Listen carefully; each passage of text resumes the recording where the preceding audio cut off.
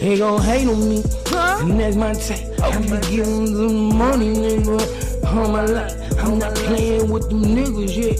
I do it right. I know it give me to the money, that be me, and that my type. That my type, that I don't play with them, and that my life. I be giving to the money, nigga, and that my type. My nigga, yeah, be hating on me, yeah, they wanna do that, my nigga. I ain't nothing like them niggas, they know me, and that my type. Get my type, yeah, woke up in the club, Cody Meg, I'm on that to the money, that be me, and that my type. That my type, that I don't play with them, and that my life. I be giving to the money, nigga, and that my type. My nigga, yeah, be hating on me, yeah, they wanna do that, my nigga. I ain't nothing like them niggas, they know me, and that my type. Get my type, yeah, woke up in the club, Cody Meg, I'm on that shit. Bricked up with the money good, she know me, I got double key. Keep it on me with a wristband with a lot of money on thug shit. She don't stay go the one she love, nigga, I want all let go. Hating on me and never be proud. Never be right. I know my life. Then she fucking, we get it tonight. I know she be knowing I'm there. I know she know I gotta get. She know I come to have the 40 on. She know about that. I don't got a lot of you. She already know I do. Niggas be hating on me, but me, yeah, I keep it true. Whatever she need, my money be good. She already know what I do. And I don't be fucking with them. I only fucking with you. Niggas be hating since I stepped on the scene on the YouTube shit. I been getting to the money, nigga. You would think I'm about to break. You would think I served the club on some mud shit. And I don't hate on them niggas. They only hate on niggas. Why you hate on me? What? You already know how I be. What? I be on that shit. You already know I'm G. I don't be fucking with you. So why you fucking with me? Cappy Key. Page like police. You already know how I be. Cappy Key. In these YouTube streets, stepping B. What? Came through these YouTube streets, stepping B. I don't give a fuck. Them niggas always gonna hate on me. They gonna hate on Cappy Keys, man. Get I don't fuck. Cappy Keys. How them niggas play? They gon' hate on me. You know why them niggas act like they don't wanna stay with me? We in DFW. When I come through, you already know how I be. Back a bitch, take off the stage for 1, 2, and 3. She love niggas, she know I'm break. 40 man for the other shit. I don't play with them, I get to the money. You already know how shit get. 23, I bought a Bentley. 22, I bought a club. 24, had another club. Swear to God, I show you love. I'm 30 out. Listen, you know what I'm about. I don't got to play with these niggas. They know that the money I bring in the house. Keep that 40 with them hollow points. I pull it out. Nigga be talking like he gangster. You know what I'm about. Nigga don't play with me. You know how I be. You already know.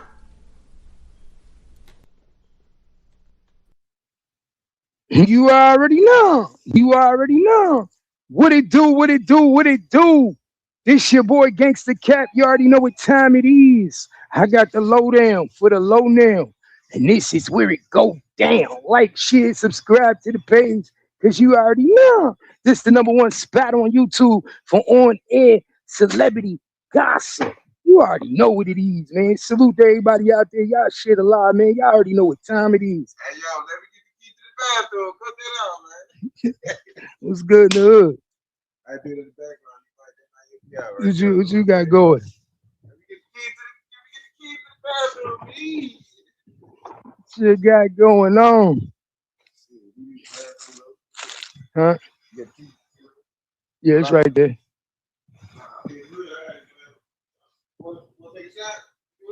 You got some in the car? Hell yeah, let me get that. So yeah, man. What it do, man? We gotta break it down, man. Y'all already know what time it is. Salute to everybody out there. Y'all know what it is. You already know, God's child. You already know how we do, man. Salute to all the real ones. Never fake, only dealing with the real ones. We gotta break it down like no other. Cause I did my research and I found out some shit that nobody paid attention to, gang. I found out some shit that nobody paid attention to. Nobody thought about. Nobody even paid it. What's good, broski?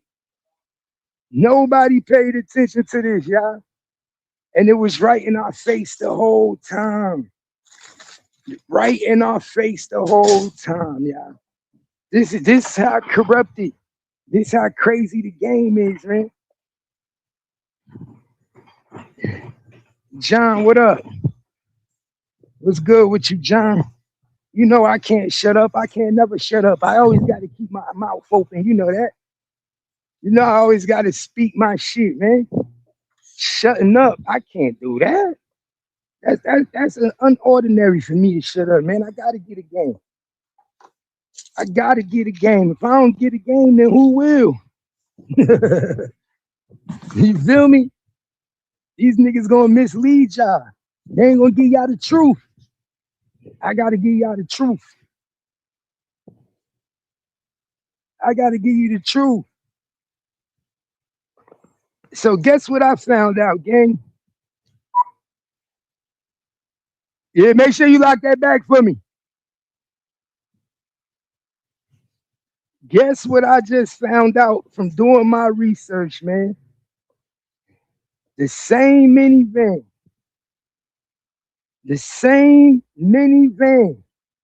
that was used to take out your boy Yellow Beezy on Louisville Highway, Louisville Turnpike. Hey, grab this cup right here for me. The same minivan. Guess what that minivan was also used for, y'all? Guess what that minivan was used for, y'all? Y'all ain't gonna believe it, man. Y'all ain't gonna believe it. This shit crazy, yo. The same minivan was used to take out your boy Bubba at Dixon Circle grocery store. Oh my God. What it do? What it do? You know me. Same old, same old. Trying to make $1 out of 15 cents and still pay the rent and still be legit. You feel me?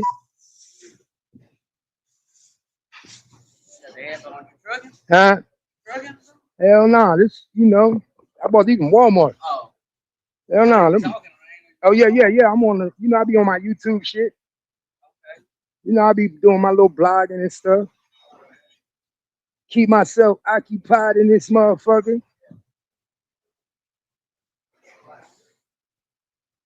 Hey, don't buy those either. They don't pay for none of that. EBT don't pay for that. I'm not letting you know, EBT don't pay for the fountain drinks either. Oh no, huh? Yeah. I was just letting you know it don't pay for fountain drinks. All right, fam. Yeah, it's connected for real, y'all. The same minivan used on Bubba was the same minivan used on Yellow Beezy, y'all. The same minivan. So you know we gotta break it down. We gonna break this shit all the way down for y'all because now I know a little bit more than I knew yesterday. Now it's starting to add up. That's why your boy Sean G was such an MVP in solving this case, man. That's why he was such an MVP, y'all. The most valuable player was Sean Griffin. He was the most valuable player. Why? Because he helped Todd Bubba shooting, and he helped Todd Yellow Beezy shooting, all to one car, all to one minivan, y'all. What it do, family?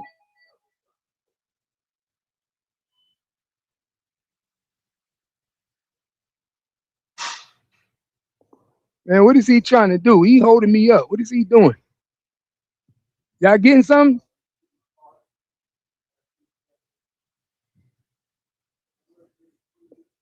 Huh?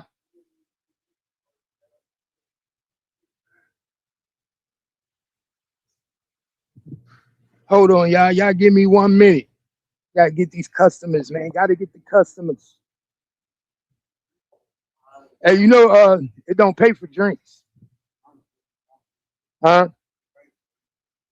It don't. I'm telling you right now. EBT on ours, it don't pay for fountain drinks. It only pay for 100% juice.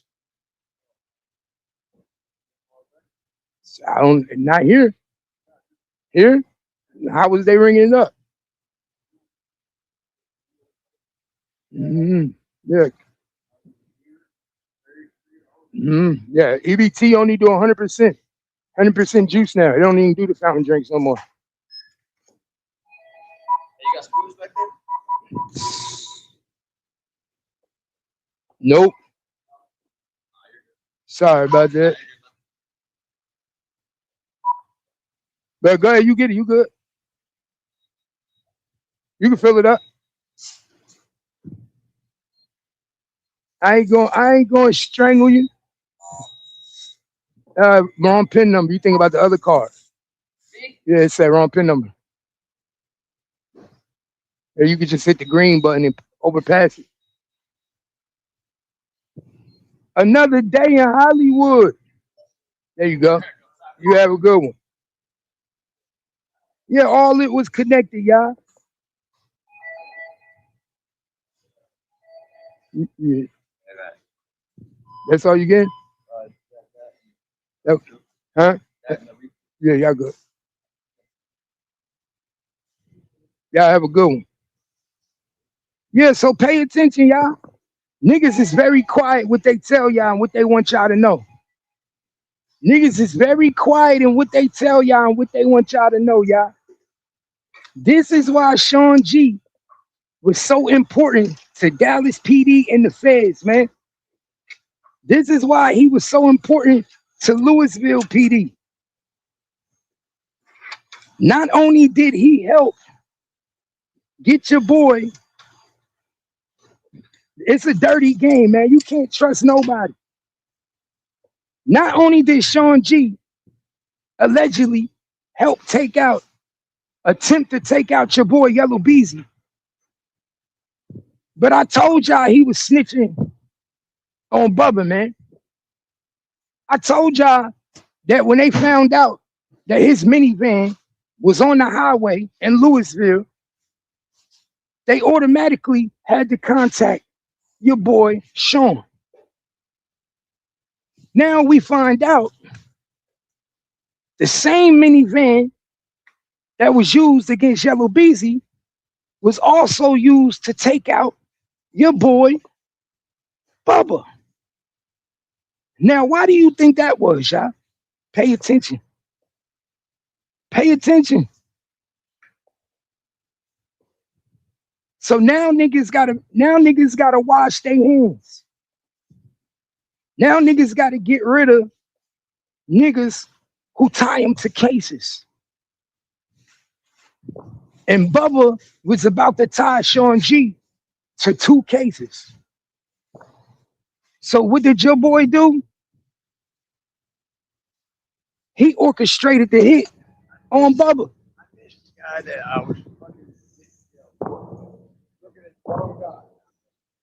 He orchestrated a hit on Bubba, man. Just a little bit.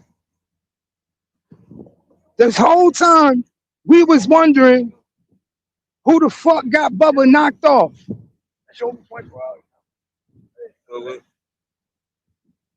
The whole time he was wondering who got Bubba knocked off, and nobody ever thought to think Sean G was trying to cover his tracks. Nobody thought Sean G was trying to cover his tracks. You know what I'm saying? Nobody thought that. See, but what y'all failed to realize was Sean G had a game plan the whole time, y'all. He was already pressing his game plan, already getting his shit together, getting his faculties together, because he knew he didn't want to get caught out there.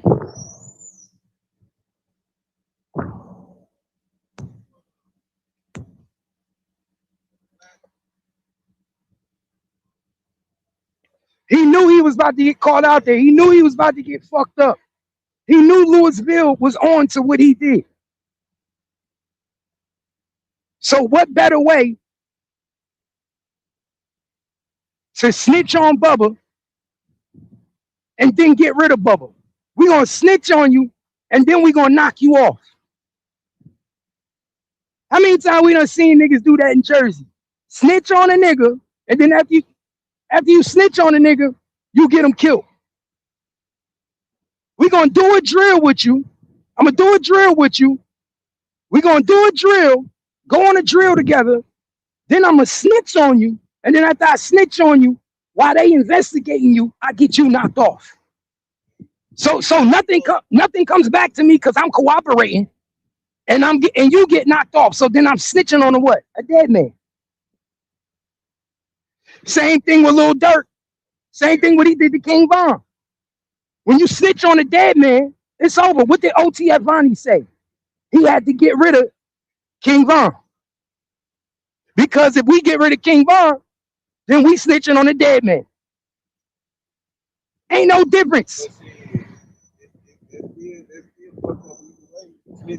Oh yeah, they're snitching. But for some reason, this new age people think snitching on a dead man ain't snitching. That's the new shit now. The new shit is if you snitching on a dead man, you ain't snitching. My bathroom locked. Yeah, my bathroom. No, I don't. They got it open now. Yeah, it's open during the day. At nighttime, they don't open. In there and, damn, I didn't even. I bought some shit. I went in there and didn't have to ask for the key. Yeah, during the daytime.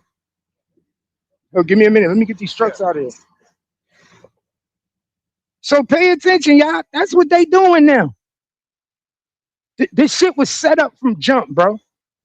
Bubba didn't even know before he went on that drill that they was setting him up. Bubba was being set up from jump. Mo 3 didn't even realize Bubba was being set up from jump. Pay attention, y'all. These niggas did the same thing OTF Vonnie said Little Durk did to King Von. What did OTF Vonnie say? What did he say, y'all? He said King Von had to go because Little Durk, THF, Bezo, and all of them was getting accused for the assault, attempted murder in Atlanta. King Von knew they was snitching on him. Same shit, ain't no difference. Your boy Sean G got brought in because his car was identified, the same white minivan.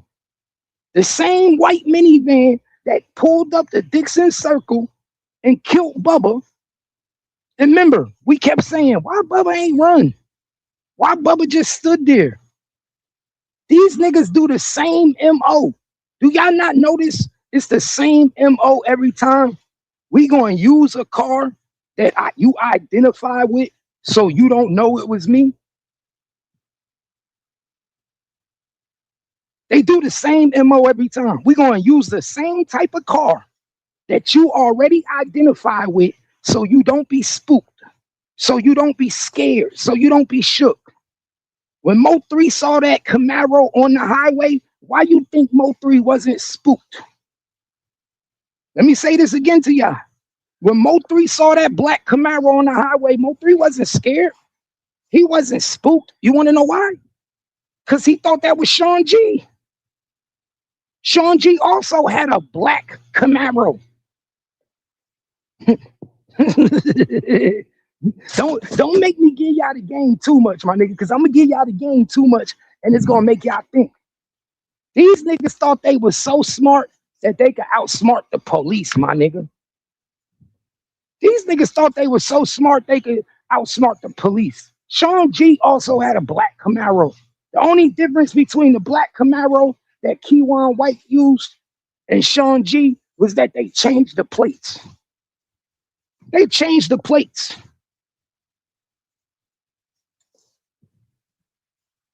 Yeah, he knew who it was when he pulled up.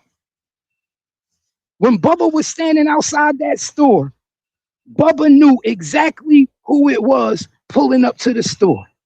He recognized the car. Think about it. When we in the hood, bro, I work at a store. When people pull up to the store, I know exactly who the customer is. I'll be like, oh, that's such and such. Oh, that's such and such. I know who every person is when they pull up. I work at the store.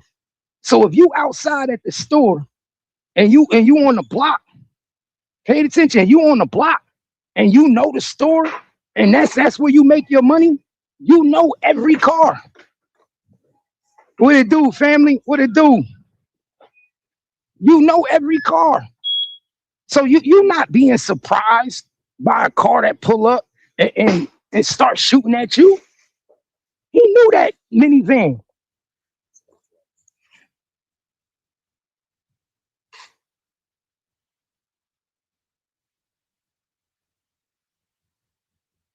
You already know. He knew that minivan because he did a job. He went on a drill in that same minivan. That's how dirty the game is. The same drill, the same car you went to do a drill in is the same car that did a drill on you. That's how dirty the game is.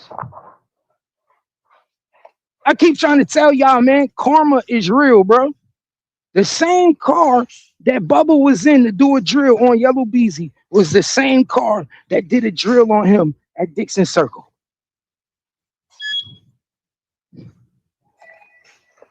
The same way Mo 3 tried to take out Yellow Beezy on Louisville Highway is the same way he ended up dying on I-35. That's karma. Pay attention, y'all. See, this is the shit y'all don't want to pay attention to. The same car these niggas did a drill in was the same car that came back and did a drill on Bubba. And guess what? Who you think orchestrated that murder? Who do you think orchestrated that murder on Bubba? That wasn't Mo 3. Mo 3 didn't know that Bubba was about to be taken out. That was a head of security hit. That was a head of security hit. Why? Because the head of security was trying to clear up loose strings. It was loose strings already fucked up. So what do? You have to play cleanup. Everybody know when you start playing murder games and you playing the murder game, you got to play cleanup. Ain't no difference than what Sauce Walker did when he allegedly took out Say So P. Ain't no difference. When Say So P got took out in Memphis and the car, they found out what car it was and they caught the car on video. What's the next thing that happened, y'all? See, this is why I say I'm too smart for these niggas. This is why I know I'm too smart. What's the next thing that happened? When it went all over the news, when Say So P, the cars that hit up Say So P in Memphis was all over the news, and it showed the white Charger, and they showed the pictures of the niggas who did it. What did they do? They went and played cleanup. Why? Because now your face is on camera. Now they got your car. So now we got to play cleanup. We got to get rid of you niggas. Anybody that face is on camera, we got to get rid of. Anybody that the car is tied to, we got to get rid of. So what did them niggas do in Houston? They lured them niggas to the back of a mall and they shot them. They played cleanup. Ain't no difference than what Sean Griffin did. Sean Griffin did the same shit, y'all. Sean G did the same shit. He played cleanup. Bubba got caught. The car got tied back to Bubba. And Sean G say, I'll snitch on the nigga. But guess what? Before I could snitch on this nigga, I got to play cleanup. Ain't no difference.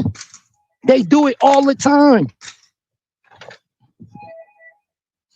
They do it. They've been doing it in the mob, nigga. You do a job. Once you do that job, if that shit come back to you, I gotta handle you.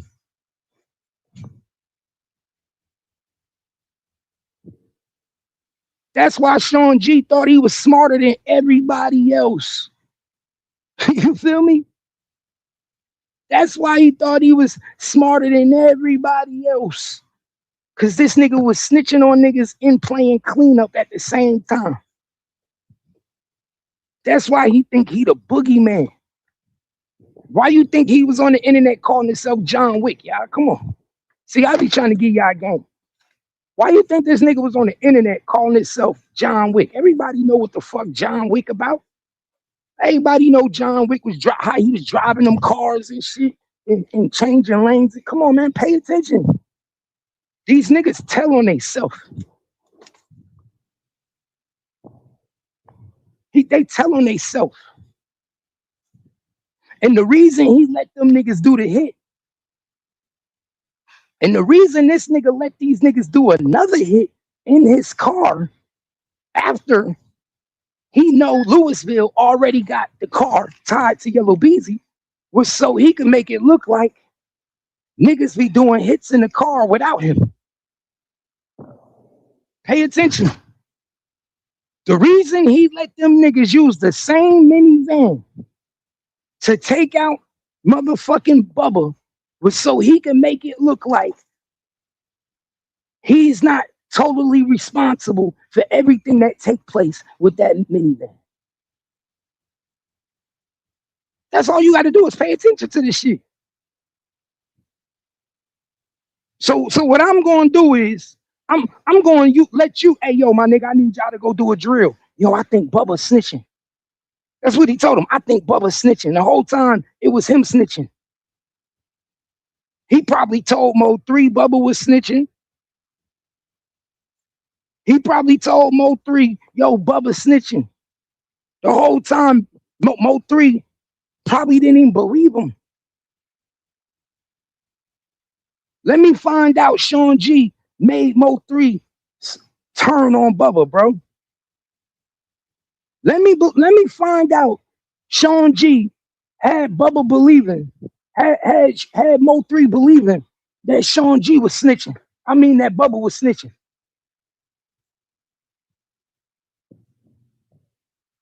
Cause remember, we all said in the beginning. Remember, we all said in the beginning that the nigga that shot Bubba looked like he stood just like number 7. Let's not forget that. Let's not forget that.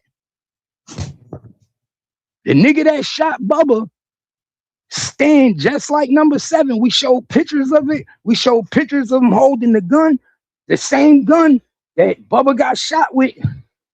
Number 7 used to have in his videos. Pay attention. Let me find out. This nigga made this nigga feel like, yo, we got to get rid of him. He gonna be the one to take HSM down. Bubba snitching. The whole time it ain't had nothing to do with Bubba. It was Sean G the whole time. But guess how he made Mo 3 think it was Bubba? Guess how he made Mo 3 think it was Bubba? Snitching the whole time. And it wasn't even Bubba. It was him. Because he got arrested. Pay attention, y'all. Sean G got arrested. Came out with all this paperwork and got out on a PR bond claiming that it was everybody else snitching on him. The whole time he was snitching on everybody else. What it do? DG, what up, gang? The whole time it was him snitching on everybody else, bro. And he came out with that bullshit ass paperwork with all them stayaways. I gotta stay away from you. I gotta stay away from you. They want me to stay away from you. He came out with all that bitch ass paperwork talking about he gotta stay away from all these people. And all that shit was just a front. All that shit was just a front. In all actuality, he was up in there talking because his car got tied to the Yellow Beezy shooting. And instead of him coming out and being like, yo, Mo 3, they tied my minivan back to the shooting. They trying to blame me for the shooting. He couldn't do that. Because if he did that, then he knew he got to explain to Mo 3, hey, my nigga, don't put my name in it. Don't put Bubba name in it. What you going to tell these niggas? You're going to have to tell them something. Who you get a card to, it's going to be on Sean G. Sean G didn't want that work on him. So what did he do? He got in there and told them everything. They released this nigga on a PR fucking bond, y'all. PR bond. And when they released the nigga on a PR bond, he's still talking to these niggas on the phone. He got to stay away from Rainwater. Sean G. Let me get one more shot. He got to stay away from Rainwater. Sean G. He got to stay away from the manager. He got to stay away from everybody in HSM. Why you think? Because now he's cooperating against HSM. But what do? He backdoor telling Mo 3, yo, my nigga, it's Bubba. Bubba snitching, my nigga. Bubba snitching. Bubba snitching, my nigga. But Bubba telling on us, bro. But Bubba about to get us knocked off, my nigga. They got it's Bubba. He telling Mo 3 it's Bubba. He telling number 7 it's Bubba. Everybody think it's Bubba. The whole time it's the same. It's the nigga that went to jail. What's good? He telling niggas it's Bubba that's snitching the whole time. It's him. Huh? What can I get for you? Oh, no. Oh, yeah, nah, he ain't here.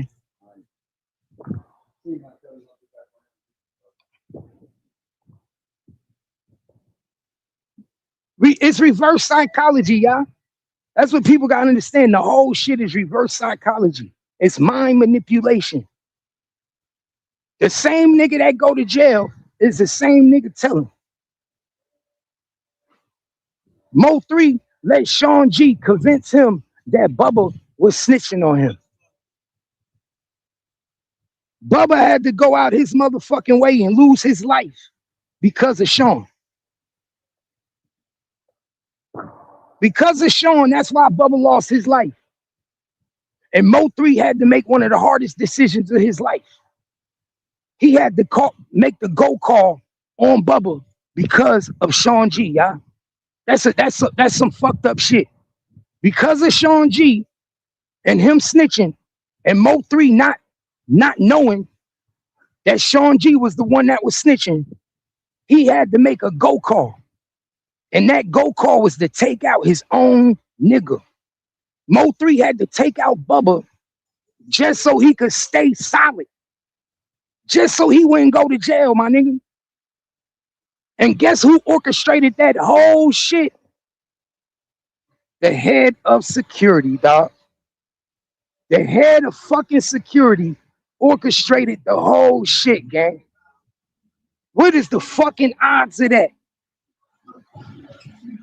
What is the odds of that?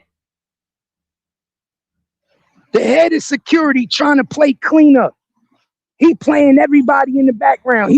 That's why I said, my nigga, the same way that nigga came to these YouTube streets, manipulating these niggas on the YouTube streets, that's what he tried to do to Mo 3, to all them niggas. That's the same thing he did, gang. The same thing he was on it, the way he was on this YouTube in the Mo 3 sector, manipulating these women and trying to manipulate these niggas, is the same way the nigga was trying to manipulate Mo 3 and play on Mo 3. The same fucking way. That's why I be saying all you got to do is pay attention, my nigga. The same fucking minivan that killed Bubba is the same minivan that was on the highway trying to take out Yellow Beezy. And both cars are registered to Sean G. What up, baby girl? They won't let me open it. You know that. You know at night they go crazy about that bathroom. What you got, pee-pee? Yes, I got it. I'm opening it for you. I'm going to let you use it.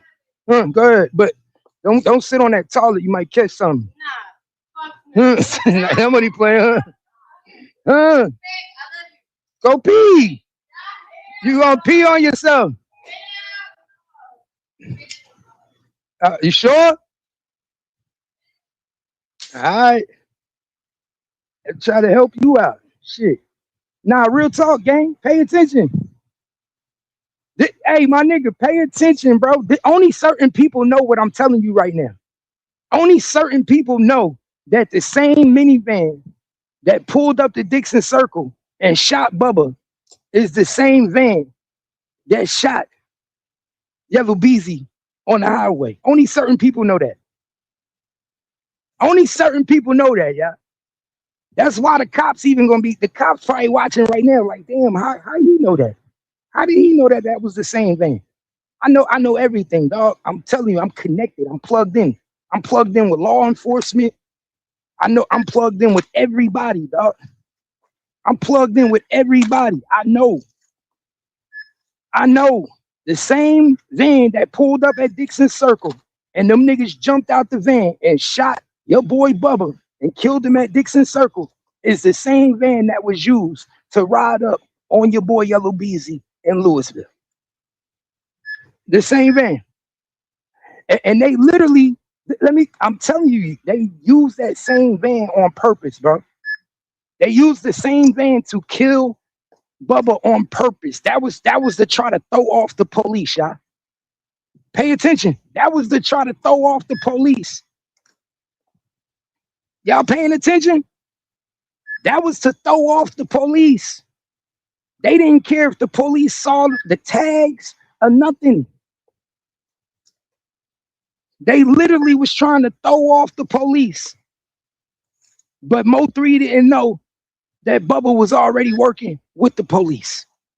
Mo 3 didn't know that Mo 3 didn't know that your boy Sean G was already working with Louisville police.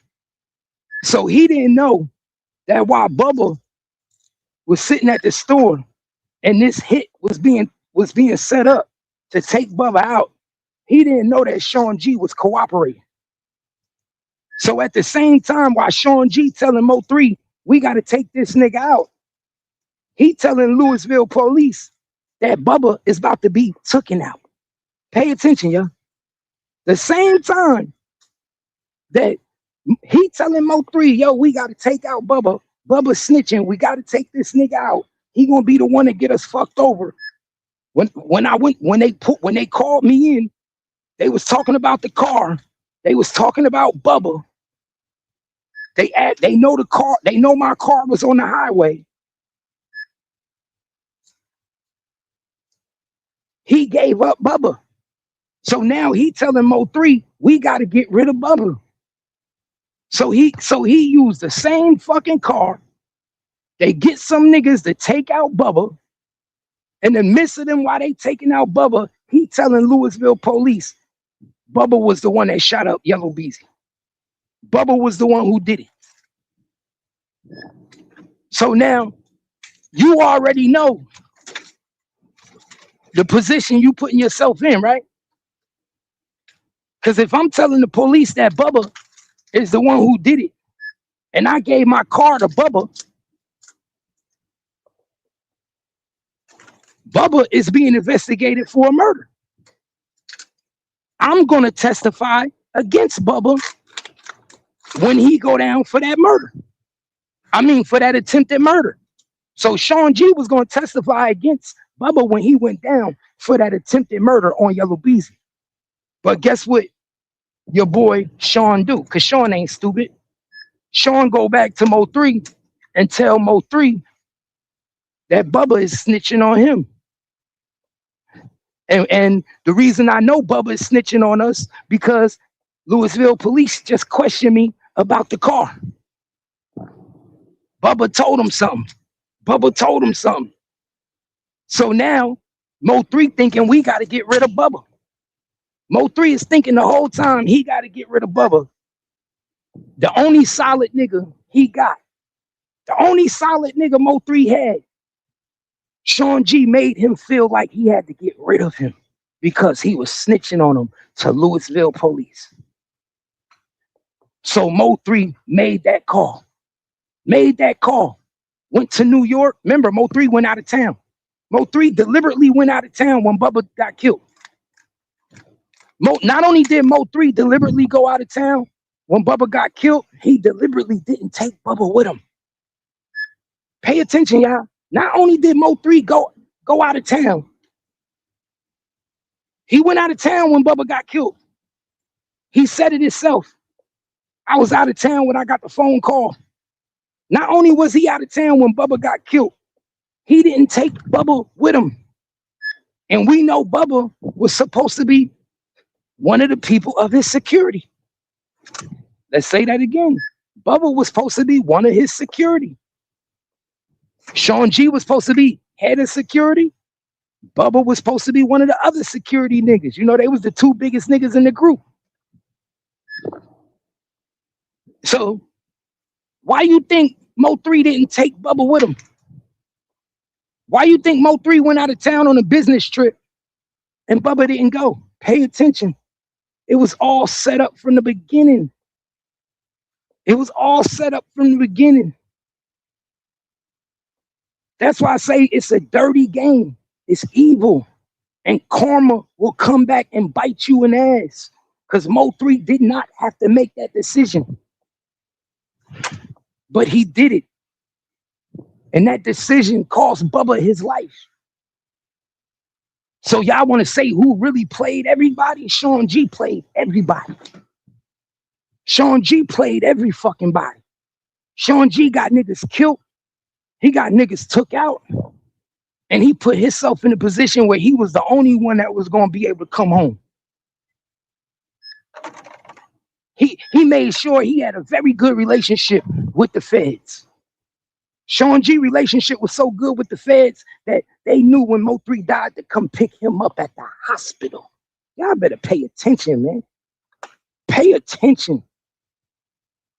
The nigga line bubble up. It ain't hard to see.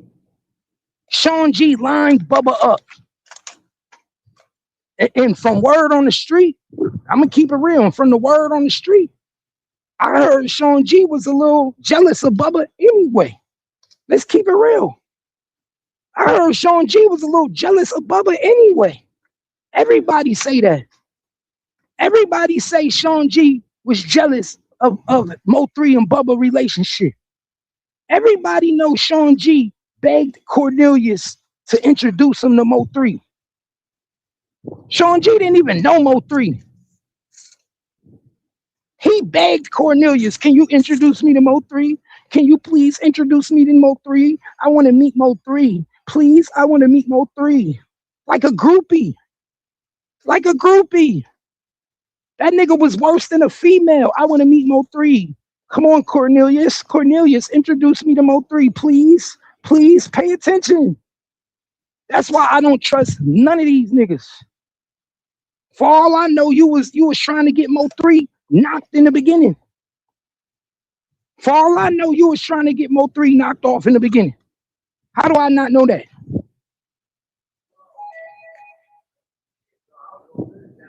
How do I not know that? How do I not know that? Hold on, I got to finish doing this work. Hold on, I got to finish doing this work. Hold up. What up? What up?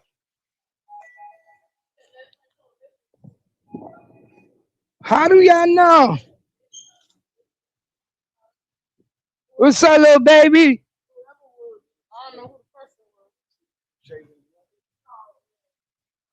Huh?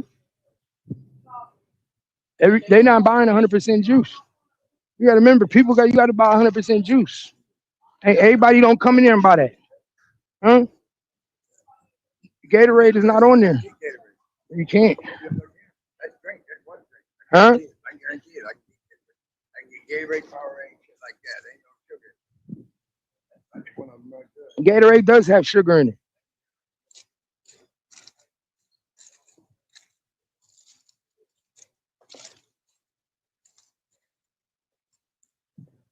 You already know. But shit, like I told y'all, man, y'all all y'all gotta do is pay attention. He said it was clearly a SUV. Stop capping. What the fuck do you think a SUV is, nigga? A minivan. Man, it's the same shit. You don't know what you talking about, dog. I know what I don't even know why I'm even paying attention to you. You don't know what you talking about, dog. I know exactly what I'm talking about, man. Same minivan, nigga. Same van. Same van. Hey, you just block me. Let me block you. Hey, somebody, hey, lady blockchain, block this grave digging ass nigga up out of my chat. Please, somebody block him. Let's do him a favor and get him up out of here. Do him a favor, get him up out of here. Bye bye. Get this nigga up out of my page.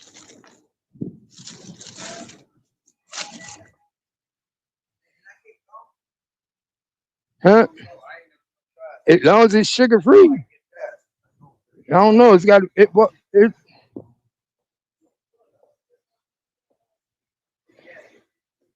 that nigga up out of here, man. He fucking up my content. He fucking up my content. Huh? I don't know. Yeah, if it don't, it's just gonna show. Bro, I ain't got food stamps. I don't know how this shit. Bro, nigga, bro, I ain't had food stamps since my kids was 3 years old. They cut my shit off when my son was 3. Nigga, I had food stamps for 3 years. Hey, what can I do with my point? Them niggas said you make too much money. Hey, can I get some gas with my point? I got $3. That don't give you nothing of that. Candy don't buy food stamps either though. I don't know. Hey man, say man. 268, bro. I don't see what. Hey man, say man. $1.68 right there. Hey, because I used my number as discounted. $2. You already got them wrote up, right? Yeah. You know, see, go ahead, try your card, bro. Ready? Yeah, go ahead. All I know is I've been hard headed. It ain't good. I love that baby. That baby don't never be crying. Son, you gotta have babies like that. Yeah, I got it. How many kids you got? One? How old? Little girl too? Okay, now what? And then I got to. Shit. What's wrong with it? Just I can show them, I said, what you was fighting? oh, no eligible. Right. I told you it won't listen to me. Oh, that sucks, man. All this got sugar in it. All this got sugar. You got to get the all natural juices like the Simplies or yeah. Why I can't get Gatorade? Bro, they make it hard for you now. Yes, it is sugar in this. You can get the sugar-free Gatorade. It's got sugar in it, bro. Oh, I ain't never heard of that before. I didn't know. Yeah, they do all that now. Crap, man. That's the suckest thing. All right. I want to get a something. Golly, man. Shit, the best thing is to go grocery shopping and I mean, come on, man. food, man. I go get food. Bro, they set it up now to where nigga you really gotta spend your shit on food, bro. They want you to buy food now. Right? They want you to buy food now.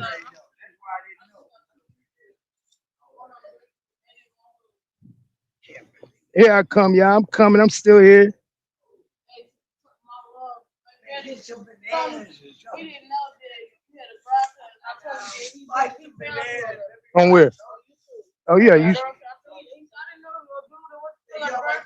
Yeah. I'm live now on this shit. Yeah.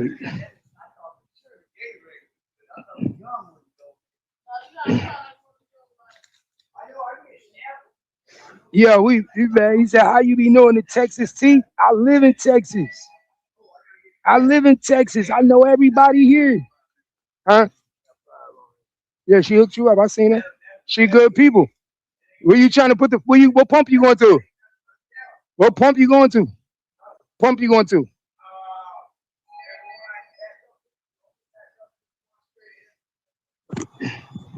Man, I need to know what the fuck pump you going to.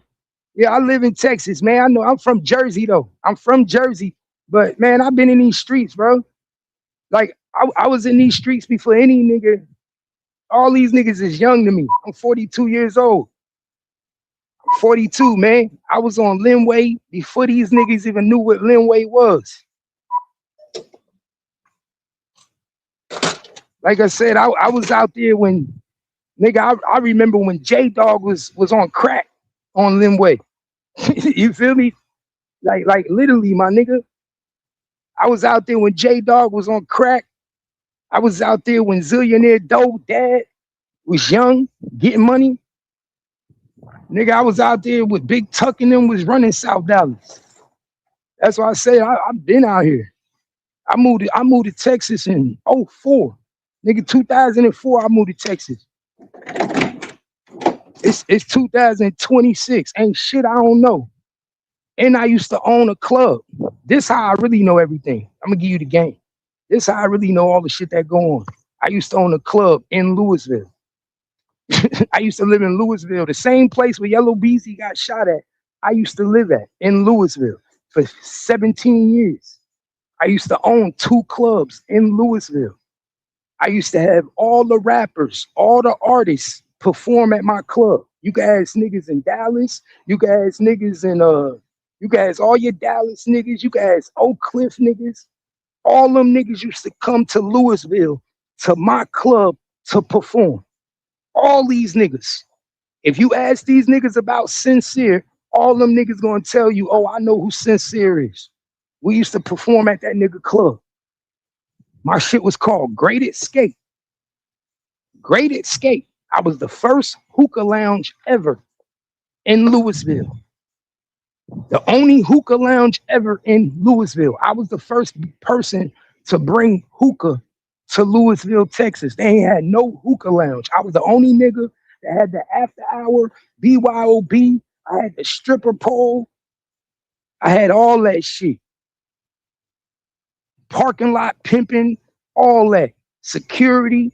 I had nothing but females working for me. And I had performances every night. Every night I had performances. So niggas would come up from Oak Cliff. Niggas would drive up from West Dallas, East Dallas. Niggas would come from McKinney. Niggas would come from Denton just to perform at my club. You can ask anybody. Nigga, K104 used to be in my parking lot. That's what I'm trying to tell you. I've been doing this shit. Nigga, K104 street team used to literally be sitting in my parking lot at night.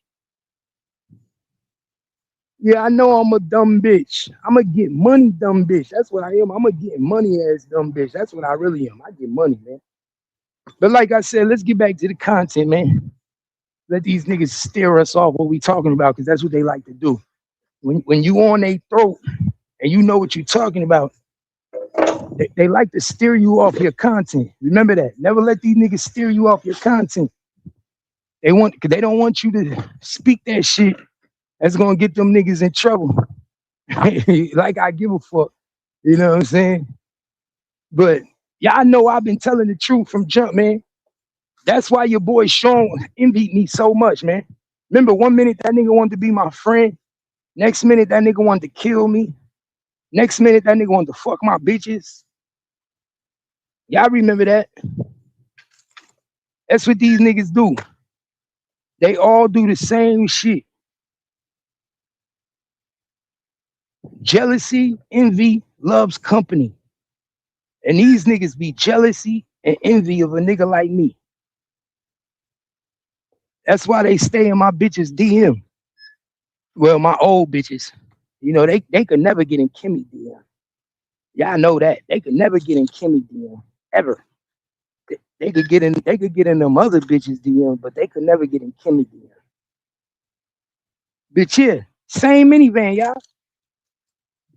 That's why your boy had no other choice but to cooperate. That's why they had the stay away order from HSM. You see what I'm saying?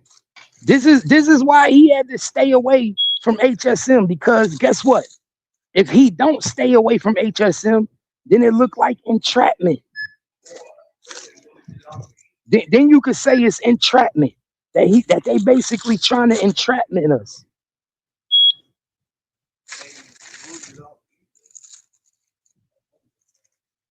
Then it's entrapment. Hey, hold on, I'm running the show right now. Yeah, then it's entrapment, bro. So all you gotta pay attention. What I do with it? These niggas told this nigga what to do. He did it. Did his job, and he did it very well, man. Let's just keep it real. Sean did his job very well, huh? I don't want nothing. Only thing I want to do is get my job done, man. I'm trying to get my job done. That's what I'm trying to do. Get this shit done. That's what I'm trying to do. You feel me, gang?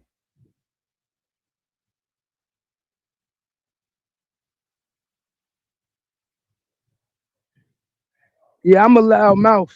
Appreciate you. Appreciate you. You already know what it is.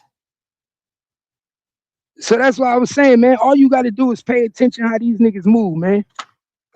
This nigga literally went out his way to set up Bubba, man. That was the only way he was going to win, man. He had to get rid of Bubba. I got to get Bubba out the picture. The crazy thing is, I'm starting to ask myself, I wonder if he did that shit on purpose, yo. That's what I want to know. I wonder if that nigga literally did that shit on purpose, y'all. Like, what if Sean G deliberately, like, snitched on Bubba? Like, at first I was saying to myself, yeah, maybe he snitched on the nigga because he ain't had no choice. The car came back to him.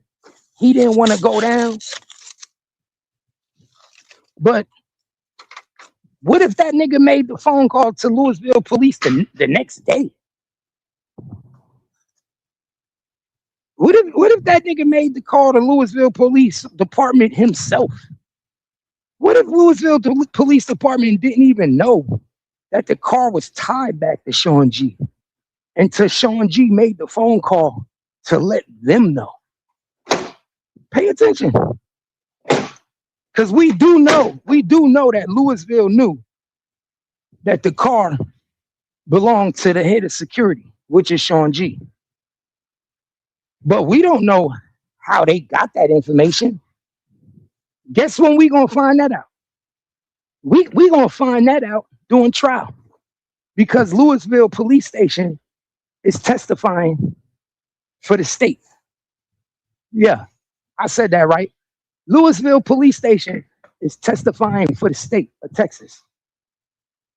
So we gonna find out when Louisville testify how they found out that the car, the minivan on the highway that tried to take out Yellow Beezy, we're going to find out, how did they know? How did they know that that car was tied to the head of security, Sean G? For all we know, they're going to come in there and tell us Sean G came in there and told us himself. For all we know, when Yellow Beezy go to trial and Louisville Police Station take the stand, they tell us on the stand that they was working with Sean Griffin. Y'all do know that's what's going to happen, right? All you niggas going to look stupid, because when Yellow Beezy go to trial, he's literally, Louisville Police Department is literally going to get on the stand and tell us that when Yellow Beezy got hit up in Louisville, they found out the car was connected to the head of security, Sean G. They called Sean G in for questioning, and Sean G was helping them out with the case. That's what they're going to tell us. And everybody going to be like, oh, shit. So Sean G was helping Louisville. Yes. Yes. Sean G was helping Louisville. He said cameras on the tollway. They pulled up on him within 24 or 48 hours for show. That's what I said. That's what I said. It's not only is it cameras on the tollway, but if he left the license plates on the car like a dummy, and the car was registered to Sean G, they automatically coming back to Sean G. And you need to tell us who had that car at that time, who was driving the car, so we know he snitched on Bubba. We know he snitched on Bubba. We know he gave up Bubba. You see what I'm saying? We know he gave up Bubba. But now we know who killed Bubba. See, at first, I was under the impression that Yellow Beezy got that get back. See, in the beginning, I was under the pressure. I was like, man, Yellow Beezy, let me find out. Yellow Beezy found out that Bubba tried to kill him, and Sean G whipped, and he got that get back. No, nah. See, Yellow Beezy was being watched. Yellow Beezy was under scrutiny. Definitely wasn't Yellow Beezy. Then when I go back and do my research, that's what he should have did. That's what he should have did. He should have reported it stolen and burned it up. That's what they should have did. But these niggas ain't smart, man. Come on, we know that. That's what they should have did, bro. But these niggas ain't that smart. These niggas ain't that smart. You absolutely right. That's what he was supposed to do. He was supposed to report it stolen and burn it up. But guess what? That's why I think he did it on purpose. Pay attention to what I said earlier. That's why I'm starting to think Sean G deliberately tried to set Bubba up on purpose. I don't think that this was a coincidence. I think he wanted Bubba to get caught. I wouldn't be surprised if he made a phone call to Louisville police station and put the tip in their ear. I think he deliberately wanted to get rid of Bubba. Pay attention to what I'm telling y'all. I think Sean G wanted to get Bubba out the way. Bubba was a problem for Sean G. Bubba was a motherfucking problem for Sean G, y'all. I'm telling you. So what did your boy Sean G do? He orchestrated a way to get rid of this nigga. He orchestrated the whole shit. We gonna go knock these niggas off, and after I knock these niggas off, I'ma snitch on you. I'ma snitch on you. And then after I snitch on you, I'ma go to Mo 3, Melvin Noble, and I'ma tell Melvin Noble that you snitching on him. Pay attention. After I snitch on you to Louisville police, I'm going to go to Melvin Noble and tell Melvin Noble that you snitched on him. Now, yo, it all makes sense. Yes. Yes. That's why Keywan was saying, check your inner circle. That's why Keywan kept saying, check your inner circle. Yes. Pay attention. I ain't no dummy, man. I'm far from a dummy, dog. I told y'all, I'm far from a dummy. I ain't no dummy, y'all. I ain't no dummy. That's exactly why he was saying, check your inner circle. This is exactly why he was saying, check your inner circle.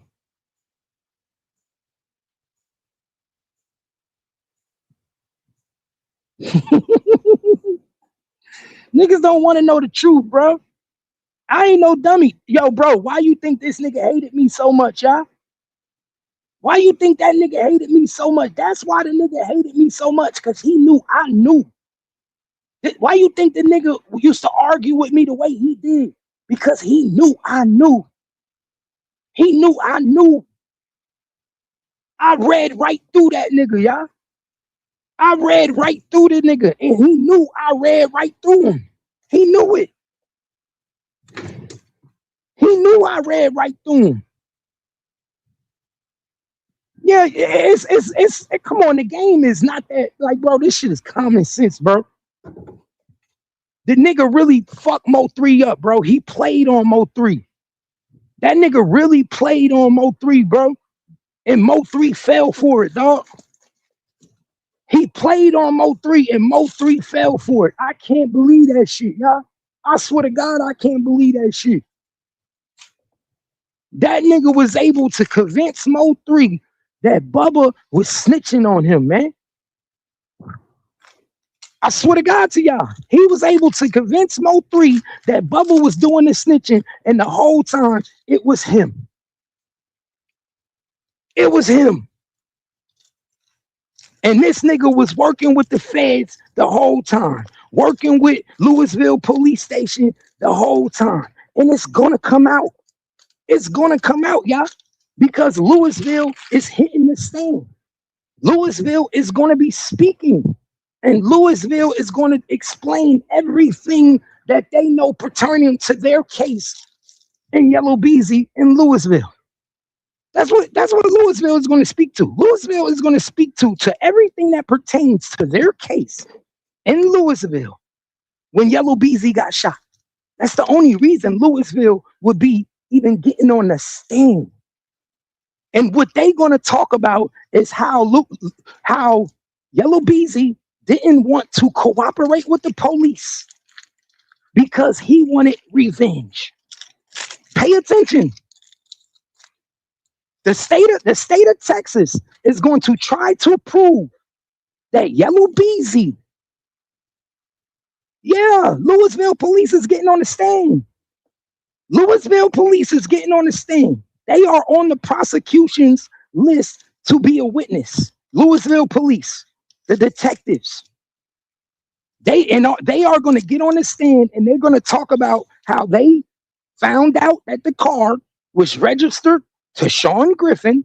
They're going to talk about how when they brought Sean Griffin in, what did they talk about with Sean Griffin? What did Sean Griffin tell them? They're going to talk about all this on the stand.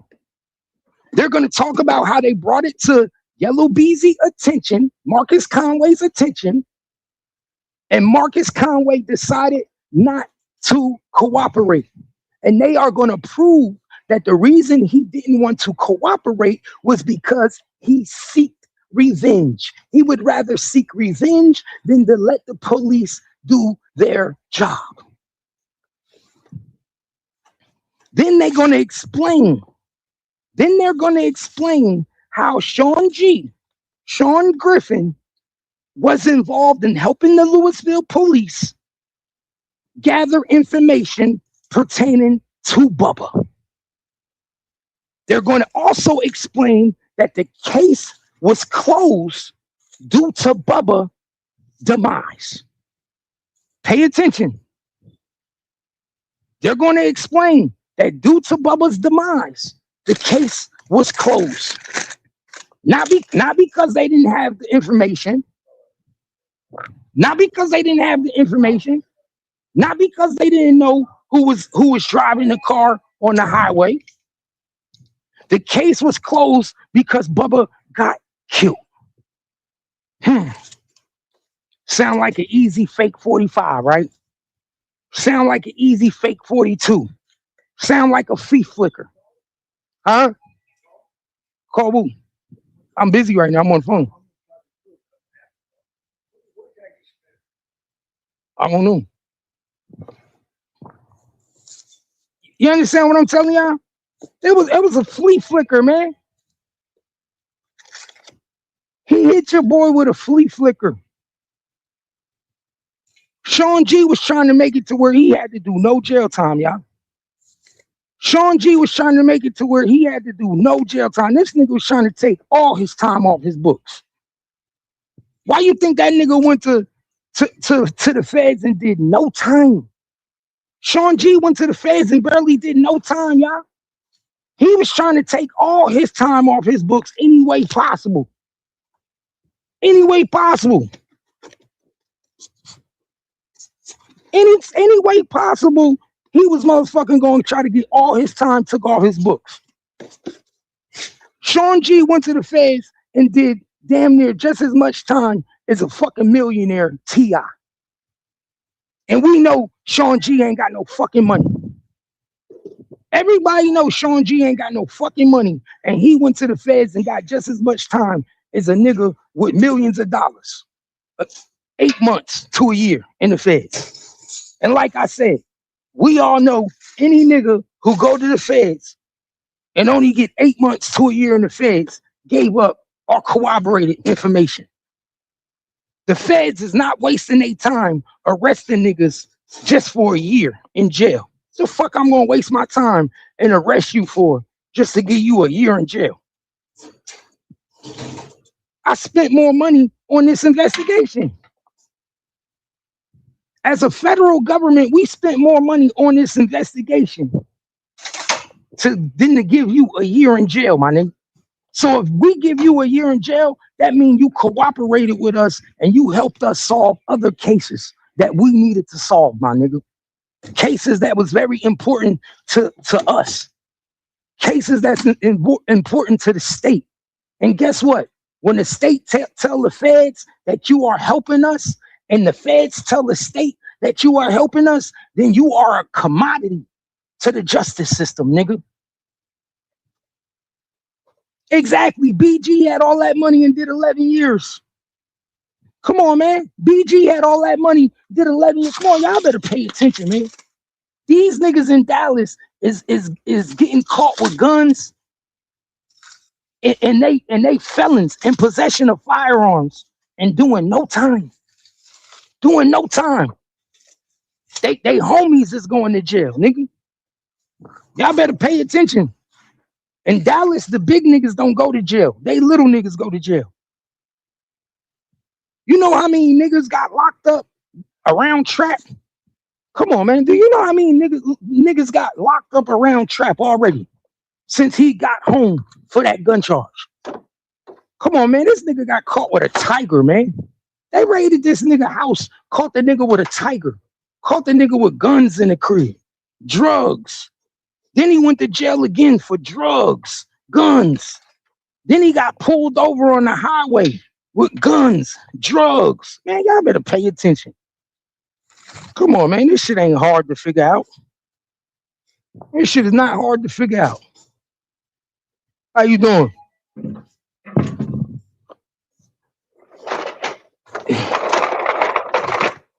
Y'all better pay attention. It is not hard to figure out, man. We already know what's going on. I know what's going on. I ain't no dummy. You feel me, Lady Blockchain?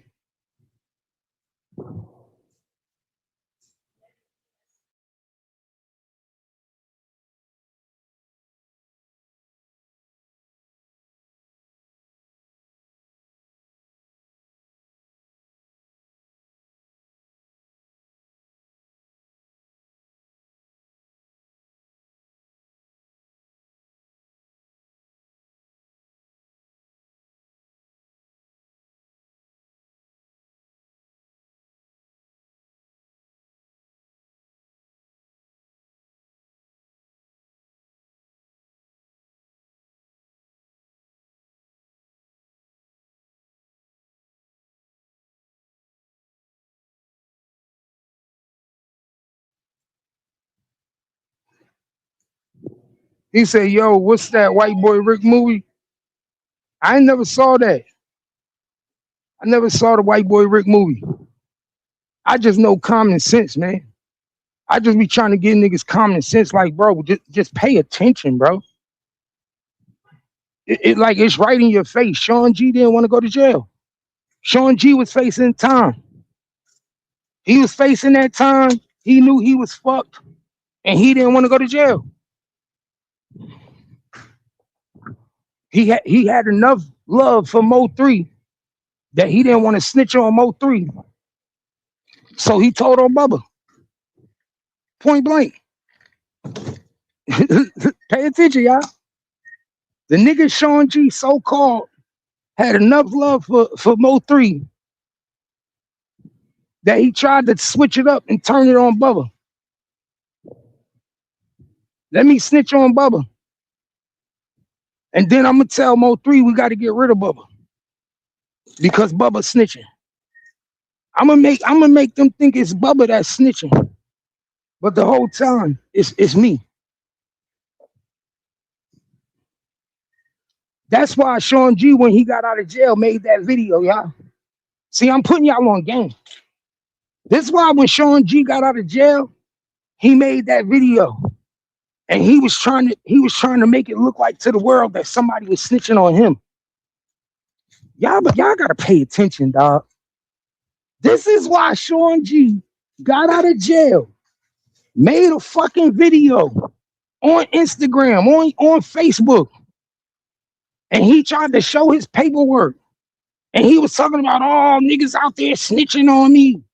Niggas trying to take me down, niggas snitching on me.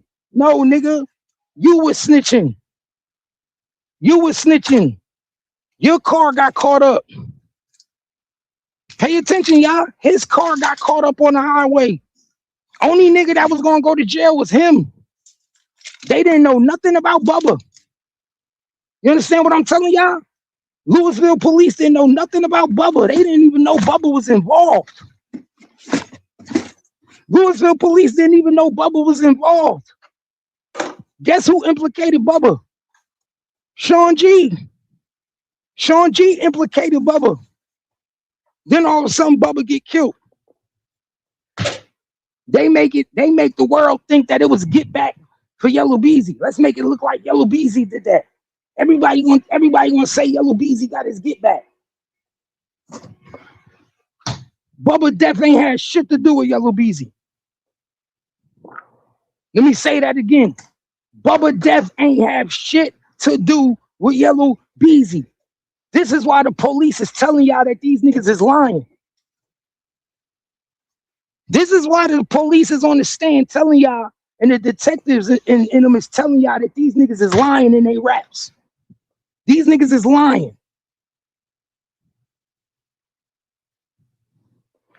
These niggas is straight lying in their raps, y'all. That shit had nothing to do with Yellow Beezy. Bubba Death didn't have nothing to do with Yellow Beezy. That was a cover-up. It was a cold blood cover-up, y'all. It was the same thing Sauce Walker did when Say So P died. Because Sauce Walker eventually gonna go to jail for Say So P shit too. It's coming. Don't remember I said it. Sauce Walker got a murder for hire coming too. Your boy Yellow Beezy is not the only nigga that's gonna be going down for murder for hire. Sauce Walker got a murder for hire coming too. He got a capital felony charge coming to in the state of Texas. Remember I said it. Y'all. The same thing Say So P killers did is the same thing Sean G did. When Say So P killers got caught on camera, they charger got caught, they faces got caught. Your boy Sauce Walker made it his duty to take out the killers. Them niggas went back to Houston and got killed. Pay attention. Sauce Walker put a hit out on Say So P, a nigga of his nigga from his own crew. Nigga from his own crew. Took the nigga all the way to Memphis to where he know the nigga had beef at. Just so he can make it look like he got killed in his own city by niggas who had beef with him. Pay attention, man. Y'all smarter than this. Sauce Walker took this nigga all the way to fucking Memphis to make it look like he got killed by niggas in Memphis that didn't like him. The whole time, it was some niggas that followed him all the way from Houston. The whole time, the niggas that killed Say So P followed them all the way from Houston. And then when the whole world found out that the niggas was from Houston and their car was all over the news, what do? They tell them to meet us in the mall and they kill them. Pay attention. Because now what we got to do, we got to cover our tracks. We got to cover our tracks because anything that's going to lead back to me got to go. Real killers know that, man. Real killers know that if you don't do the job yourself, then you gotta get rid of niggas that's gonna make it lead back to you. Real killers know that. If you don't do the job yourself, then you got to get rid of all the niggas. Anybody that's around you that's going to make anything lead back to you. So your boy Mo 3 was under the impression that the cops was coming after him because of Bubba.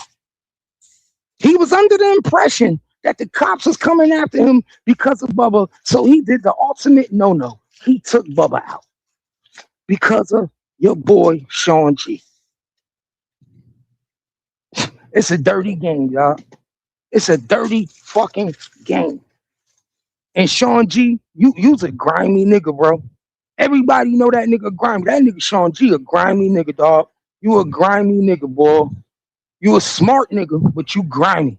The way you played that was real smart. The way you got out of jail and you got on that camera and you showed that paperwork and was like, so who's snitching? So y'all remember that shit? He was like, so who's snitching on me? Niggas out there got my name. Niggas are scared for me. Y'all must be scared of me. Y'all trying to keep me in jail, huh? Y'all remember when he did that video? Y'all remember when the bodyguard did that video and the nigga had one of his homies in his house, supposedly that he brought home from jail. Remember, he even brought a scavenger to his house. He brought a scavenger, a nigga that he met in jail. Didn't even know. Never knew the nigga before. Never met the nigga before. He brought the nigga to his house. Had the nigga sitting in his crib while he was showing his paperwork. I know y'all remember. The nigga was showing his paperwork. And while he's showing his paperwork, all he showed, well, he didn't show his paperwork. Let me get that correct. He didn't show his paperwork. All he showed was the stay away. He showed the stay away. He never showed nothing else but the stay away. They told him to stay away from HSM, Mo 3, all the people he was snitching on. What's up, big bro? You know, trying to get it. All the people he was snitching on, they told this nigga to stay away from. That's why I tell y'all, man, be careful. It be the niggas that you think you fuck with that be trying to set you up. It be the niggas that you think around you that you cool with that's trying to set you up. The nigga was no good from the beginning, bro.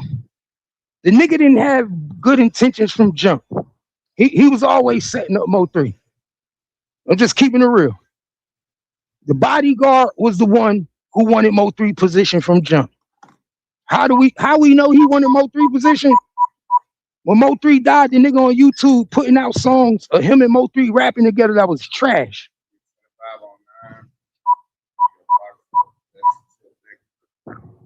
Think about that, y'all. When Mo 3 died, the fake ass bodyguard was putting out songs that him and Mo 3 made together on YouTube as if Mo 3 wanted the world to hear that shit. The shit was trash. Trash. He really wanted to be a rapper. That's why when people say you was the bodyguard, what the first thing Sean G say? Oh, I wasn't the bodyguard. I wasn't the bodyguard. He wanted to be a rapper. You gotta do what you want. He really wanted to be a rapper, y'all. He really wanted Mo 3 shoes. He wanted to be the nigga holding the microphone. You see what I'm saying? He didn't want to play his position. He didn't want to be the nigga that was telling niggas to get off the stage and back down, watch out. That nigga wanted to be a rapper. Like, come on, let's be real, y'all. Niggas don't want to speak the truth. That nigga wanted to be a rapper. A rapper.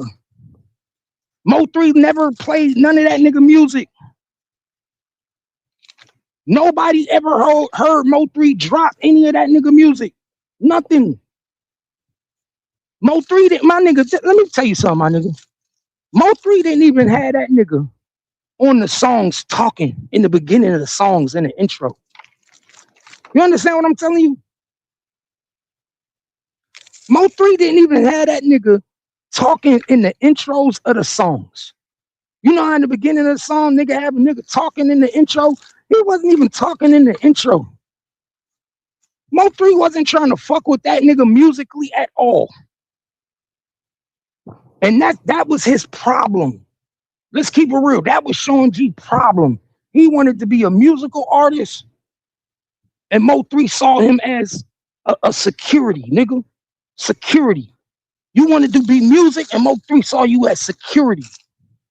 You wanted the fame. You wanted the lights, the camera, the action. You like all that shit. But that's not where Mo3 saw that nigga at. So eventually, when you around niggas that eventually want your position, after a while, they gonna snake you. Let's keep it real. You can only be around niggas for so long that want your position. They will snake you out of your fucking position. It don't matter if they do it legally, if they do it criminally. Like a nigga will snake you out of your position if a nigga's around you long enough wanting your spot. And that's what happened with these niggas, man. Like, I'm keeping realty with y'all. That's what happened with these niggas. You got a nigga watching you get money. Come on, and look, I'm gonna give you another example why I know that's true. If you look at all Sean G videos, go look at all Sean G videos, look at all his pictures. Every picture that nigga got on his Facebook page, every picture he got on his Instagram, he wearing all Mo3 old jewelry. He wearing all Mo3 old clothes. Pay attention. Every fucking picture of Sean G on Instagram, this nigga is wearing all Mo3 old clothes. He either wearing his old clothes, his old jewelry, all that shit. He wearing all the old HSM chains. When Mo3 got real shit, he gave Sean G the fake shit. How you think this nigga felt wearing all the old shit? Come on, my nigga. And you know the nigga think he could beat Mo3. You know he feel like, nigga, I'm really your big homie. Pay attention. These niggas don't be looking at us like we little niggas. Sean G didn't look at Mo3 like Mo3 was his little nigga. He looked at Mo3 like, nigga, I'm the big nigga. That's how Sean G looked at Mo3. Like, nigga, I'm the big nigga. You my little nigga. But you got me wearing all your old jewelry. You can't buy me no new shit. You making all these thousands of dollars, and you can't buy me no custom made chain. Think about that. My nigga, you my homie, and you making all these thousands of dollars, and you can't buy me a custom made chain. I can't get a custom made Sean G chain. I can't get a custom made chain made with me. I gotta wear all your old shit. But that's the type of nigga Mo3 was. Remember, they said Mo3 was cheap. Mo3 didn't look out for niggas.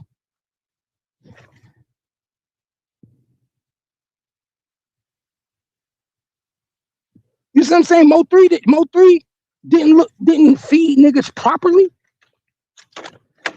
So it's easy to snake a nigga out that don't feed niggas properly.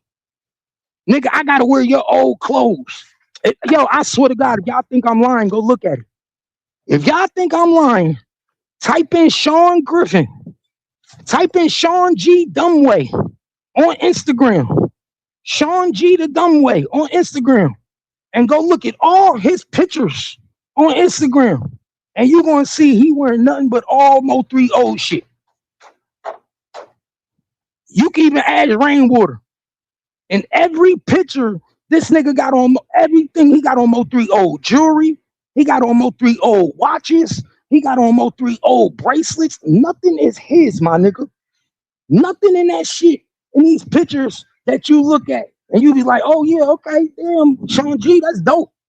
My nigga, he was even driving Mo3 old cars. Let me say this again. That nigga was even driving Mo3 old vehicles. When Mo3 got a new vehicle, this nigga be driving the old vehicle. He had nothing for himself. He was literally living in Mo3's shadow. I would never want to be a nigga living in another nigga's shadow, rocking his old clothes, wearing his old jewelry. And when niggas look at me, they like, damn, my nigga, you starting to look like 3. Why 3 ain't buy you nothing? Why 3 ain't looking out for you? So what do? That creates envy, jealousy. That make a nigga want to take you out. That make a nigga want to snitch on you. So when a nigga snitch on you, he don't give a fuck about snitching on you. Because he look at it like, man, this nigga ain't taking care of me anyway. When Sean G said, I'm a snitch on Bubba and I'm a snitch on Mo3, that nigga said, man, that nigga ain't taking care of me anyway. He trying to make me pay back for the Hummer. You know what I'm saying? Sean G was already mad that Mo3 was trying to make him pay back for the Hummer. He had to pay on that Hummer. Nigga didn't want to pay for the Hummer. He thought he was going to get a free Hummer. Nigga was upset about that. You know what I'm saying? Pay attention. Pay attention. As I said, these niggas will snake you out your position, dog. And that's exactly what the nigga did to 3. Snake that nigga out. All y'all niggas are some snakes, man. Made the nigga take out his number 1 nigga. That's the fucked up thing about it. Made Mo3 take out his number 1 nigga, y'all. Mo3 took out Bubba for this nigga, thinking that Bubba was snitching on him. Thinking that Bubba was snitching on him. The whole time Bubba ain't do a motherfucking thing. Bubba would never turn on Mo3. The whole time it was that fucker. Sean was the one working with the feds. Sean was the one helping Louisville. And it's gonna come out because Louisville about to tell it all. Louisville about to tell everything, my nigga, you fucked. You fucked up, man. Yeah. Yeah.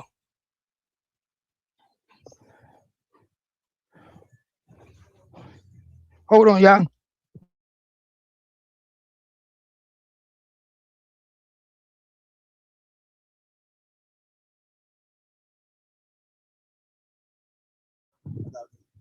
Yeah. Yeah, smash that like button. Like I told you, Mo3 ain't no nothing, dog.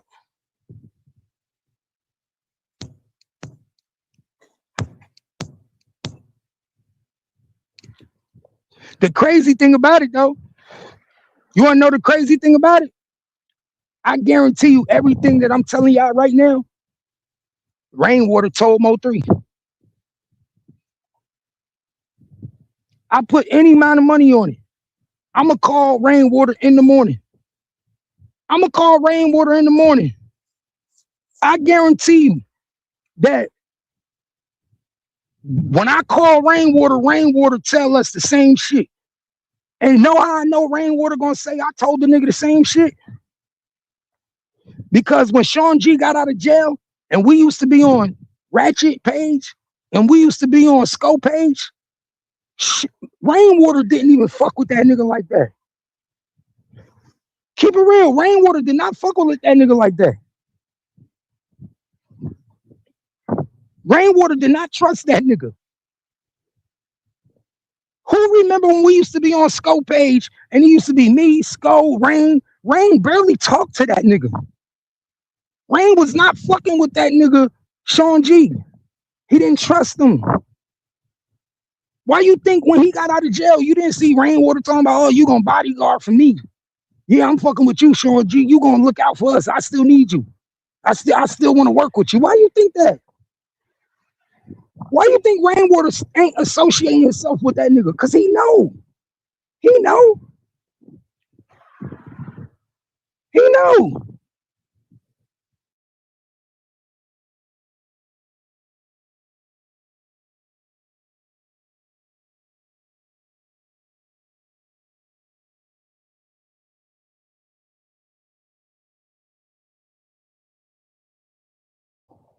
Yeah, he know. But niggas ain't gonna speak the truth though. You just using the ATM? I ain't no dummy. I been saw this shit. This, bro, one thing about me, I get feelings, bro. I can read people very well. I'm a Libra. I read people very well. I've been telling niggas this shit about Sean G from the beginning. And he knew I knew. He knew I knew. Nobody knew the shit I knew about the nigga. I told that nigga everything about himself. I told Sean G everything about himself. From his paperwork, from his PSI, from him having a PR brand. That nigga knew I knew.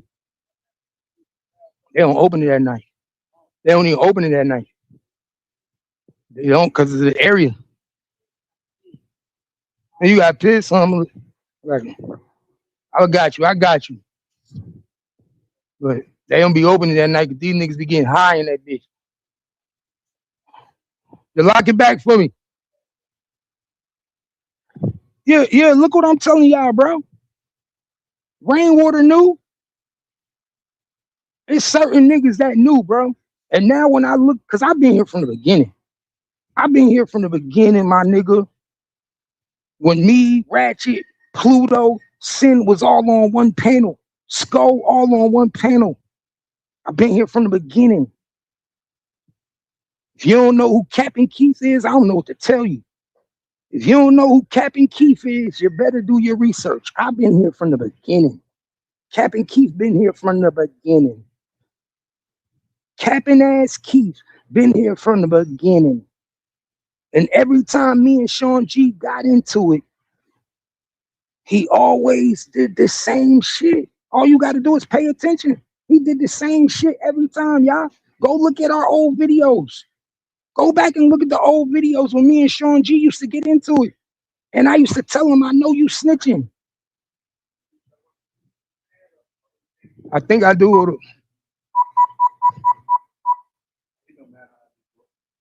Oh, yeah, I definitely got it. Oh. All right, bro.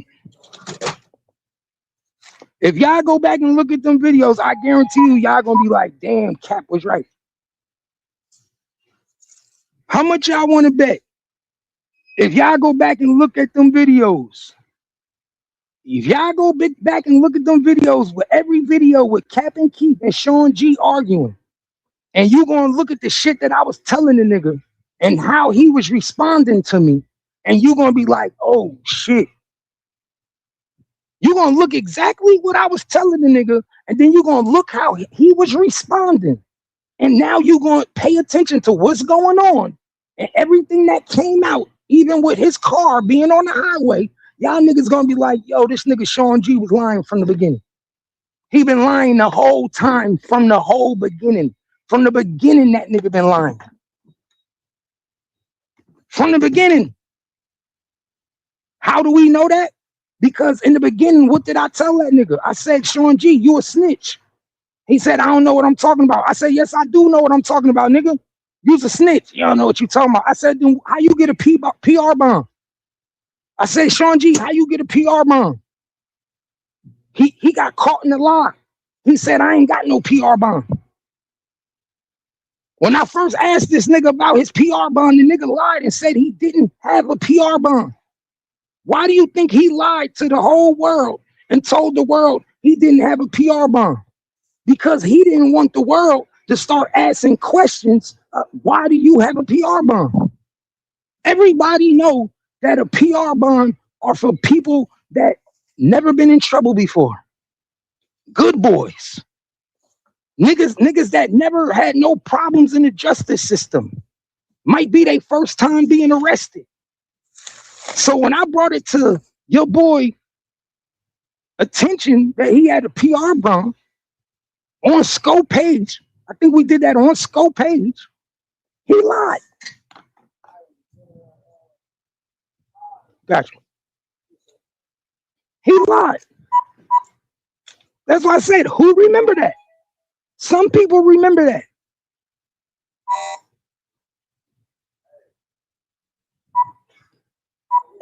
Huh? I'm good. What? You say, come look at this? What is that?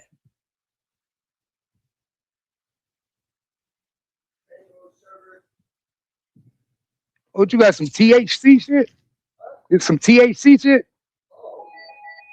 Oh, let me finish cleaning this up. I'll be out there. He said, hold up, y'all. Yeah, every time me and that nigga argue, and I say, nigga, you was a snitch. I got your paperwork. You got a PR bond. That nigga looked me right in my face on Scope page, and he was like, nigga, I ain't got no PR bond. What are you talking about? I told that nigga, I said, watch me show your paperwork. I said, you better tell the truth, or I'm gonna show your paperwork. I told him, if you don't tell the truth, I'm gonna show your paperwork.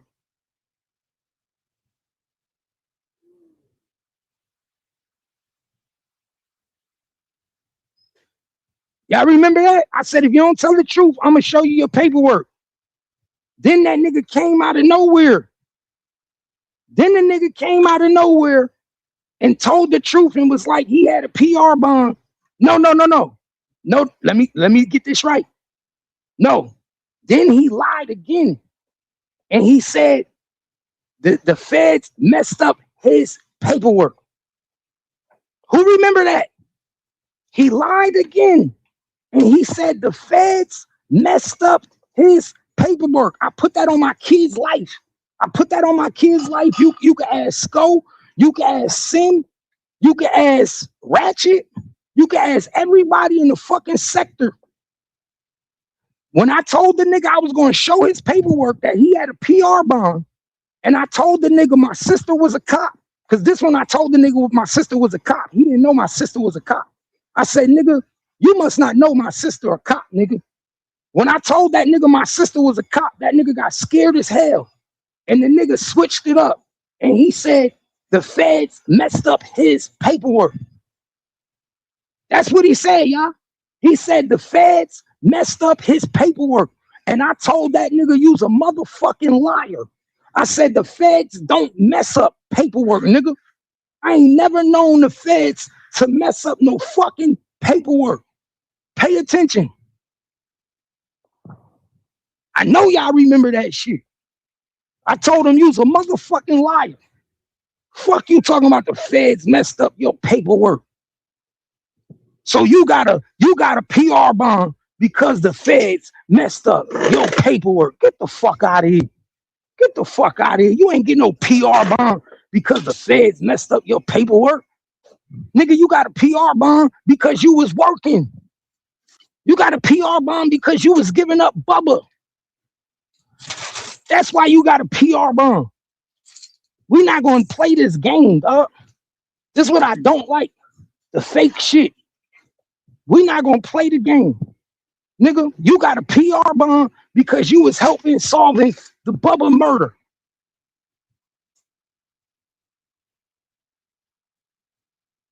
Man, that nigga ain't had no messed up records. That was a fucking lie. He tried to tell us like we was stupid. For some reason, criminals be thinking they smarter than us. I'm gonna keep it real. For some reason, criminals be thinking they smarter than us. He said the dumbest shit. The nigga said the most dumbest, outlandish shit, and he expected us to believe it. Nigga said that the feds messed up my paperwork. Come on, man. If you don't shut the fuck up, this is why I never respected the nigga. This is why I knew he was lying. This is why I knew he was a snitch. This is why I knew he told on niggas. You understand? This is what I knew. Well, hold up. My phone. Well, oh shit, no, it ain't. You see what I'm saying? I knew 1 + 1 wasn't equaling 2 with that nigga. You understand what I'm telling you? 1 + 1 wasn't adding up to 2 when it came to Sean. 1 + 1 wasn't equaling 2.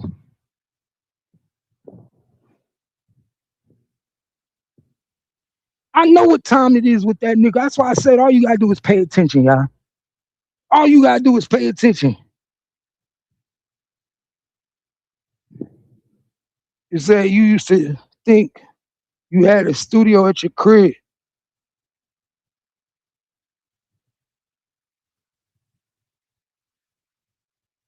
Oh yeah, that was me and my wife. Yeah, I still got the studio. Yeah, I still got the studio. Yup, it was me and Kimmy, me and my wife. Yeah, I've been here from the beginning, 2020. As I said, nigga ain't no fucking messed up records. Yeah, it's just a messed up world, and the street ain't got no love for nobody. Ain't no love, ain't no loyalty in the streets, dog. Let's just keep it real. Ain't no love, ain't no loyalty in the streets. Niggas will backdoor you. Like, come on, Dallas, you know Dallas is triple D, my nigga. Dallas is triple D, my nigga. Dallas is known for backdooring niggas. I don't know if y'all know that. I'm from Jersey. Dallas is the backdoor country, my nigga. Dallas will backdoor you in a heartbeat, my nigga. That's what Dallas is known for. The dirty, dirty D. The triple D, nigga. Dirty, dirty Dallas, nigga. These niggas is grimy and they are dirty. They will backdoor you. They'll backdoor their mama. They will backdoor their brother. This is what I'm trying to tell you. These niggas will backdoor, they connect. That's what the dirty, dirty D stand for. These niggas ain't your average niggas. There ain't no loyalty with these niggas. That's why they can't. None of these niggas can. Why you think you ain't seen no group of niggas like up north? Pay attention, y'all. Why you think you don't see groups like the Diplomatics, like G Unit? Why you think you don't see that type of camaraderie down south, like we have up north? Up north, nigga, you got Queensbridge niggas. You have groups of niggas that build together. Niggas be trying to build together. Niggas ain't trying to knock each other off their feet. Why you think you don't have that type of shit in Texas? Because these niggas is grimy. Everybody want the top position. Everybody want to knock you off. Come on, my nigga, as big as Texas is, you telling me you niggas ain't got no group like Dipset? You niggas, the only group that you niggas finally got is the New Dallas niggas. It took y'all all these years to get some New Dallas niggas because you niggas is grimy.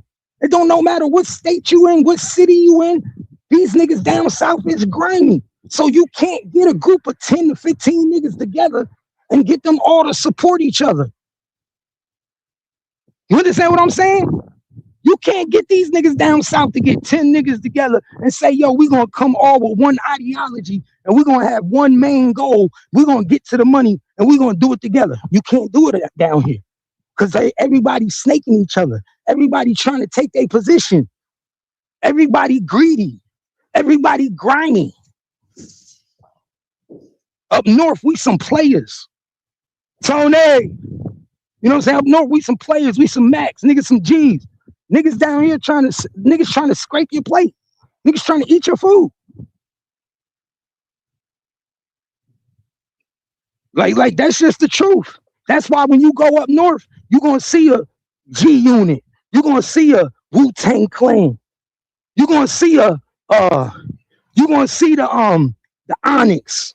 You're gonna see Mobb Deep. You're gonna see Method Man and Redman. With some other groups. You're gonna see Terror Squad. You're gonna see D Block.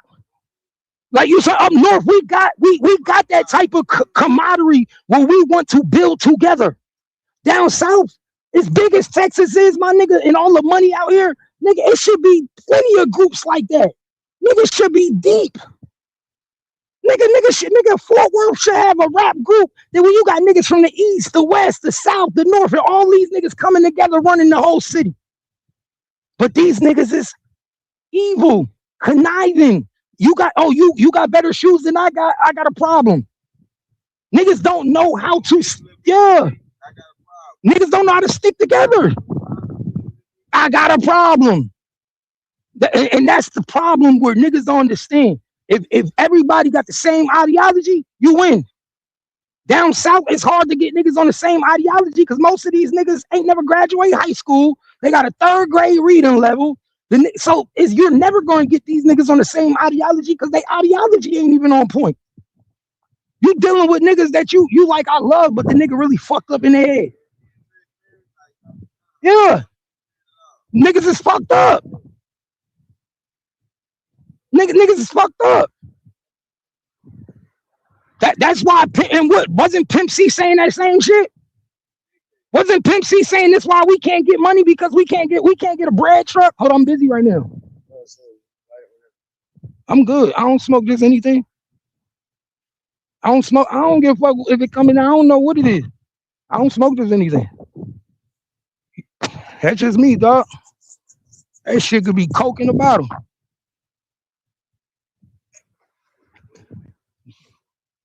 But you see what I'm saying? Pimp C was saying the same shit. This why we can't. We could be getting a bread truck. He was like, nigga, it's enough of us. We could be holding the city down. We can't even do that. Y'all let these Atlanta niggas get all the money. Why? Because niggas sticking together. Niggas know how to build together. You niggas will X a nigga out because you want to be on top. And that's what these niggas do. They snitch on each other. They figure out ways to take another nigga position. Nobody want to make money with a nigga. Everybody want to take over a nigga, bro. There go, knocking doors down. That was the name of the song, knocking doors down.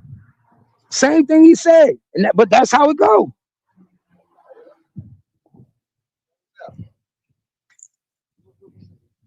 That's why you can't trust nobody.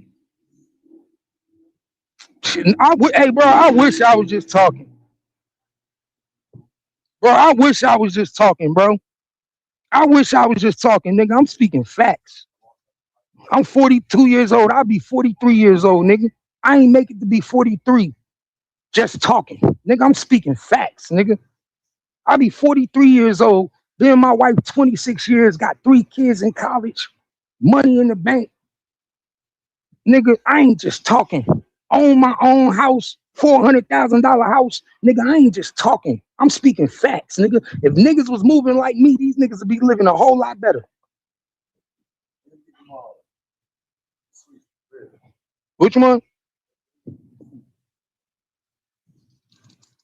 I wish I was just talking. I really wish sometimes the shit that I be saying didn't come true. I wish sometimes the shit I be saying wasn't true. You know me, just trying to get this money. I really do. I wish sometimes the shit I was saying didn't come true, man. I wish it wasn't true. I wish that I didn't. Like $8. I wish. Y'all feel me? I swear to God, y'all, I wish sometimes that the shit I be saying wasn't real. Didn't come true. I wish. You want to know why? Because every time I give these niggas this knowledge, it ends up being real. Why? Because I've been through this shit.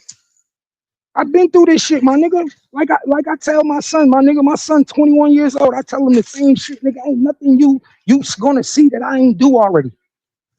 Ain't nothing you gonna do that I ain't did already. Nigga, I did it all, nigga.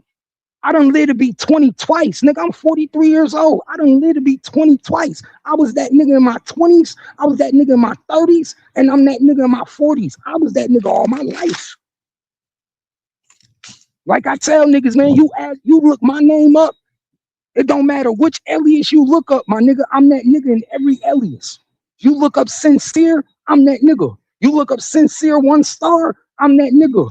You look up Keith Hodge, I'm that nigga. In every alias and every real name, I'm that nigga.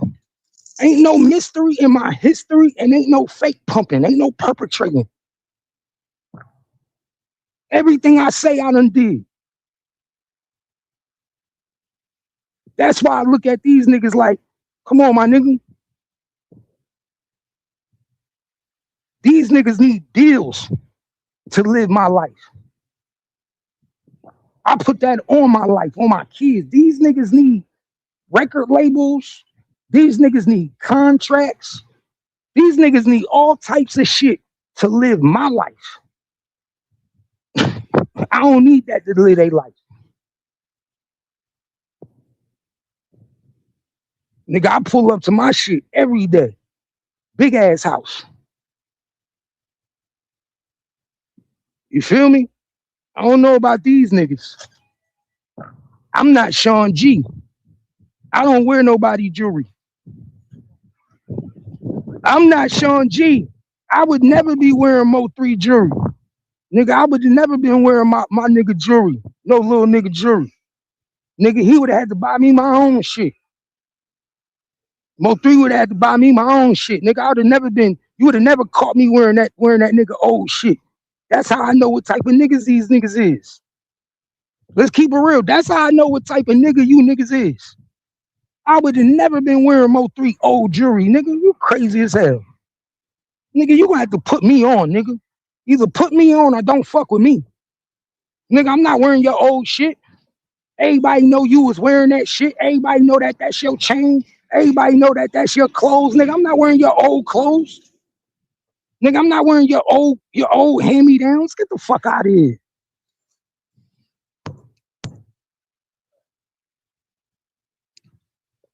It's bad enough y'all was buying that shit from Big T. Come on, man. It's bad enough you niggas was buying that shit from Big T. But you're not gonna have me wearing your hand-me-downs. So that's why I say, on one hand, I understand why these niggas ain't got no loyalty. How you gonna have loyalty to niggas that don't even know how to treat you? So, on one hand, I understand how these niggas don't got loyalty, because you gonna only show loyalty to niggas that know how to treat you, bro. You only gonna be loyal to niggas that know how to treat you. You know how to feed niggas. That's why I say everybody can't be a boss. Being a boss ain't for everybody. Not everybody know how to treat you. Not everybody know how to handle up. Not everybody know how to feed their people. Not everybody know how to take nigga. No, man, you ain't even take your nigga shopping. Get him some clothes. Buy that nigga some jewelry so he ain't even gotta wear your jewelry. Everybody around you supposed to have their own shit. Nigga, you ain't never supposed to have my shit on. Just like with Murder Gang PB wearing motherfucking what's the name jewelry. I look at that nigga crazy. When I be seeing Murder Gang PB wearing Big X the Plug jewelry, I be looking at this nigga like, what type of niggas is you niggas? Maybe I just been a boss too long. But I would never be wearing nobody jewelry. Like, to me, that's a sign of a bitch. Like you my bitch. You wear my jewelry. Put this on. That's a sign of a bitch. I would not be wearing nobody else's jewelry. I want my own shit. I want my own money and I want my own jewelry. Nigga, I'm not wearing your shit. Only person wearing my jewelry is my son. That's the only nigga I let touch my jewelry. Nigga, my son touch my jewelry, wear my shit whenever he want. But I be damned if I be wearing a grown-ass man jewelry. It's not happening, bro. I'm not wearing no grown-ass man jewelry.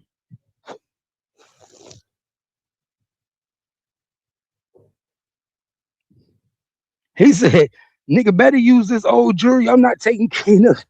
Hey, and that's why they cross you out, though. Hey, but that's why they cross you out. Because that's part of the game, my nigga.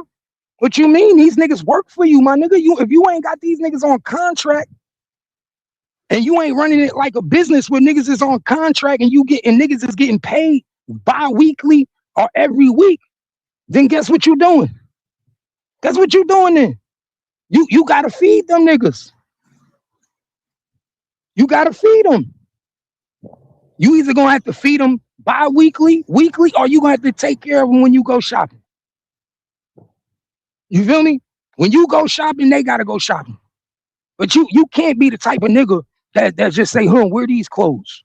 You buy new clothes every time you go out, and then you get him all the old clothes, all your old clothes. You get new jewelry from Big T, and then you got this nigga wearing your old jewelry. How you think that's gonna make you look? So when a nigga get ready to cross you out, it ain't hard to cross you out, because the nigga gonna start thinking about that shit.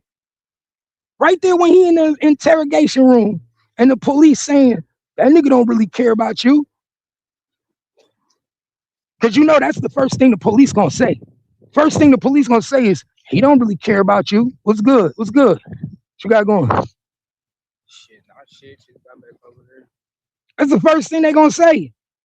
First thing the police telling, let me tell you something. First thing the police tell a nigga in the interrogation room is they gonna give you every reason why you shouldn't be solid to the nigga you trying to be solid to. They gonna give you 100 reasons on why you need to change your life and not protect the niggas you protected. And the last thing you want to do is be in the interrogation room and be thinking about all the shit your homie don't do for you. Well, you know, when we do go shopping, he buy all the good shit for him, and he don't buy me nothing. Well, you know, when we do go to the jewelry store, he buy all the jewelry for him, and then he give me all his old shit. Well, you know, when we go get hotels on the road, he do get his own room, and he make me have to sleep on the floor in the room. Come on, man. They said Mo3 was so cheap, he didn't even get niggas their own hotel room.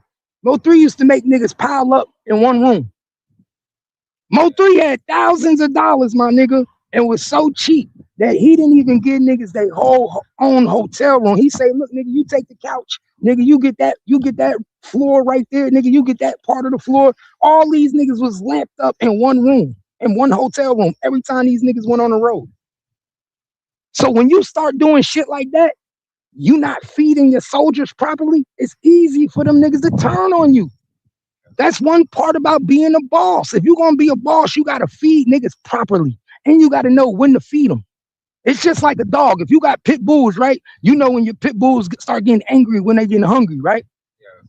Soldiers is the same way.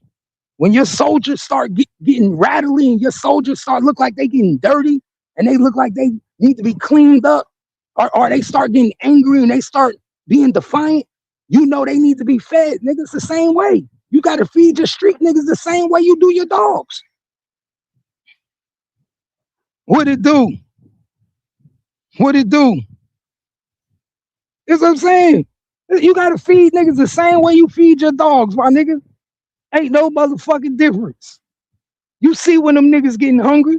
You see when your niggas starting to be defiant and they want something. When niggas start asking you for shit, you see when niggas start saying, yo, my nigga, I need something. Niggas act like they don't be knowing the difference. You feel what I'm saying? Like, real talk, y'all niggas be acting like they don't know the difference. Niggas know the difference. Niggas choose. Let me say that again. Niggas choose not to do right by their people. And you get away with it for so long. What's the first thing Rainwater said? Oh, he was cheap. He was cheap. He was cheap. So I've been saying that from jump. I've been saying Mo3 made it easy for them niggas to cross him. Remember, I said it. I said Mo3 made it easy for Sean G to cross him. Why? Because Sean G was hungry. What up, bro? Sean G was a hungry nigga. Sean G was more hungry than anybody, my nigga. And you could tell from his pictures. When I look at that nigga pictures, I see a nigga that was living bummy and hungry. I don't see no nigga that was doing his thing, getting money. I see a nigga that was wearing another nigga clothes and wearing another nigga jewelry. That's what I see. And to tell you the truth, it's kind of sad to me. I ain't even gonna lie to you. It's really kind of sad. Because ain't no grown man supposed to be living in another nigga's shadow.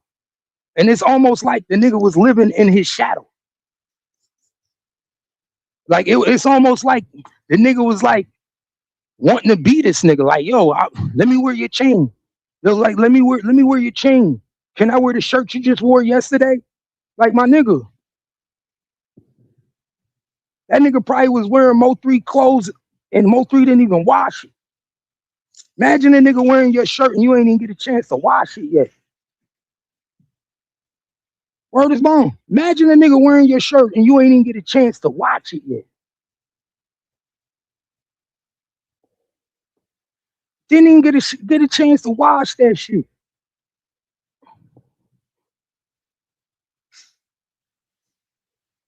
You feel me? Yeah, watch the niggas that always want to wear your stuff. Thank you. Watch the niggas who always want to wear your shit. Wear your clothes, wear your shoes. This nigga literally was living under this nigga. Is that one working? Yeah, that one probably working.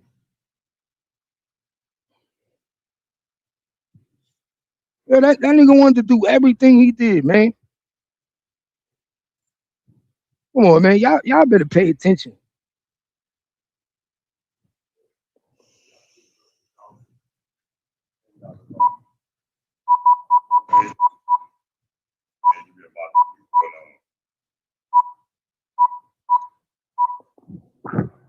All you gotta do is pay attention at these niggas.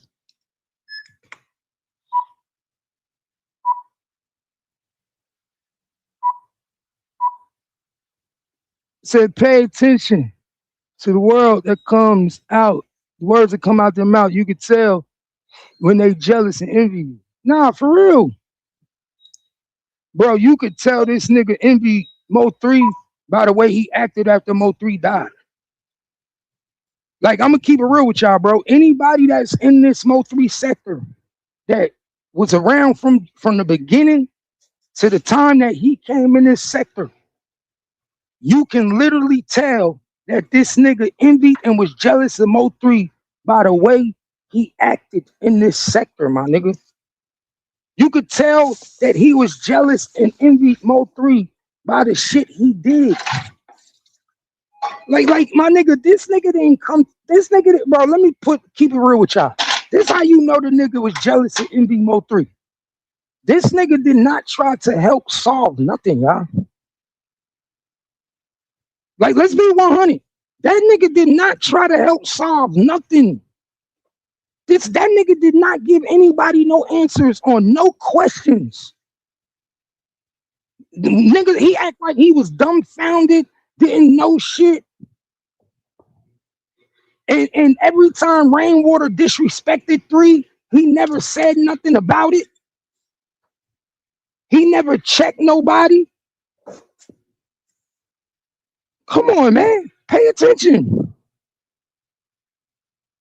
Not one time did that nigga say anything about shit that was going on pertaining to 3.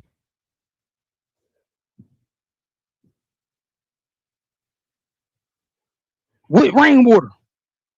To this day, that nigga still love Rainwater. So come on, man. What that tell you? Only reason Rainwater don't fuck with him is because Rainwater know he was a snitch. It's the only reason why Rainwater don't fuck with Sean G. Because Rainwater know the truth.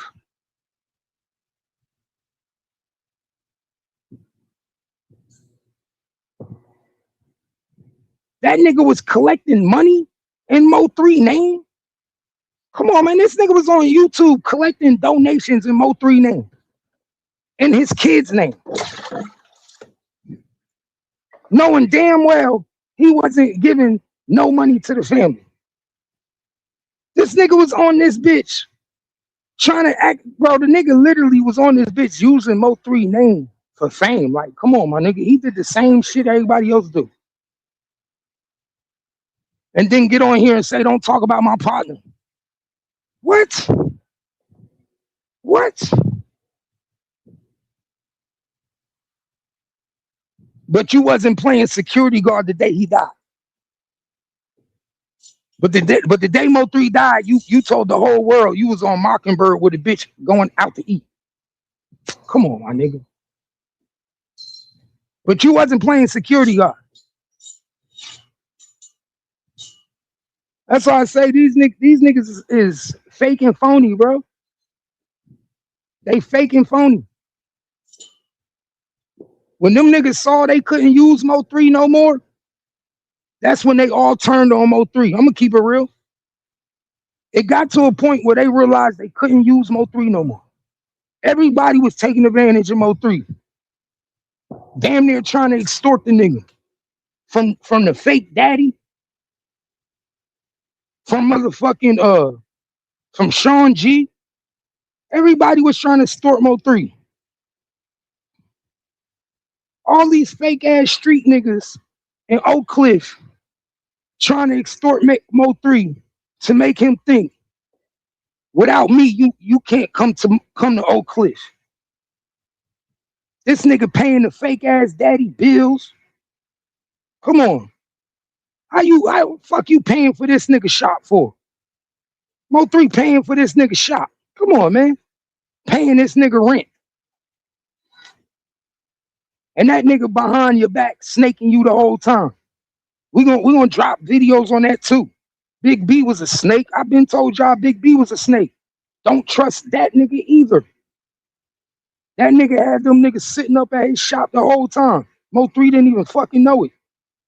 That's where the meeting was That night, Mo 3 was at Jossie house, was at the fucking shop.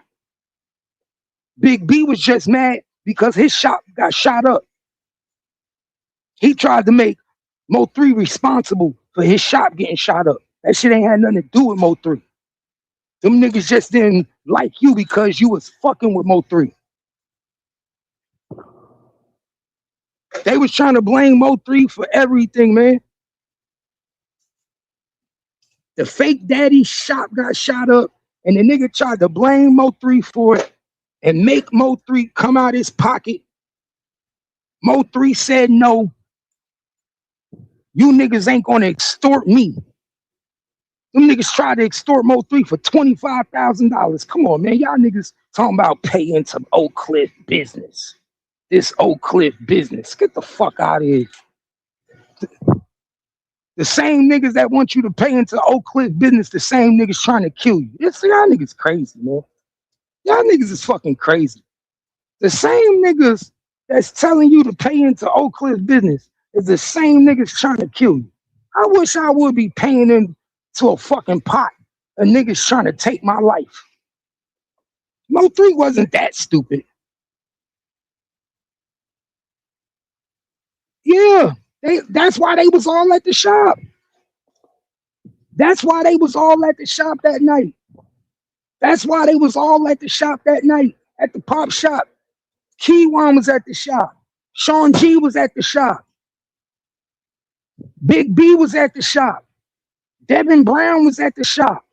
All them niggas was at the shop that night. All of them.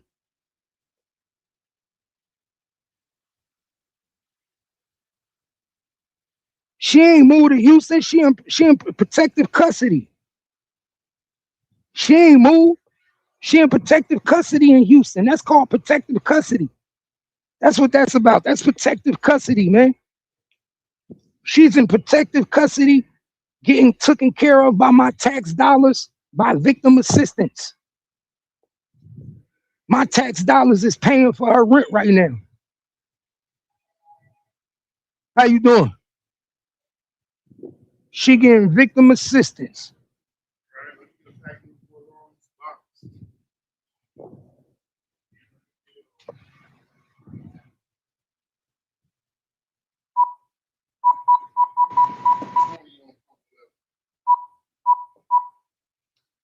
Yeah, she getting victim assistance.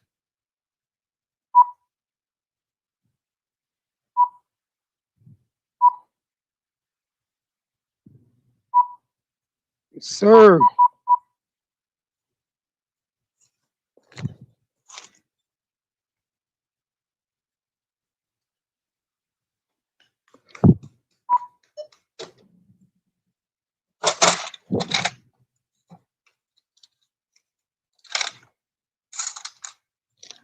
right, family. You already know. Yeah, man. Man, she getting that victim assistance, and that victim assistance is paying for her bills. And they moved her out the city. She told them she was afraid for her life. She told them that she was scared for her life. You know what I'm saying? She told them they were scared for her life, so they had to move out the city because she might be testifying in against Devin Brown. See, but she thinks she's slick because let me tell you about her.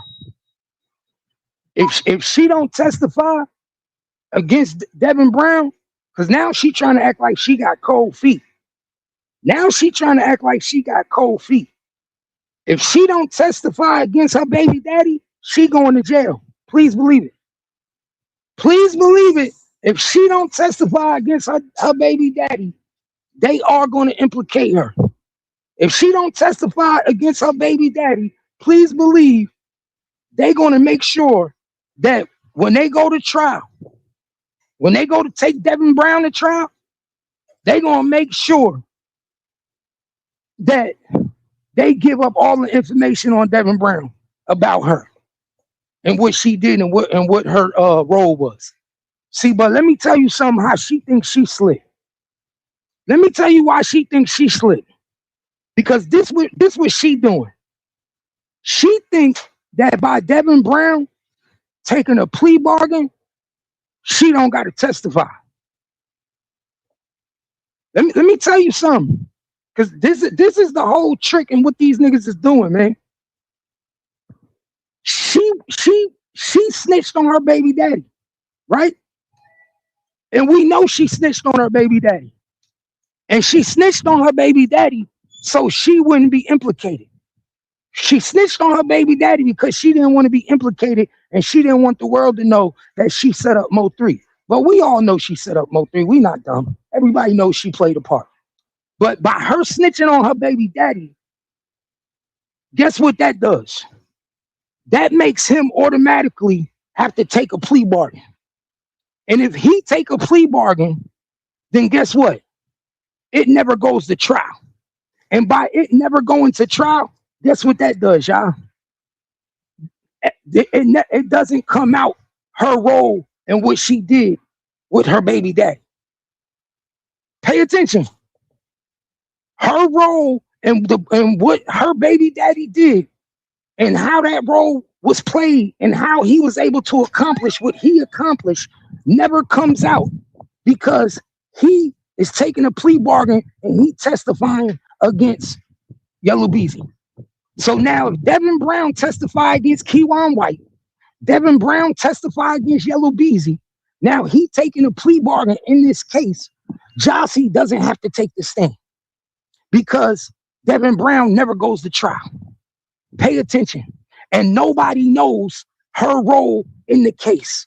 Nobody knows the role she played. And that's how she trying to play it smart. That's why she thinks she's slick. That's why Jossie thinks she's slick. Because as long as Devin Brown take his plea bargain and he don't never go to trial, then you'll never really hear the information and everything that pertains to Jossie. I'm putting you on game. I'm putting you on game. I'm telling you, I know how the system works. That's why Jossie told Devin Brown, you got to take a plea bargain. Because I don't want to get on the stand. And if I get on the stand, then they're going to know the role I played.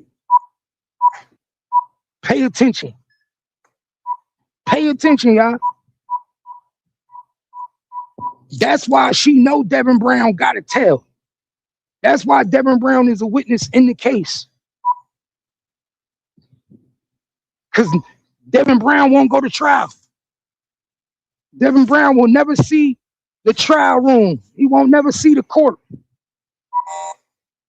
And you'll never know all the information pertaining to Jossie. Even though we know the truth. All right, family. Even though we know the truth, y'all, we know the truth. You feel me? Exactly. To face your accuser, you got to go to trial. For us to know everything pertaining to his case, we would need Devin to go to trial. And for Devin to go to trial, we will find out everything about Jossie. Because if Devin go to trial and he don't take a plea, then everything comes out with the phone calls that was happening from Jossie to Devin. The phone calls about the so-called son comes out. Everything comes out if Devin go to trial. So she deliberately know Devin's not going to trial. She deliberately told on Devin. That's why I told you these niggas came up with this plan. Remember, I told you these niggas came up. They took them a whole week to come up with a whole plan of how she was going to snitch on Devin and Devin was going to snitch on them. And then Devin don't got to go to trial. And nobody will never know she played a role in the fucking killing of Mo3. Nobody will never know she played a role in the killing of Mo3 because Devin snitch on everybody and Devin don't never go to trial. He take a plea bargain. So you never really know what the fuck she did. It'll never come out. It'll never come out. Because unless he go to trial, You'll never see his phone records. They'll never talk about who he was talking to that night. They'll never talk about the phone conversation with the son. The son will never have to get on the stand. Pay attention. This is all a play. This shit was all orchestrated. They orchestrated this whole shit in 1 week. From the time Mo3 died, she literally didn't fucking call the cops until November 29th. Mo3 died on the 20th. She went to the police the 29th. $3. It was all orchestrated. All you gotta do is pay attention. Anybody in their right mind know what's going on.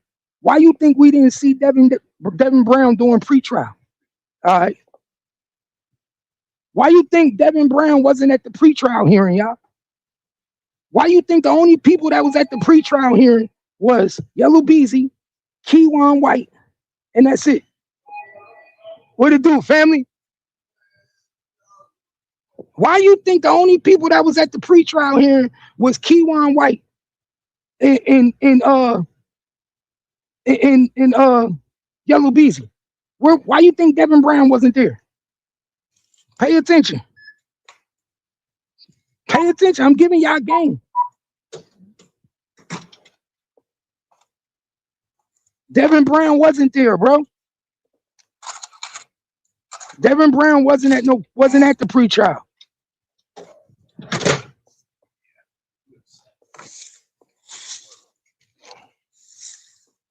The only people was at that pretrial hearing. When did they do the pretrial for Devin? They did not do Devin's pretrial. Only pretrial we heard was Yellow Beezy and Keywan, bro. That's the only pretrial we heard was Keywan, and we heard Yellow Beezy. We never heard no pretrial for Kevin.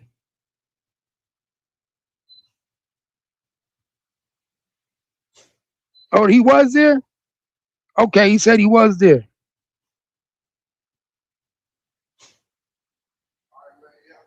Okay, he was there? Okay. So he was there. Okay, so if he was there, if he was there, so he got to be the one to tell everything. If the only way we don't hear nothing about her is if he tell on everybody. And I'm pretty sure Devin Brown, Devin Brown's on the state witness list.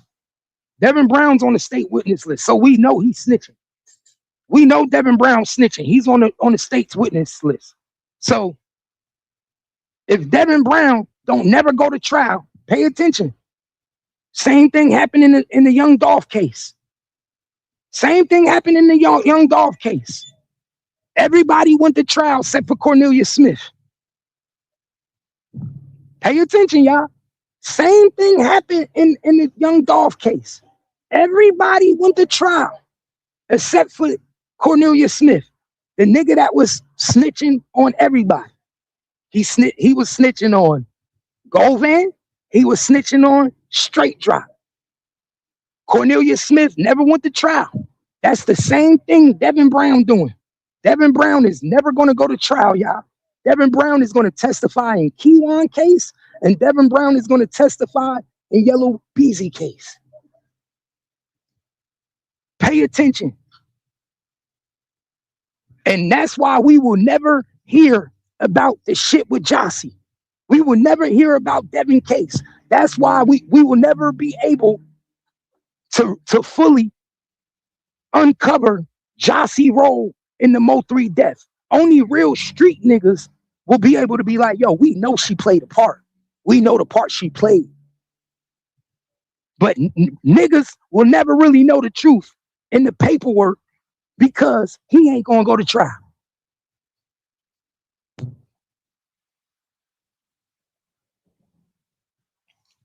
And she know that. She know that.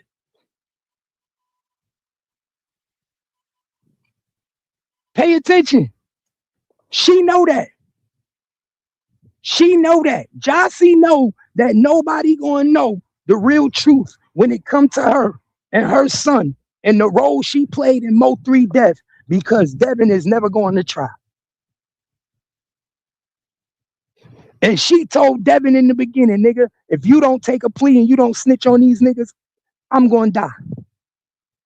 If they find out that I played a part, I'm going to die. Something going to happen to me. That's why she, within that first week of Mo3 death, because remember, she didn't turn Devin in on the 22nd. She didn't turn Devin in on the 21st.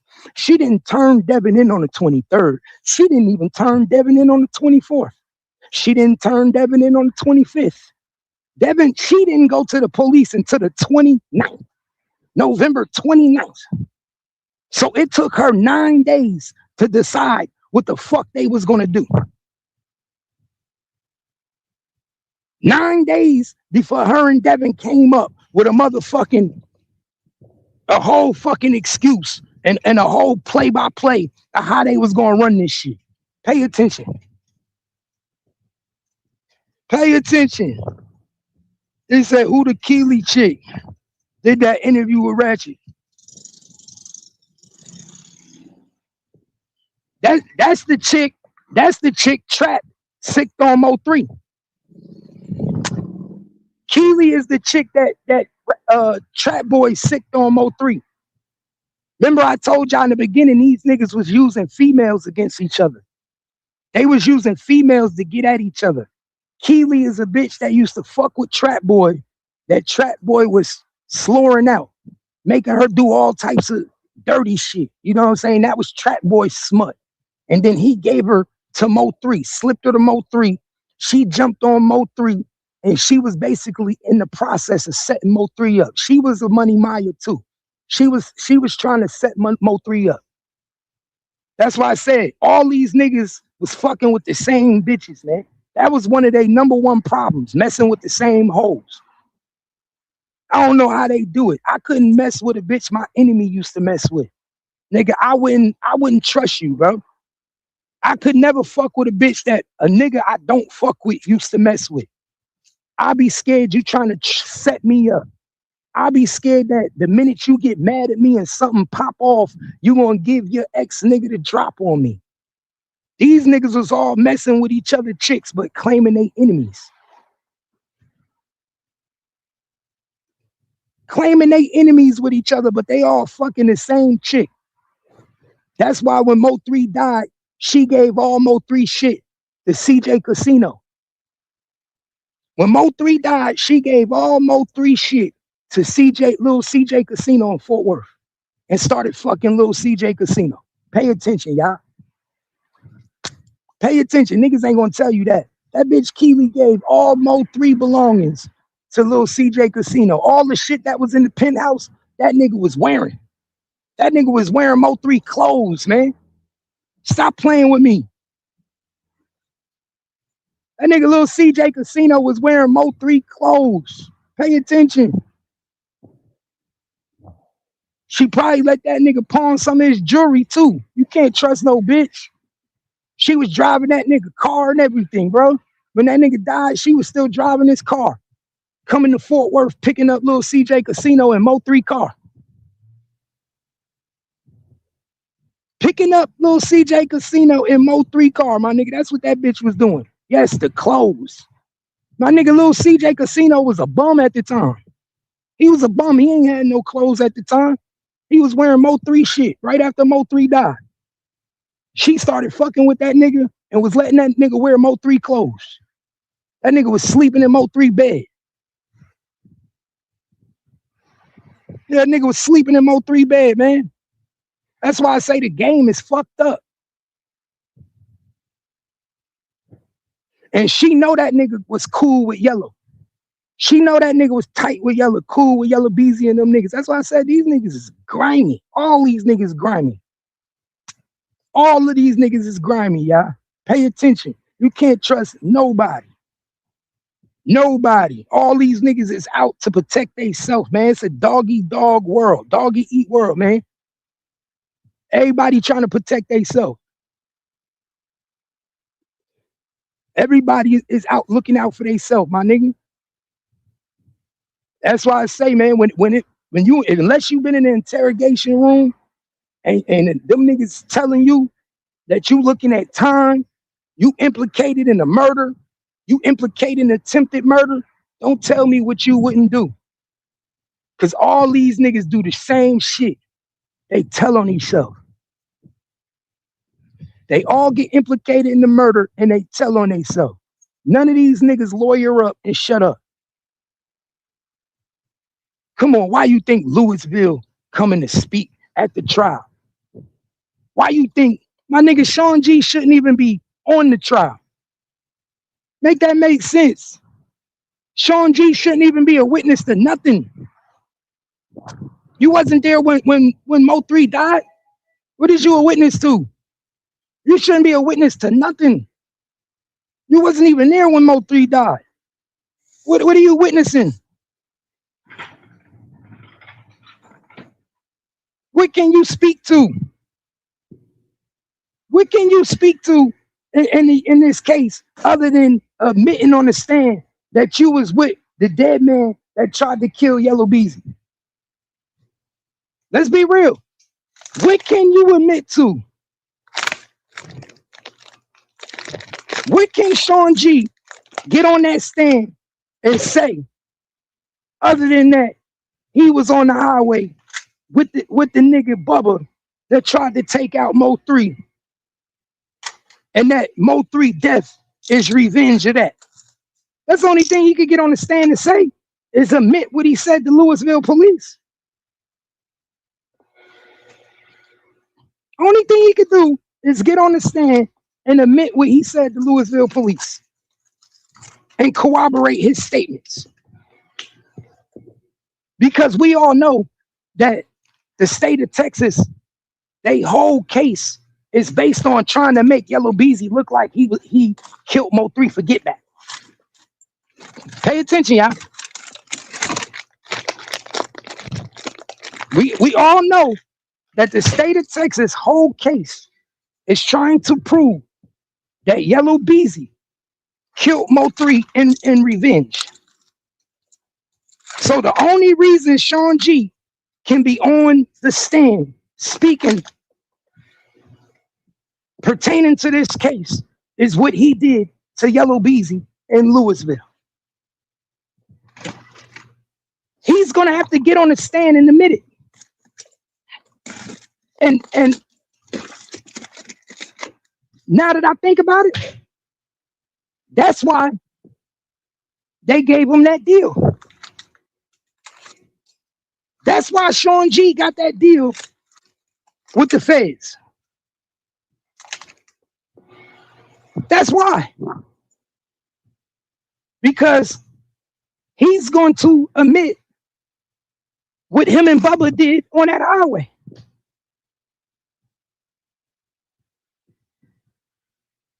He's going to admit his role in the attempted murder of Yellow Beezy. And the state is going to try to put up a case to prove that that's why Yellow Beezy killed Mo 3. Because of what happened to him on the highway. We all know what the fuck about to happen.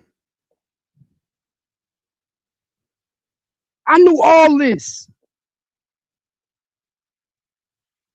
I knew all this, bro. I told him everything I'm telling y'all now. I said this shit in 2020. I said this shit 2021, 2022, 23. Before the paperwork came out, I was the one that told everybody that Keywan and Devin was outside that house.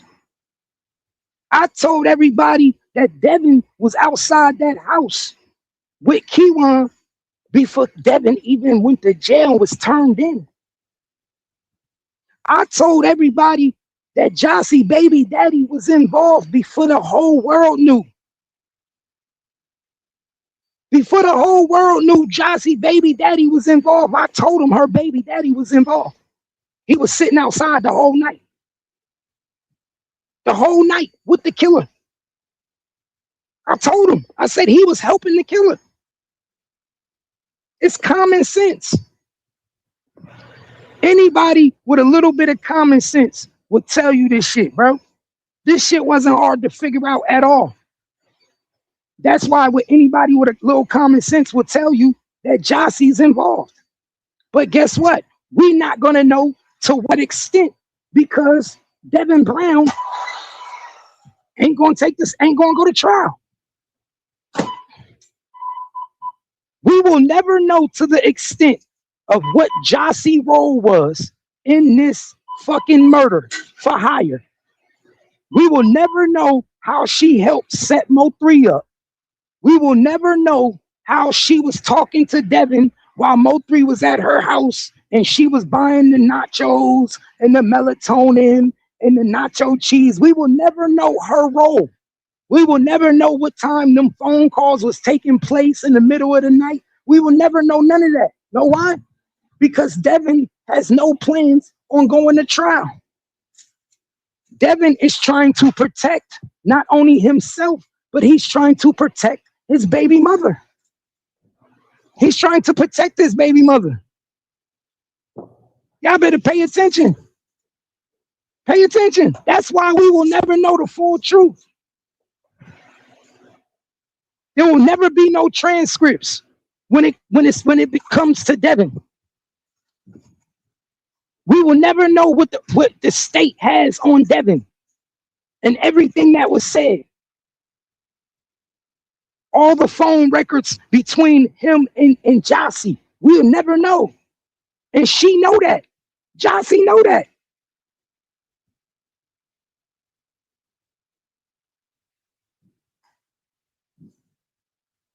Jossie know that. Jossie know that they will never know, my nigga. And we will always be guessing. And people will always be saying, we know you set Mo3 up. We know you set Mo3 up. She know that it will always be a big guess. Because as long as Devin doesn't go to trial, then nothing that she did comes out. What it do? Yeah, as long as Devin never goes to trial, then Jossie is safe. She's safe. And guess what? That's how the state of Texas wanted it. That's how the state of Texas wanted it.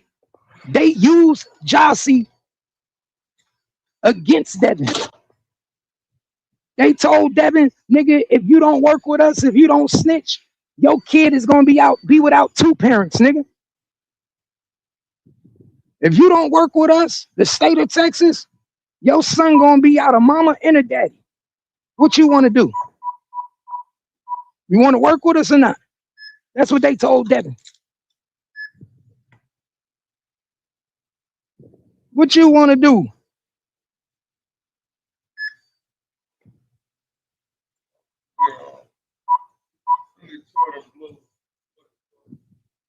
That's what they told Devin, man. They said right now you can either save you and your baby mother life, or we could put both of y'all on trial. They sat them in that interrogation room. You know how they do. Y'all know how the police do. They let you sit in the room with your baby mother and the kid. They let you start kissing on your kid and shit. Y'all know how they do. They let you start kissing on your kid in the interrogation room. They start let you talking to your baby mother on camera while they out the room.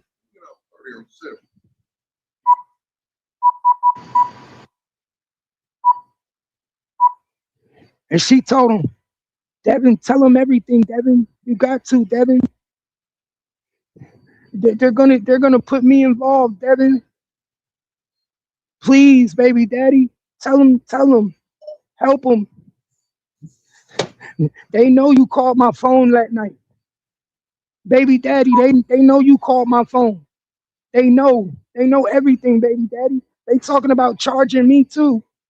They talking about charging me.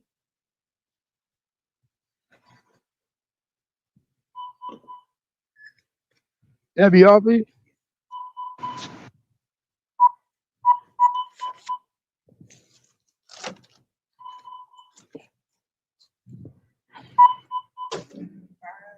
Mm-hmm.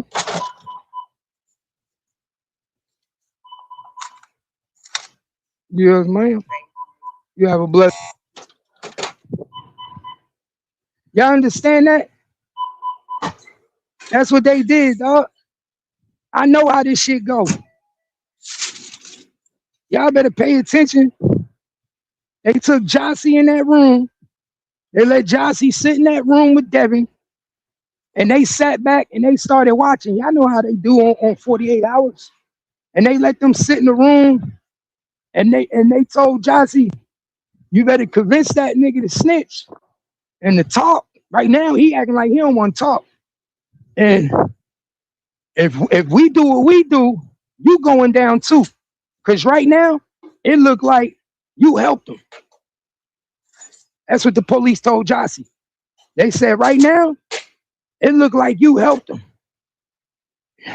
And if we could corroborate, if we could corroborate that you was on the phone talking to him and these phone calls was made to you, then you helped set this shit up with Devin. And you can be charged too. That's what they told her ass. That's what they told Jossie. And guess what Jossie did? Jossie convinced that nigga to tell everything because she already told on him. She already told on the nigga. So now she convinced the nigga to tell everything. Because if you don't tell everything, nigga, I'm going down with you. And I ain't trying to go down with you. So it's time for you to tell everything. I ain't trying to go down with you. Pay attention. Pay attention. Hold on, let me see what you asked. So what? Hold up, I ain't see your question. Hold up. Hold up. Give me 1 minute.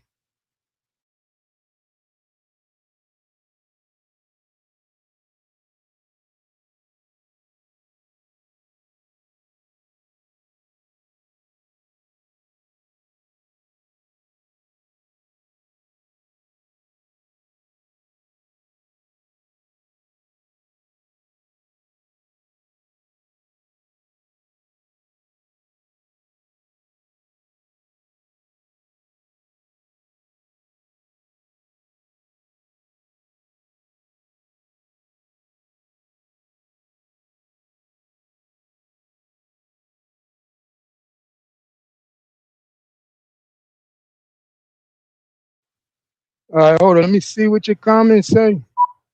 Oh no, I'm talking. Let me see you say.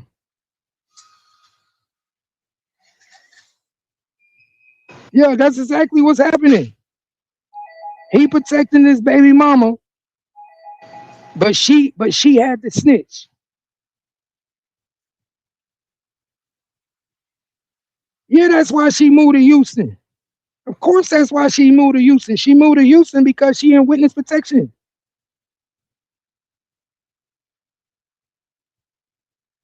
She in witness protection. They said she screwed everything up by having them kids there. If not, they won't have to get him on the highway. They would have came in the house. Exactly. It was supposed to go down like that. It was supposed to go down like that, y'all. They were supposed to get him in the house. That's what they were supposed to do. They were supposed to run up in the house and get him. She messed that up on purpose because she got cold feet at the last minute. Let me say that again. She got cold feet at the last minute. Keywan White and Devin was damn near about to fight that night. Let me say this again. Keywan White and Devin damn near was about to get into a fight that night.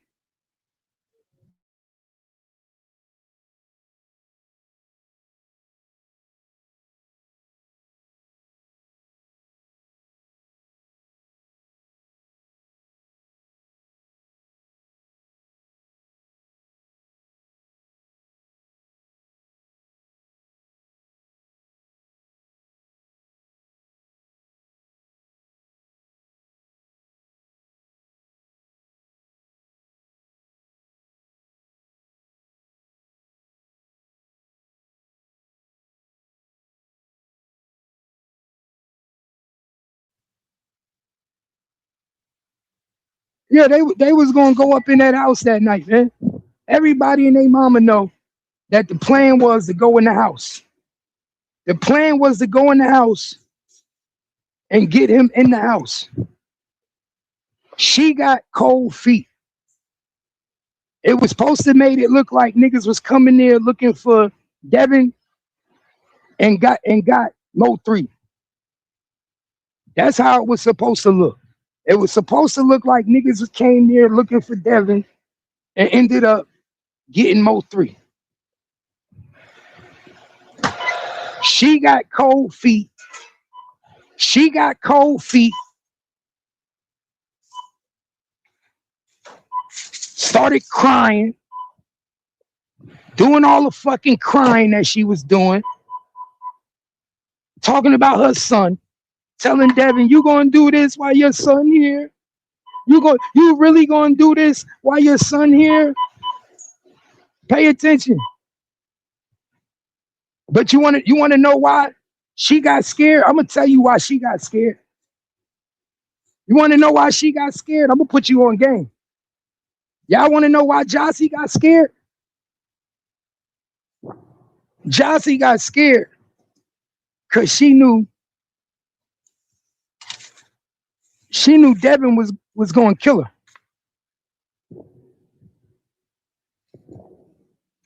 Let me say this again. Jossie got scared, not because she gave a fuck about Mo 3. She got scared because she knew that they was gonna come in that house and kill everybody. She knew that Kiwan was gonna switch it up. It was gonna be a change of plans. You know how they do. The plan is to come kill this nigga, but we gonna switch it up at the last minute. She knew they was gonna kill her. She knew that. She couldn't trust Devin. She couldn't trust Devin. She knew that. She knew that these niggas was gonna come in there and kill everybody in the fucking house. Maybe even the kid. Maybe even the kid, my nigga. And she knew that. And the last thing she wanted,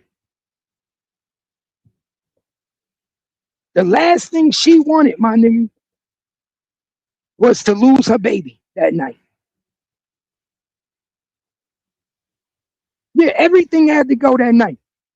I'm not no dummy. They was gonna kill everything. They was gonna kill everything in the house. And guess what? Guess what, y'all? I wouldn't have been surprised if Kiwan turned the gun on Devin. I wouldn't be surprised that after Kiwan killed everybody in the house, he was going to kill Devin too. Pay attention. Pay attention. Kiwan was going to leave everybody in that house. I wouldn't be surprised if Devin started figuring it out too. And that's why they started arguing that night. That's why the argument happened. Because Devin was trying to go get the job done. I mean, Kiwan was trying to get the job done that night.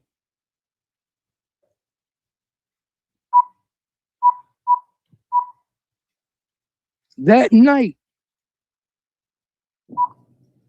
That's why it was never supposed to make it to the highway. 275.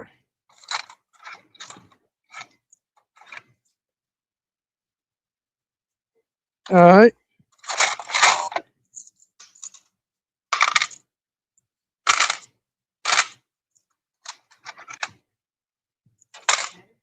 How are you too? It was never supposed to make it to the highway, y'all. I don't think y'all understand. Oh, Devin is telling it. Devin telling everything, man. Devin telling everything. But I don't think y'all understand. It was never supposed to make it to that highway. I don't think y'all understand the arguments in the fight that happened outside Jossie house, man. I don't think y'all understand the argument in the fight that happened outside Jossie house. Why do you think Keywan was seen on camera? Come on, man. I'm giving y'all a game. Why do you think Keywan was seen on Vanessa's camera?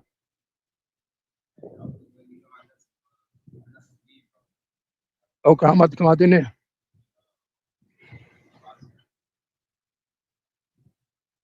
Why you think Keywan was seen on Vanessa's camera, y'all? See, y'all gotta pay attention. Why you think Keywan was caught on camera? Because Keywan was about to go do the job, nigga. Keywan got out the car. He's actually seen on camera, walking,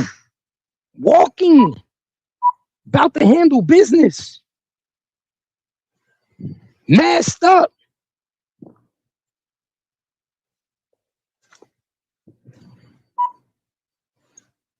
Masked up. Yo, he's on camera, y'all.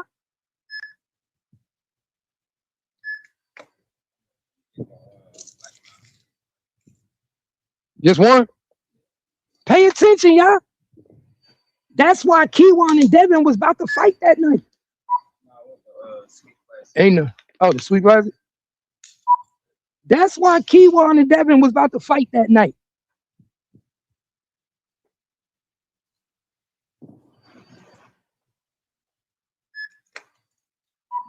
This is why all those phone calls was being made to the phone.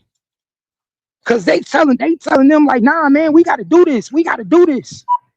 Y'all better pay attention. That's why all those phone calls was being made, and they trying to make it look like he was talking to the son. No, that nigga was talking to them. That nigga they was trying to fuck shit up. Devin was trying to figure out a way to stop himself from dying that night. Devin was trying to change the plans. Devin didn't want Keywan going up in the crib that night because he knew everybody was going to die. Come on, man. Y'all got to remember, Devin from Chicago. Devin from Chicago. He's not a dummy. Devin from Chicago, where them niggas be drilling too. Devin knew what was about to happen. He knew he was being set up. Come on. I know we not going to think. I know for 1 minute we don't believe Keywan's smarter than Devin. I don't believe for 1 minute we think Keywan's smarter than Devin. And check this out. I believe that Detective Barnes told Devin they was going to kill you. I also believe Detective Barnes told Devin that we can show you messages and we can prove to you that they was also going to take you out that night. What it do, love? Damn, it's almost 5. It's 5 already. God damn. Y'all feel me, bro? I believe Detective Barnes even told Devin that I can prove to you, I can show you messages of communications between Jerry Johnson, between Keywan White, between Jose Bodega, that they were going to kill you that night also. So you want to protect people that was going to kill you, your baby mother, and your baby? Come on, man.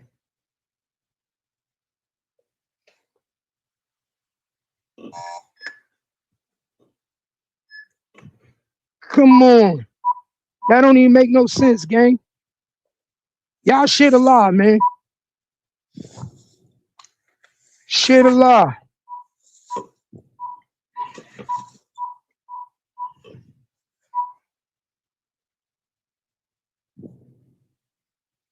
No gas today? You good? Just 14. Y'all shit a lie, man. We just getting started.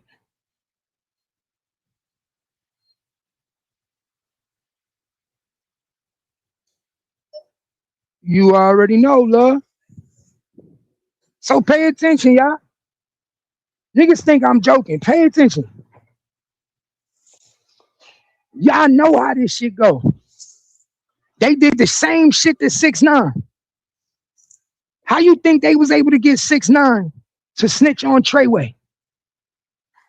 They let 6ix9ine, 6ix9ine hear video calls, and they let 6ix9ine see text messages of them niggas trying to kill him. Pay attention. That's how the feds was able to get 6ix9ine to get on the stand and snitch against everybody. Because they was able to show him that the same niggas that want you to show loyalty to them is the same niggas that was about to kill you. And I believe they did Devin the same way. I believe they did Devin the same way, y'all. I believe that they was able to show Devin text messages orchestrated between people in GRC that once Keywan went in that house and killed Mo3, he was supposed to leave Devin in the house with him. The same thing he did to Siobhan Randall. The same thing he did to Siobhan Randall, he was supposed to go in that house and do to all them. You understand that?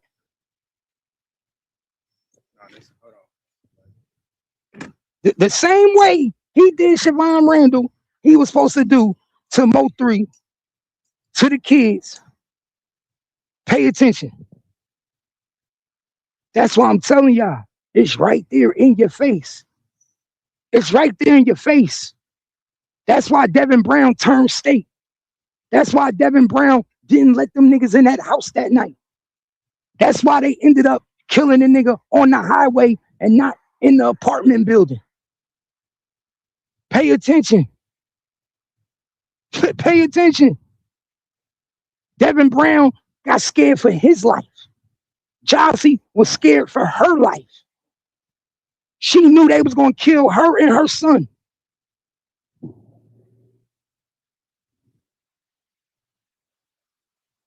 Said no wonder they kept putting them with that under. It's plain and simple. It's plain and simple.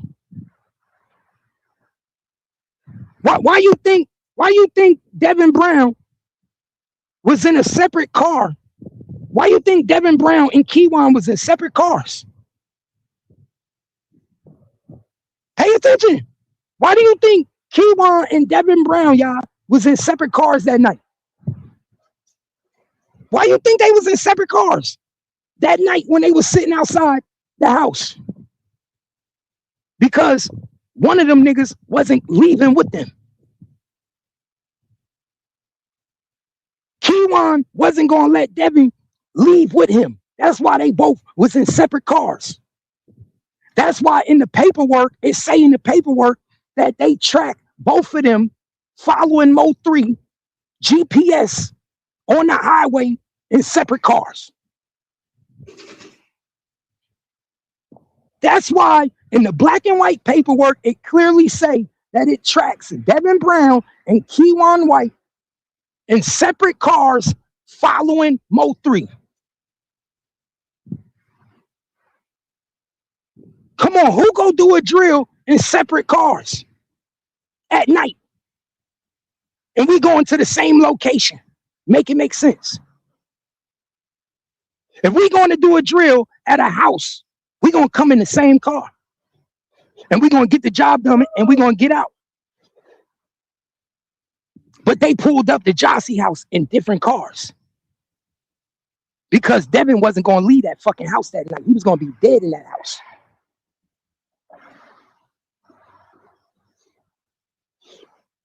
They told Devin, either you going to kill her and that kid, or you got to die too. It was supposed to be 4 bodies in that house. It was supposed to be Jossie body, Mo3 body, Devin body, and a baby's body. It was supposed to be found in that house. It was supposed to be 4 bodies found in that house. The next day, It was supposed to be 4 bodies found in that house, and it was supposed to be looked on the news as a home invasion. Mo 3 was supposed to die in a home invasion, and nobody was supposed to know who killed him. Because Mo 3 was supposed to be dead in there, Devin was supposed to be dead in there, Chauncey was supposed to be dead in there, and the baby was supposed to be dead. We supposed to be trying to figure out who killed Devin and Mo 3. And everybody supposed to be going crazy with their heads in a bunch because people supposed to be saying, what the fuck happened? How the fuck all of them die in one house? And nobody was supposed to know what happened. Nobody was supposed to know what happened. Nobody was supposed to know what happened. It was supposed to be a home invasion, and all them niggas was supposed to die in the crib, and nobody know who was the shooter. But we do know that we would have been looking at something ain't right, because why is Devin there? We'd have been like, something ain't right. Why Devin there? How Devin get killed there too? It was made to look like it was a home invasion, and it was going to look like somebody came to kill Devin and killed everybody. Pay attention. Everybody was supposed to die.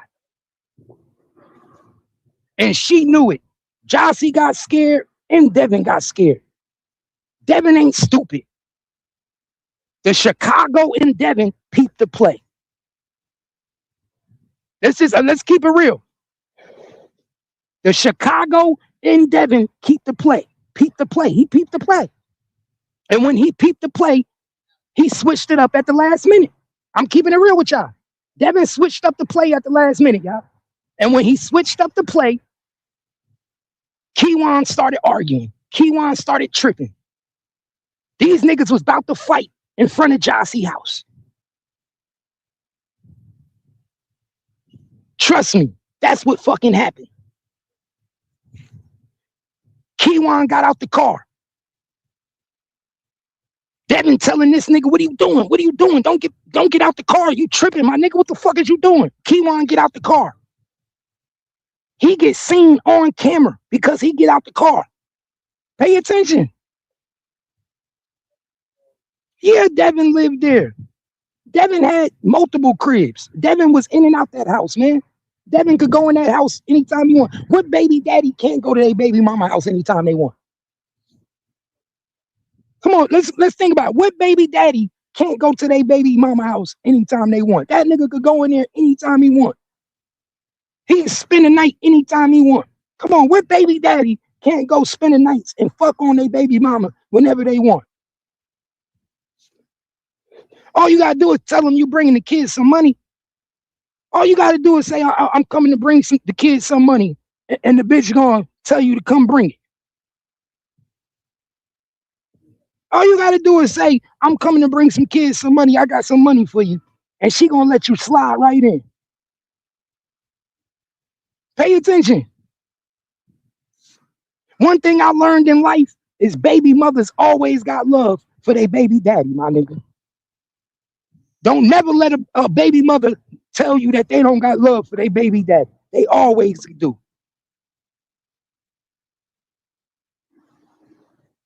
The same, come on, man, peep game.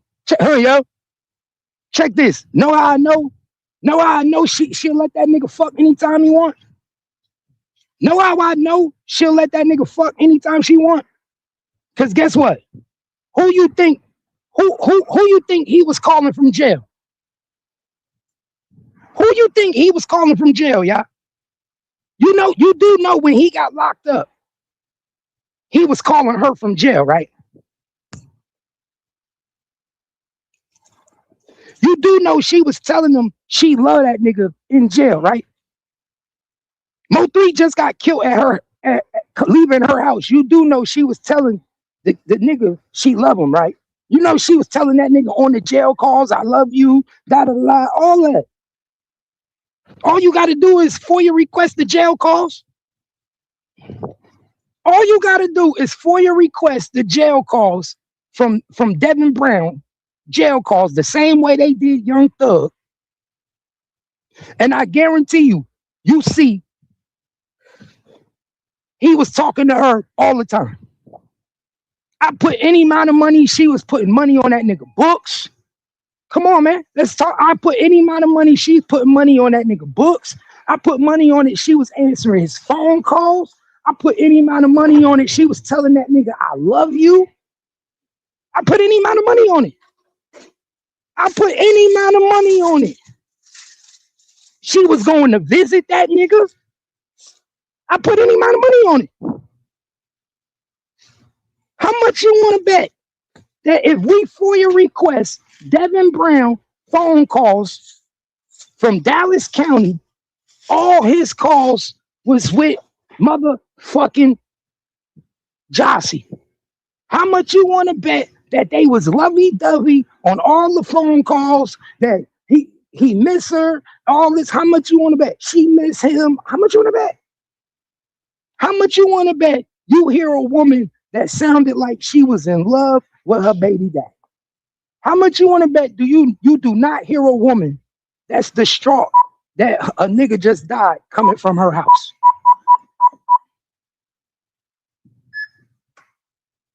Because check this out. If she loved Mo3 like she say she did, she wouldn't even be accepting that nigga phone calls. If she fuck with Mo3 like she say she did, she wouldn't even be accepting his phone calls. She wouldn't put no money on that nigga books. She wouldn't even be trying to be associated with the nigga. It wouldn't matter if that was her baby daddy or not, my nigga. Come on, my nigga, don't play with me. It don't matter if that's her baby daddy or not. If she really fucked with Mo3 and gave a fuck about Mo3, and the nigga just got killed, and she know that her baby daddy was involved with a nigga that she was fucking with getting killed, then guess what? She wouldn't even be accepting his calls. She wouldn't be talking to the nigga. She wouldn't give a fuck to associate with the nigga. None of that. None of that. You understand that? The fact that she still deal with the nigga, the fact that she talked to the nigga, the fact that she was telling the nigga she love him, let you know that this shit was all set up from jump. You not still telling the nigga that did your nigga that you was fucking dirty. Come on, my nigga. Ain't no way a female still fucking with a nigga that did a nigga dirty that she was fucking. She was fucking Mo3, supposedly. Mo3 was buying her handbags. Mo3 was taking her on trips. So you telling me that the nigga you was fucking get killed and you immediately on the phone with the killer from jail? You talking to the nigga from jail, telling the nigga in jail you love him? What? Where they do that at? Where they do that at, y'all? Talk to me, cause I never knew they do that. My nigga, I would think that you wouldn't even be answering the nigga calls.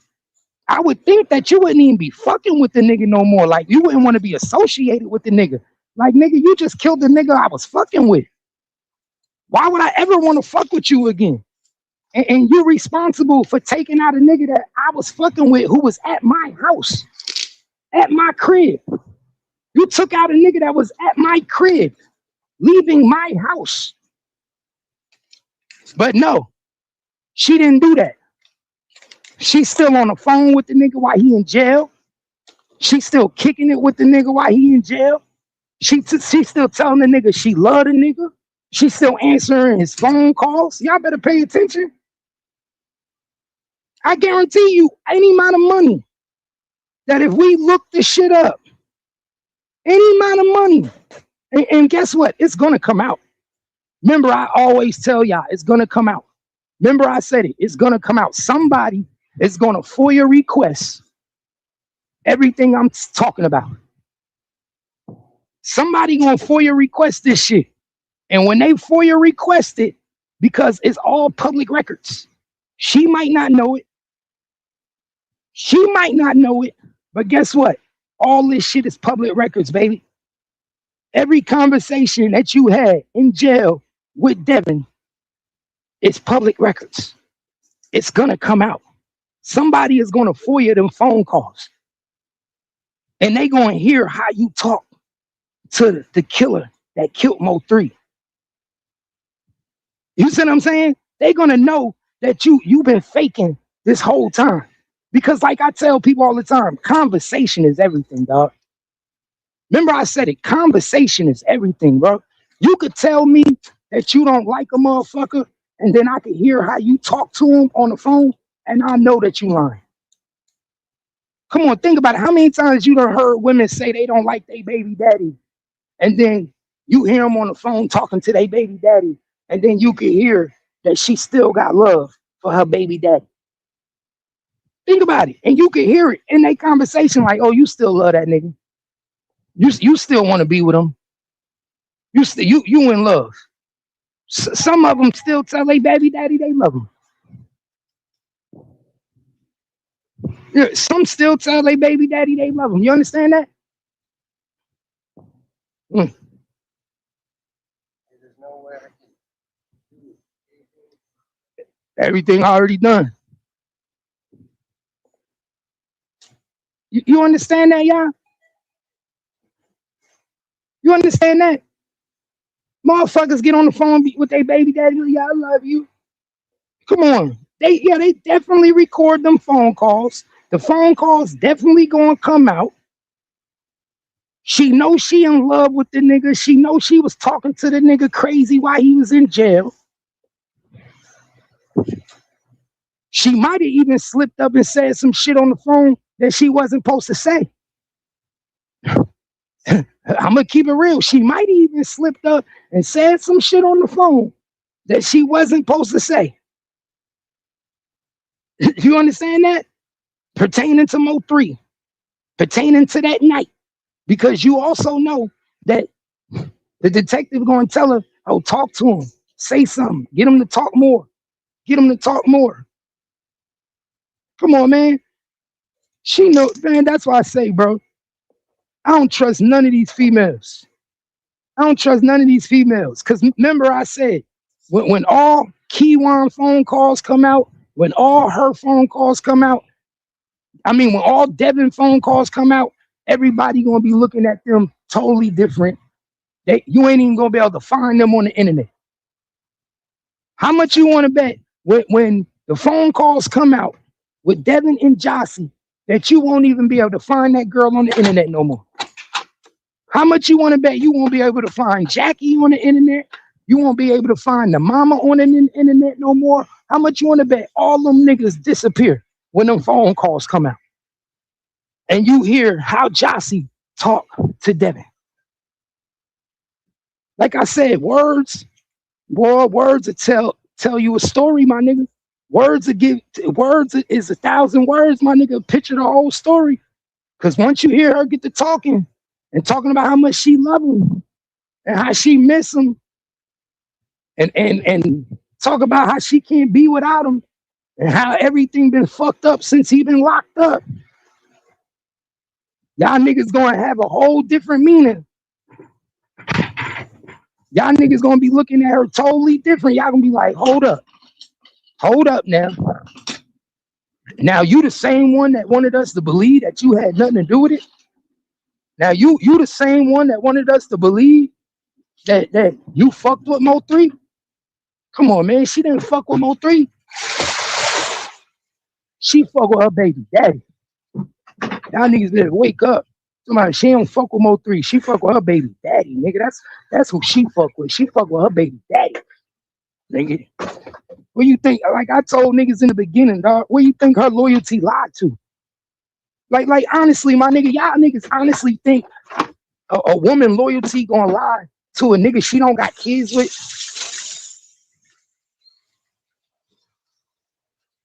Like for real, y'all honestly think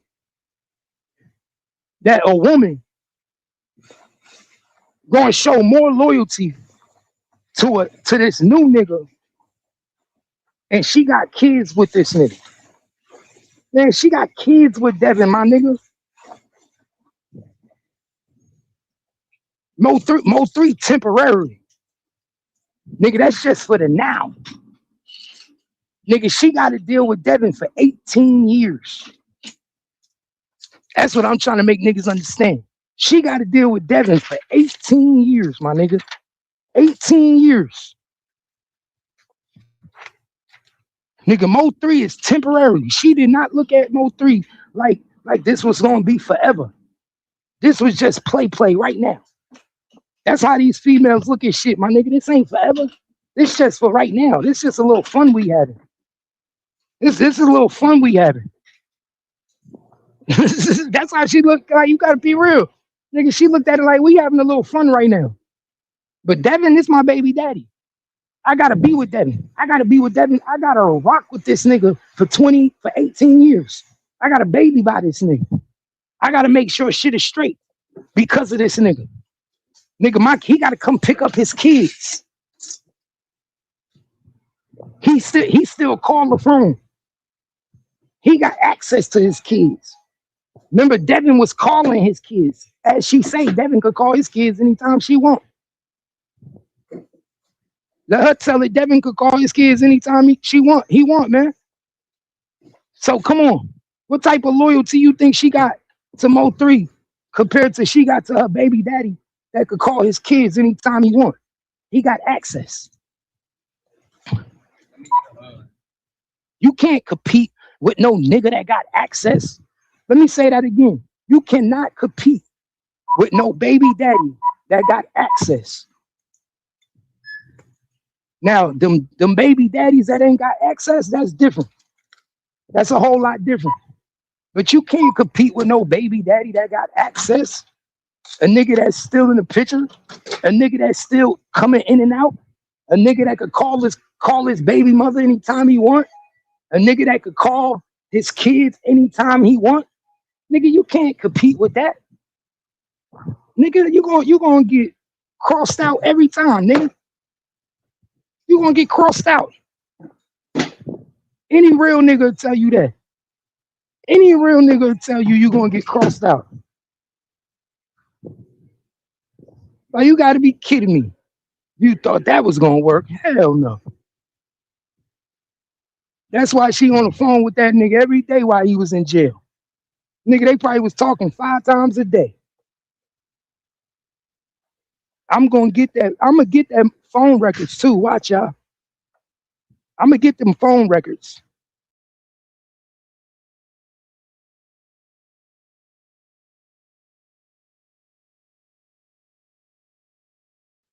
Yeah, I'm gonna get them phone records, y'all.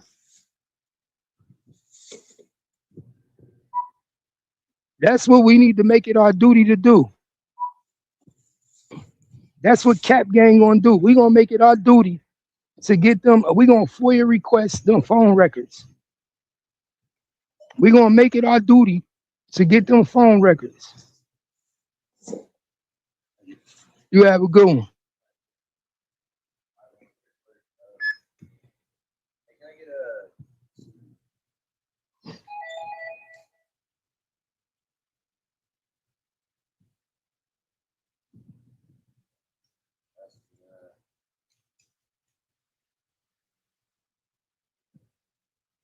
Hold on, y'all. Hold on.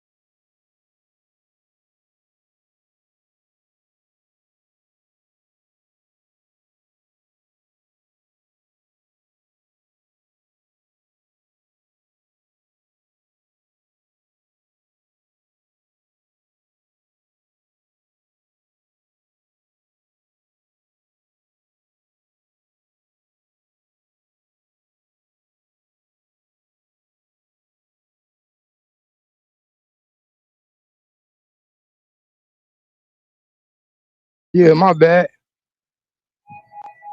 He said, I honestly think he feels some type of way towards her, and I don't think it's positive thoughts.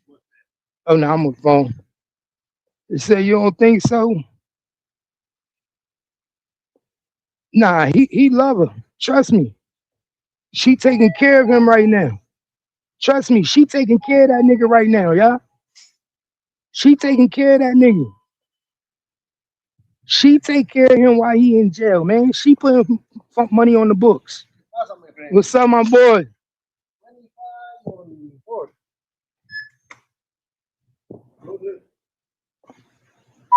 She putting money on them books, y'all. That's what y'all don't know. I'm trying to tell y'all, bro. She the one taking care of that nigga right now.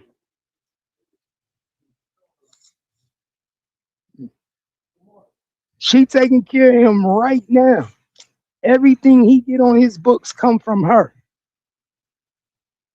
Everything.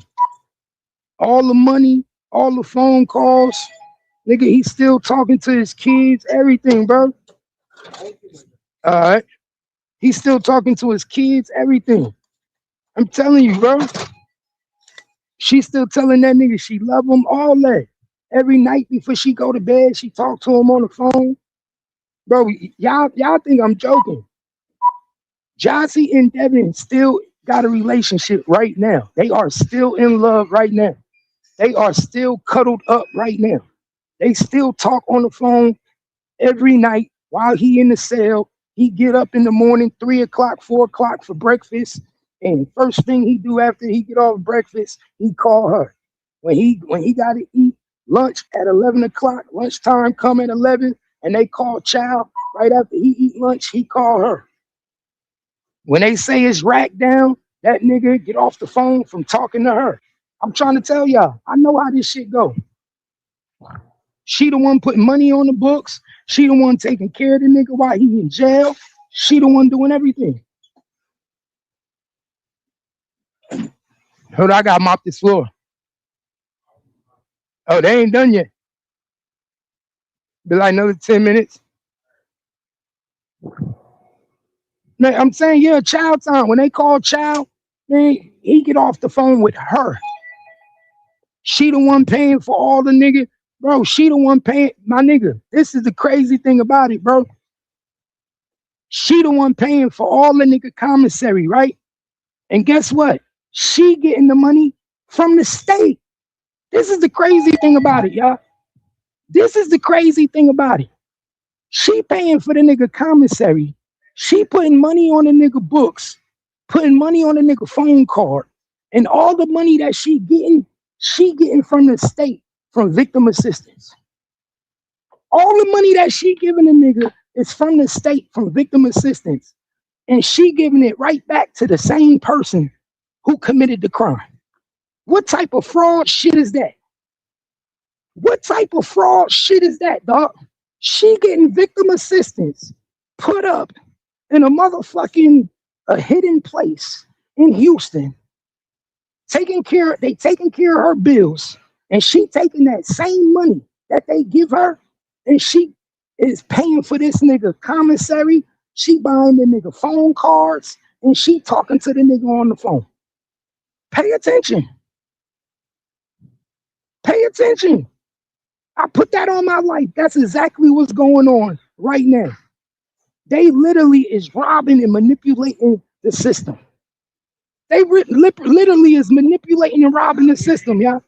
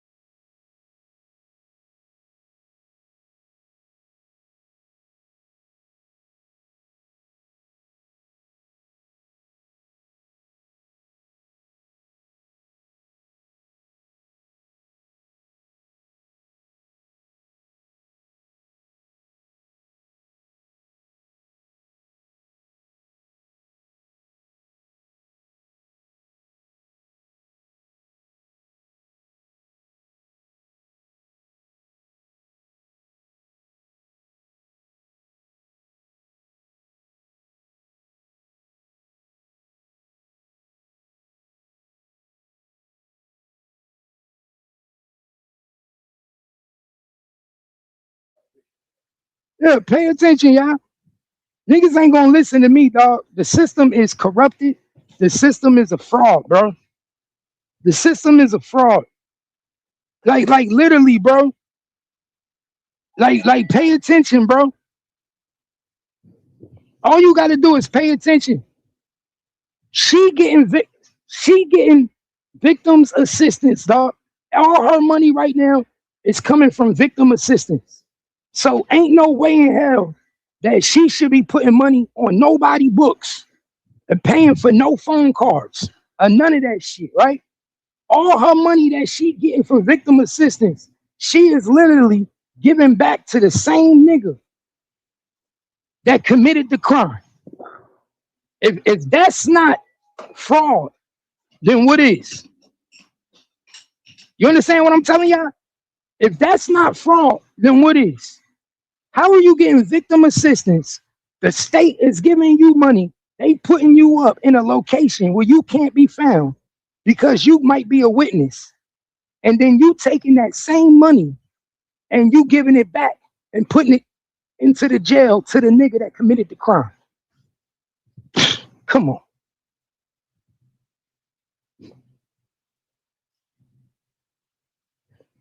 She is, they gonna consider her a victim because because she part of the crime. Because she part of the crime and she's a witness and she's giving up information, she qualified for victims assistance. She, like, I swear to God, she's not a victim. I don't believe she's a victim either. I don't believe she's a victim either. But because her son is involved, because this whole crime happened coming from her house, and because she is a witness where she might testify against her baby daddy, she's considered a victim and she can be protected under victims assistance because they might need to use victim assistance money to protect her, to put her up, to hide her, as if she's saying like she's in witness protection. So if you in witness protection because she's a witness in this case, then they use funds from victims assistance. They use the funds from victim assistance. So all that funds that we put into victims assistance, she's using right now, and she's not even technically a victim.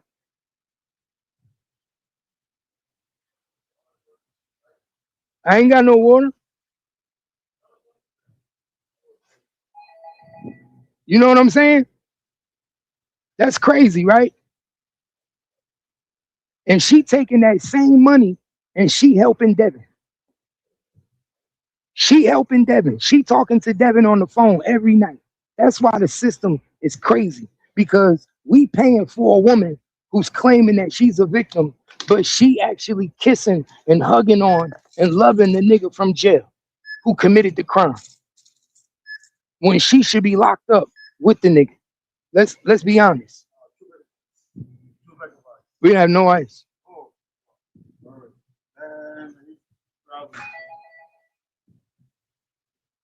Yeah, when she should be locked up right with him. Oh, do it again. Hold up. Oh, I got it.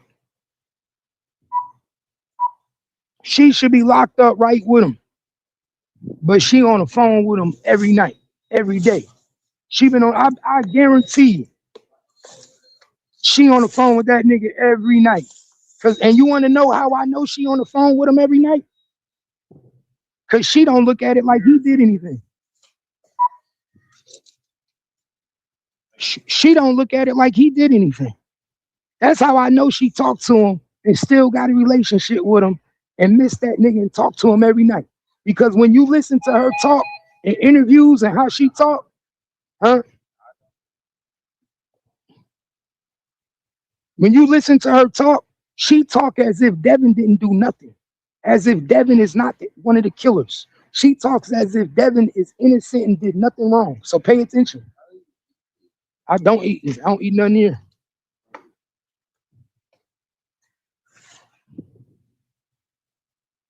She talk like Devin ain't do nothing wrong. And if she talk like that, then that means they still in a relationship. They still building together. They still got love for each other. Pay attention. She feel like Devin saved her life. See, that's what y'all don't know. She feel like Devin saved her life. Hmm? She feel like Devin saved her life.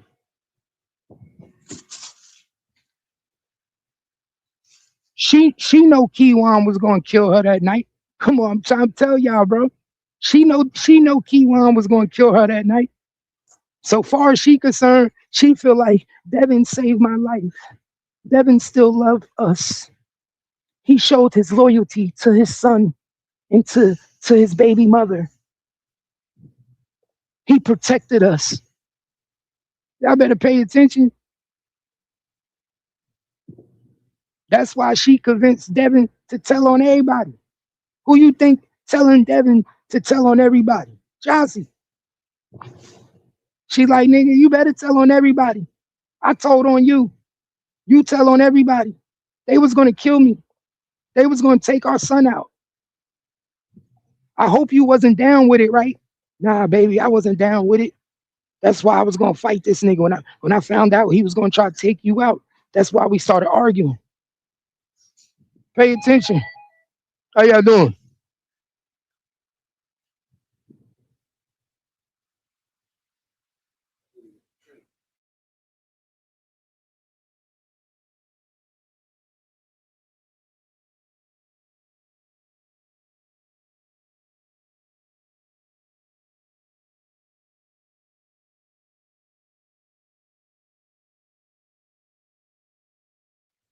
Pay attention. All you gotta do is pay attention, y'all. I'm telling you, I don't tell no lies. I don't tell no lies. I know what the fuck I'm talking about. That's exactly why she is dedicated to this nigga right now. She look at Devin like he saved her life. When all actuality, Devin was the one that put her life in danger. Devin Brown actually put her life in danger. But she looked at it as Devin saved her life because he didn't allow Keywan to go along with his plan. He stopped Keywan for coming up in the house and tearing the whole house down. Y'all better pay attention. Keywan was supposed to Siobhan Randall everybody in that house.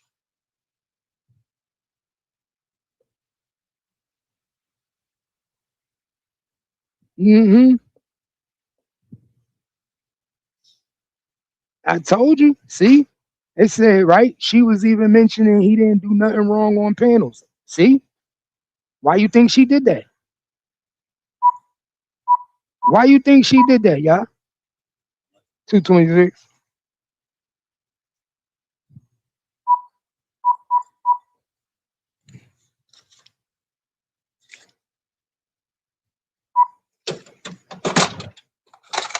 Why y'all think she was doing that? Come on, pay attention. It don't take a rocket science to see why she was doing that. Why you think she was doing that, y'all? Why y'all think she was on the panels acting like he didn't do nothing?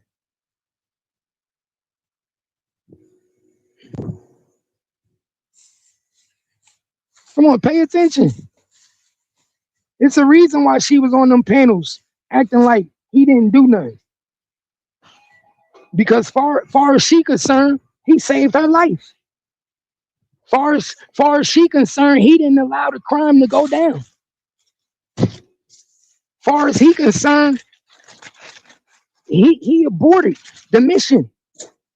And that's another thing. This a lot what a lot of people don't know. Let me put y'all on game. This is another thing a lot of people don't know. See, I know too much. I know shit people don't know, y'all. I know shit people don't know. This is another thing that a lot of people don't know. Let me put y'all on game. Let me put y'all on game that a lot of people don't know. Devin Brown aborted the mission, y'all. Not only did he abort the mission and didn't allow Keywan to go in the crib See, but what a lot of people don't know is I told y'all they was in separate cars. Keywan and Devin was in separate cars. When they started chasing Devin, when they started chasing Mo 3, Devin literally aborted the mission, y'all. He literally went in a whole different direction and left Keywan for dead. That's why Keywan was on the highway by himself. Devin never jumped on the highway. A lot of people don't know that. I'm going to say this again. Devin aborted the mission. Devin aborted the fucking mission. He literally went in a whole different direction. They only have Devin GPS going, but so far, y'all. So far. A lot of people don't know that. See, I know. Devin GPS didn't go the same path all the way towards the highway. He didn't get on the highway and drive the whole highway just like Keywan did. Devin didn't do that. Devin rode through the streets, was chasing him with Keywan, and then once Keywan got Mo 3 to the highway, Devin aborted the mission and went in a whole different direction. A whole fucking direction, y'all. And he started scrambling. Guess what he started doing? He started trying to go get his family.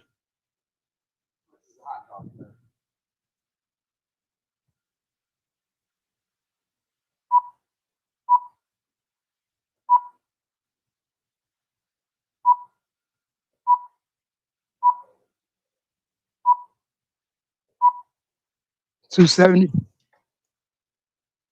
Boss man, you got 30-cent change.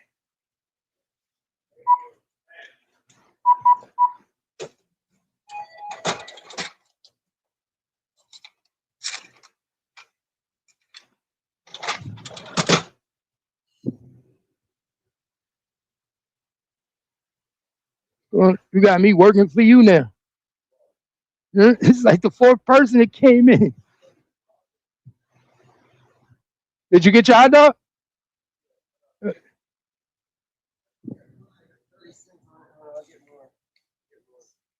More what? What you talking about? This don't get nothing. Hey, we got to start moving around in a minute. It's almost 6 o'clock. What's good? Good morning. Good morning. Nah, but like I said, what did you say? Hold on, let me see. Quick question, all because I'm curious. Why do JB jump on here deflecting and disrespecting people when they not going along with what he say? Man, I don't know. You know, JB always been a clout chaser, man. You know, JB always was a clout chaser, man. JB tried to put himself more into the story than he really is. Everybody know how JB is. You know, JB, you know what I'm saying? Only thing we know that's true about JB. How you doing, love? Only thing we know that's true about JB is that he used to dance with Yellow Beezy Pops. JB used to go to the strip clubs and watch the men dance, man. That's what we know about JB.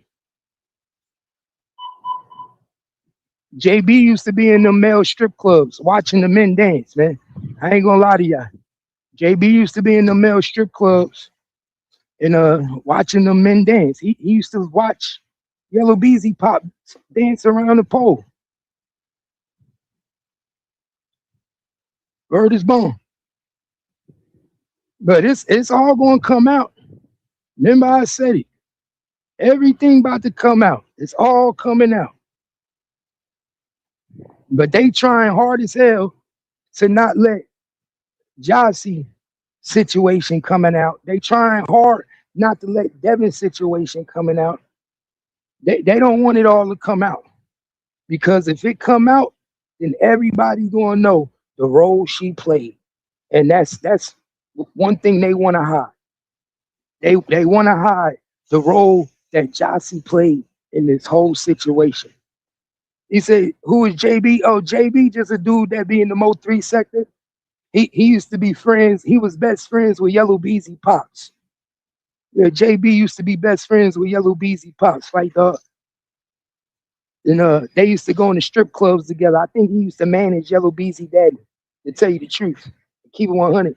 I think JB used to manage Yellow Beezy Pops when he was in the strip club dancing on the pole. When he was shaking his tail feather back in the day, in the early 90s. You know, that's how they used to get down in Dallas.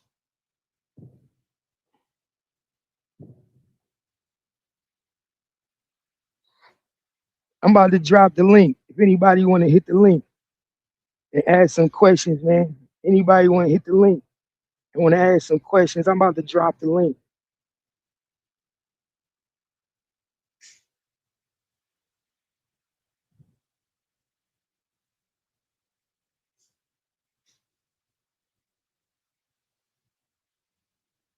They say Fight Dog said, okay, I was a stripper too. Damn, Fight Dog, I didn't know you was a stripper. He said, Yellow Daddy got killed in May, and I started stripping in December. Damn, Fight Dog, I didn't know you used to be out. Did you know Yellow Dad? Yeah, did you know Yellow Beezy Daddy?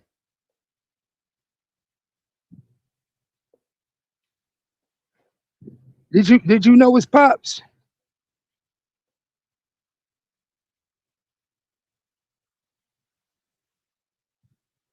That's family. You know, that's family right there. You know, we always got the best minds. That's family right there. Day one. We go way back.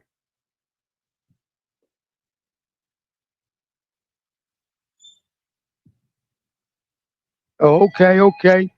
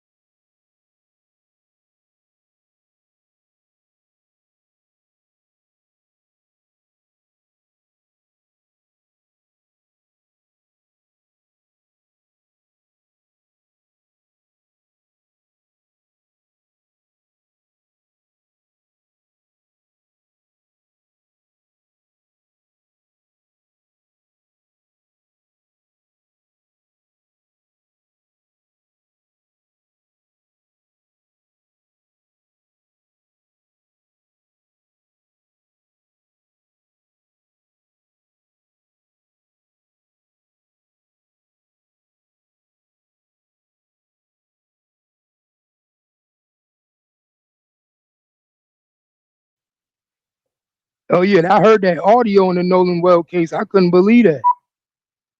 That- I'm trying to see if it's real or not. It should. It ain't come up yet. Still ain't come up.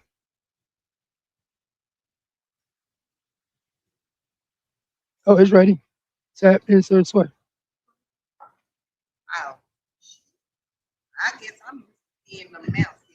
Remember, it's that new thing they put up there. Yeah, I heard that audio. I said, yeah, that's that new shit.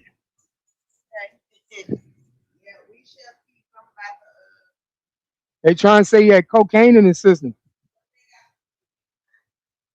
Yeah, yeah, exactly. That ain't got nothing to do with nothing. They all had it. Yeah, true, they all had it, right? If he had it, we know they all had it. What we doing? 1+1 = 2. He wasn't doing it by himself.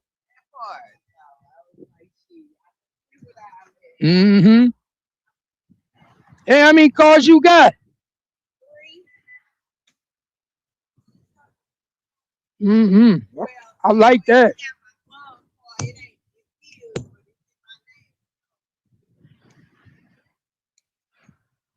You have a good one this morning.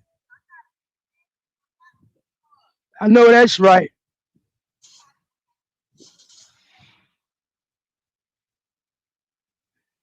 Nah, but yeah, and yo, like I was telling people also earlier today, Gene is a little bit more connected than people think, y'all.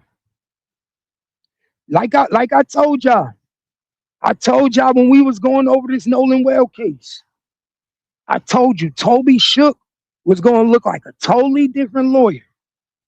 Remember I told y'all that.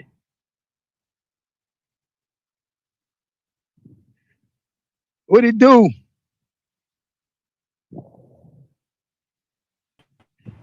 No cap. What What's it up, do? What it man? do? Have a key. What's good in the hood? You can hear me? You can hear me, bro? Yeah, I can hear you. What's good in the hood? Hold on a second. Hold on a second. Give me a second.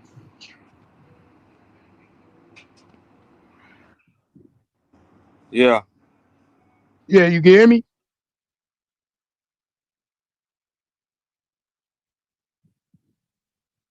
Can you hear me?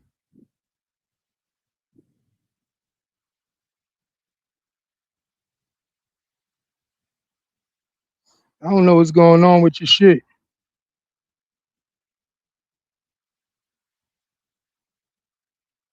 Can't hear you, bro. You might have to hit the link. Come back up. You can't hear. You might have to come back up. I couldn't hear you.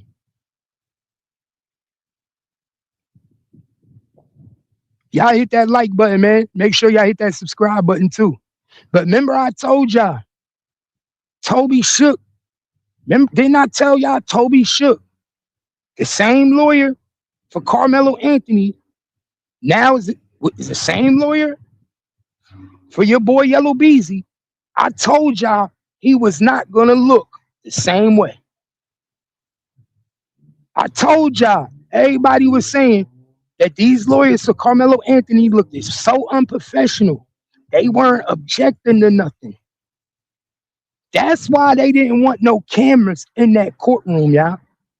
Pay attention. The reason they didn't want no cameras in Carmelo Anthony courtroom was because they didn't want you to see how Toby Shook do one case compared to how he do this case. If Carmelo Anthony case was broadcast to the public, you would see a totally different Toby Shook in public than you see in this case, than you saw in the Carmelo Anthony case.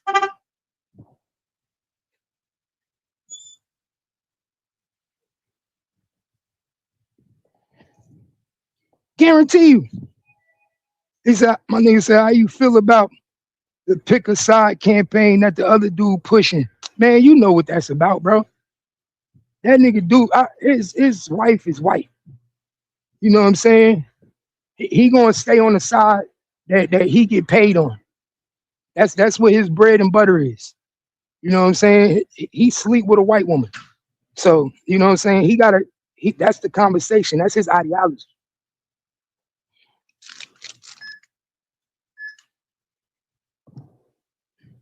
That's his ideology from jump. You know what I'm saying? He already, and nothing against people that sleep with him and do what they do, but I ain't never been with a white woman in my life.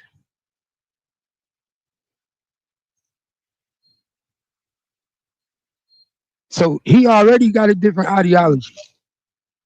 You have a good one. You know what I'm saying? His ideology is already different. You feel me, gang? It's already different.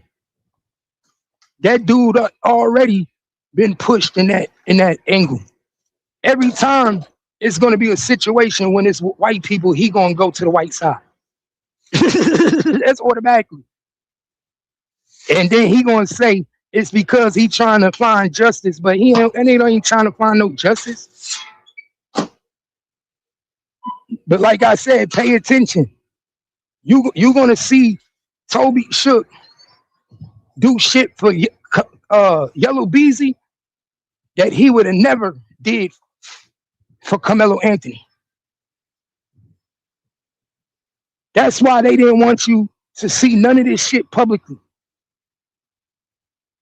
None of this shit was supposed to be seen publicly. Because at the end of the day, I told people from jump, if Toby Shook was in that courtroom in Collin County defending Carmelo Anthony the way that they say he was, let me say this again. If Toby Shook was in that courtroom defending Carmelo Anthony the way that they say he was, then I tell you firsthand that there was an inside deal put together to fuck him over for Yellow Beezy. Automatically. Because everybody and their mama know Toby Shook ain't no rookie at this shit. Everybody and their mama know Toby Shook is one of the top lawyers in Dallas County. You understand me? So ain't no way you telling me that a nigga is in the courtroom allowing the shit to go on that they saying was allowed in Carmelo Anthony case. Because you know, it's people in there that say they allowed shit that should have never went down. Come on, first of all, look how Toby Shook is fighting for Yellow Beezy in preliminaries. Look at the motions that Toby Shook is fighting for Yellow Beezy and the motions that he's putting out to get shit excluded and all types of shit. Where was the motions in Carmelo Anthony trial? Pay attention. That's why I say, my nigga, this shit was a railroad set up for one so another nigga could get off. And Jean is the one with all the power. I keep telling people, this case should have been changed to a different venue. Ain't no way in hell that Miss Nicole didn't fight to have this change put in a different venue. I would have never wanted this case trial in Dallas County. That's where I think Mo3 family fucking up. Remember I said it in the beginning. Miss Noble is fucking up by not fighting to get this case moved out of Dallas County. Yellow Beezy is a predominant figure in Dallas County. His grandmother, Alma Jean, worked for Dallas County courthouse. She has ties to the courtroom. How are you going to get a fair trial in a county where the grandson is on trial for murder for hire and the grandmother worked in the courthouse for fucking 30 years? Make that make sense. The grandma worked in the courthouse for 30 years, retired the head district clerk, and you telling me my son is going to get a fair trial? You telling me my son is going to get a fair trial? And Alma Jean worked for the courthouse for 30 years? She retired head district clerk? You telling me my son going to get a fair trial? I don't believe it. What it do, family? You feel me? I don't believe it. I don't believe my son would get a fair trial. That's what I would be screaming. I would be screaming that to the newspaper. I'd be screaming that to the courthouse. I would be screaming that to the lawyers. I would be telling everybody I want to change a venue. So that's the only thing I don't agree with Miss Nicole by not getting a change of venue. She should have took this shit out of Dallas County. Dallas County is not where you want this case to be tried. Not after what we know. Not after what we saw and how Alma Jean was able to get that bond reducted. Oh, appreciate you. Not the way she did that. Ain't no way. Come on, man. Y'all saw that? Alma Jean got on that stand and got that bail reducted too easy.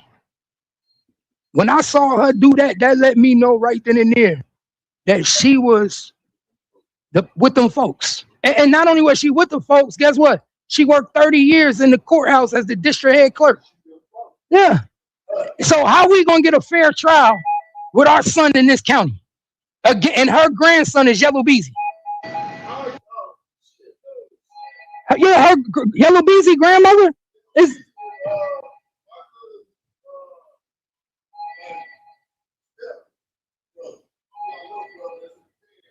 He got a little brother that's in the pen, named Brandon. Oh, Brandon. Oh, you better be careful. He might try to snitch on him to get out. Yellow Beezy might try to snitch on his brother Brandon. How he go to jail? Murder? Yeah, was it for Yellow Beezy? What? He probably sent him to do that hit. That's what he about to go to jail for. Yeah. Damn. So bro, y'all see this? I just found out some more information. Just now, y'all. Yellow Beezy little brother is in jail for murder. So Yellow Beezy little brother name is Brandon, and he's in jail for murder, y'all. You see that shit, y'all? I just found out some more information. So Yellow Beezy little brother is in jail for murder. Was he doing drills for Yellow Beezy?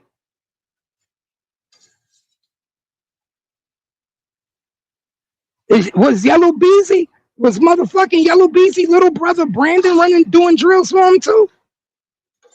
Let me find out. Ain't this some shit? I gotta get that paperwork. I'm gonna get that paperwork and run that paperwork. Yeah, Yellow Beezy little brother is in jail for murder. Now I gotta get that paperwork because I need to know who he unalived. Exactly, Sin. Who did Yellow Beezy little brother unalive? Did he kill somebody in this Mo 3 saga? Did he go down for some shit pertaining to this Mo 3 shit? Did he snitch on somebody while he was in jail? Did he give up information? You see what I'm saying? Because all this shit is like a domino effect.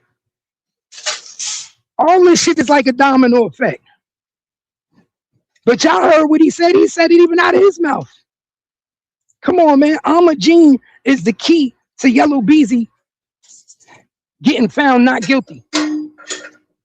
Remember I said it, y'all. All these motions that's being granted, all these stuff that's being denied, all that is the power of Gene. How you doing? All that is the power of Gene. Yellow Beezy grandmother. The one that was able to get on that stand and get the bond reduced with no problem.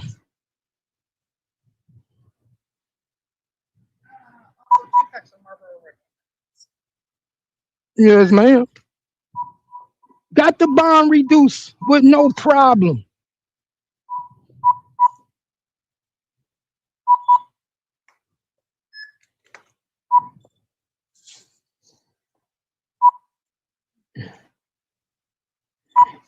And like I told y'all before, if y'all think Gene and Judge Chica ain't good friends, you're welcome. Y'all crazy. If y'all think Gene and Judge Chica ain't good friends, y'all crazy. They know each other very well. Ain't no way that Judge Chica is a Dallas County judge and Gene was a head district clerk for the same county, and they don't know each other. They worked along with each other for years. You understand? They worked along with each other for years. Do you know how many favors these prosecutors owe Yellow Beezy grandmother? Do you know all the shit that she know and all the shit that she participated in? How you doing, love? You know me, I can't complain, trying to get it. Every day I'm hustling. You know me. Every day I'm hustling. Every day I'm hustling. You on your way to work? Barefooted. All right. You have a good one. You understand that? Do you know how many favors is owed to that woman, y'all? I don't think people understand that. Man, that woman is owed so many favors. And you know how many people she helped out in that courtroom? Man, they gave that woman a retirement party, dog. You understand what I'm telling you? They gave Alma Jean a retirement party. That woman is connected. We all know she's an Eastern star. And like I've been telling y'all, I believe she the reason why these niggas been getting away with so much shit for so long. Let's keep it real.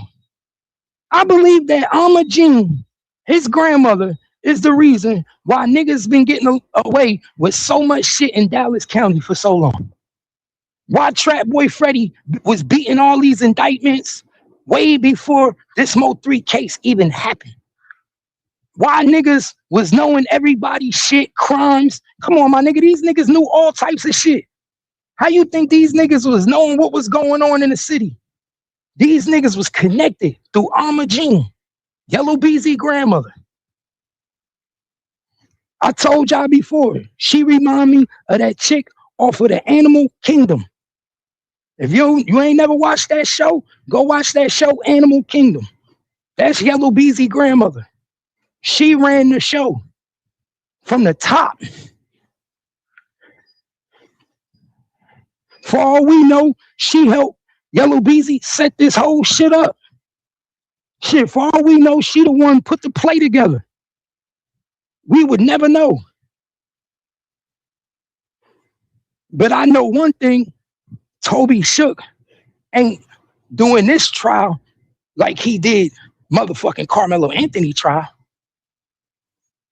He ain't sitting back and just playing dumb in this case. That's why I be telling niggas, you could tell when a motherfucker trying to sell you up the road. You could tell when a nigga really trying to play you. A nigga that's ever been locked up before, ever got arrested, you know what I'm talking about.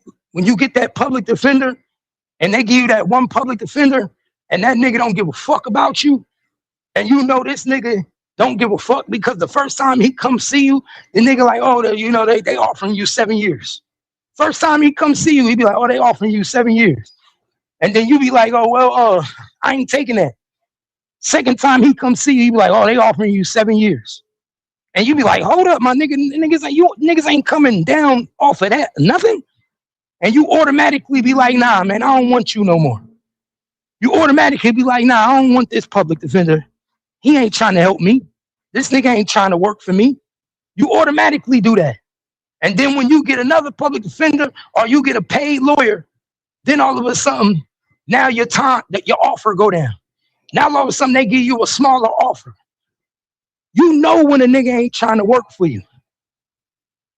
And that's what Toby Shook was doing. Like I told people all the time, these niggas make inside deals. These niggas wash each other hand. Yo, give me this nigga. I'll give you that nigga. Well, you got such and such on the docket. Oh yeah, I got him on the docket next month. Okay, well, look, if you make a deal with me on his case, I'll butter your case up with Jeffrey. I seen it too many times, y'all. Ask these lawyers, they'll tell you it happens all the time. A nigga would be like, yo, I got Steven on docket. He got a drug case coming up. I need you to help me with. Hey, well, you know what? You got John on the docket. I want John. I've been trying to get John. Well, you know what? I'll give you John. Shit, I don't like John anyway. Shit, I ain't gonna fight hard for John. What you want John to plead the probation? I'll get John to plead the probation. Nah, I want 2 years state time out of John. Give me 2 years state time out of John. Okay, well, I'll tell John that he got to do 2 years state time. The whole time these niggas making deals, my nigga, that's what they do. Make deals. Make deals. Give up one nigga for another nigga. The same way niggas do when they snitching on a nigga is the same way the lawyers do when they working cases. They don't want to go to trial for every case. Some shit they just want to plead out, get that shit over with. And if you got some duck cases that they could plea out for real quick and make their job easier, then guess what? I'm going to plea these cases out. And after I plea these cases out, whichever one I really want, you're going to give me. I need this big one. I need this one to be found guilty for murder. Guess what? Y'all want Carmelo Anthony? I need y'all to help me get Yellow Beezy free. If I help y'all get Carmelo Anthony on a silver spoon, because that's what Toby Shook did. I told y'all. Go look at my videos. I made a video and told y'all in the beginning of Carmelo Anthony trial, Toby Shook is making a deal to give up Carmelo Anthony for your boy Yellow Beezy. I told everybody. Everybody didn't even know that Toby Shook was representing Yellow Beezy. People was in my comments talking about who? They got the same lawyer? Nobody even knew they had the same lawyer. I kept telling everybody they got the same lawyer. I kept telling everybody they got the same lawyer. I kept telling everybody. When everybody said that Carmelo Anthony lawyers wasn't shit and Carmelo Anthony's lawyers didn't give a fuck about him, I said they did that shit on purpose. They traded Carmelo Anthony in for Yellow Beezy. I told everybody that.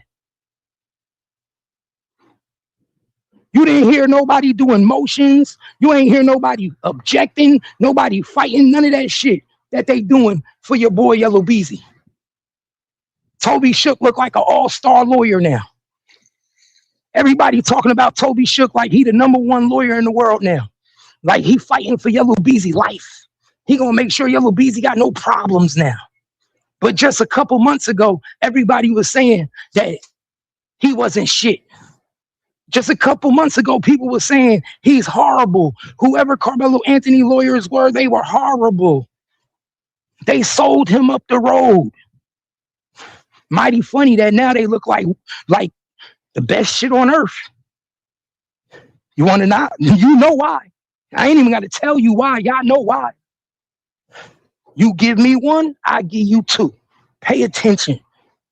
All I want y'all to do is pay attention sometime. This should be right in your face. Come on, Yellow Beezy knew what the fuck was going on.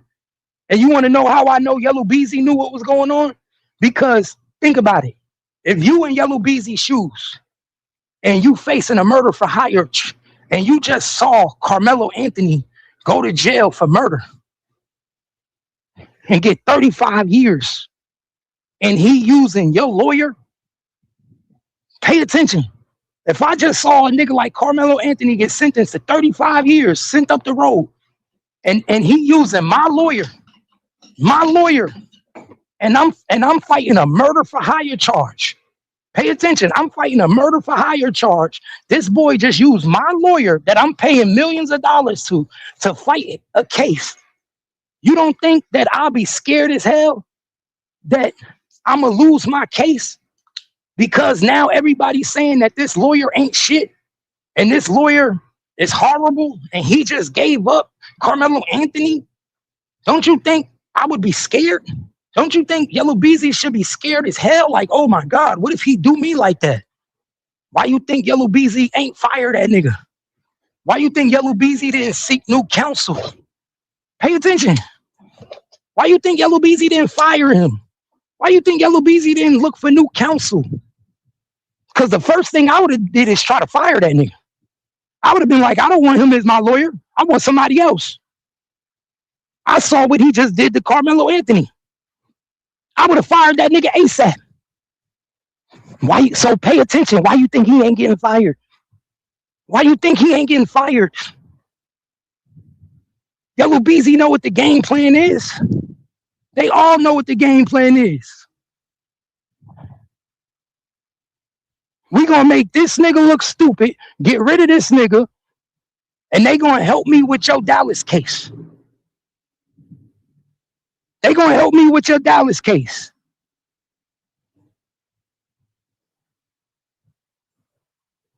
That's all he did. So now this nigga ain't got no worries. He's sitting back like, yeah, come on, man. Yellow Beezy knew that Carmelo Anthony was getting sold out.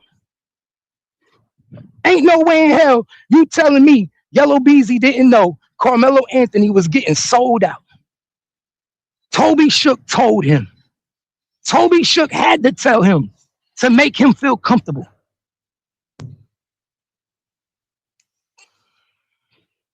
You understand what I'm telling you?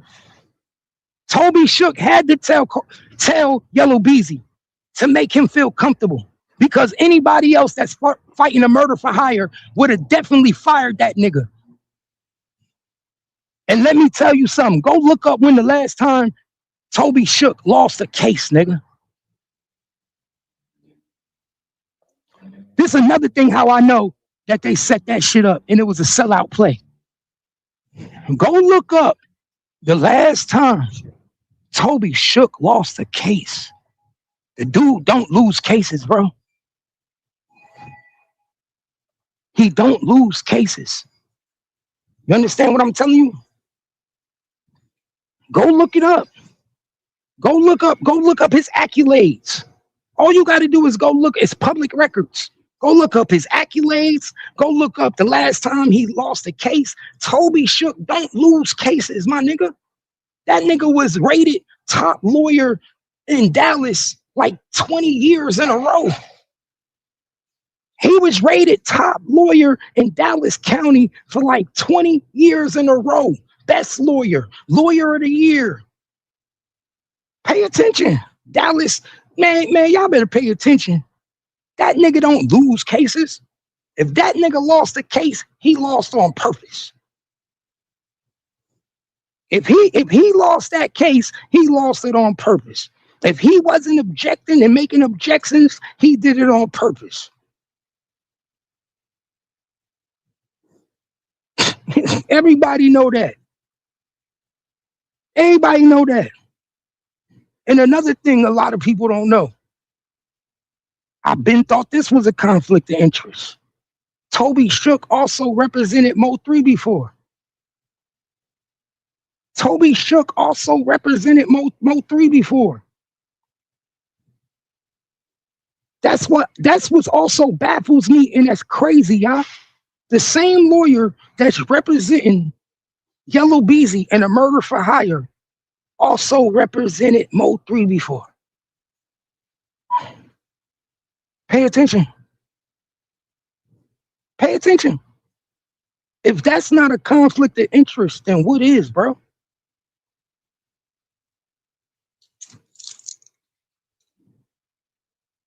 Yeah.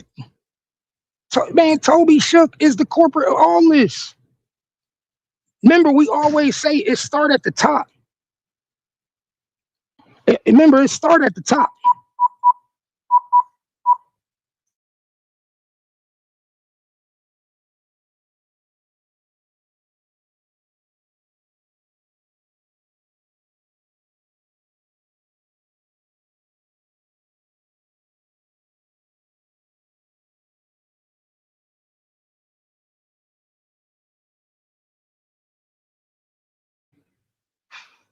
Yeah, pay attention, y'all. It start at the top.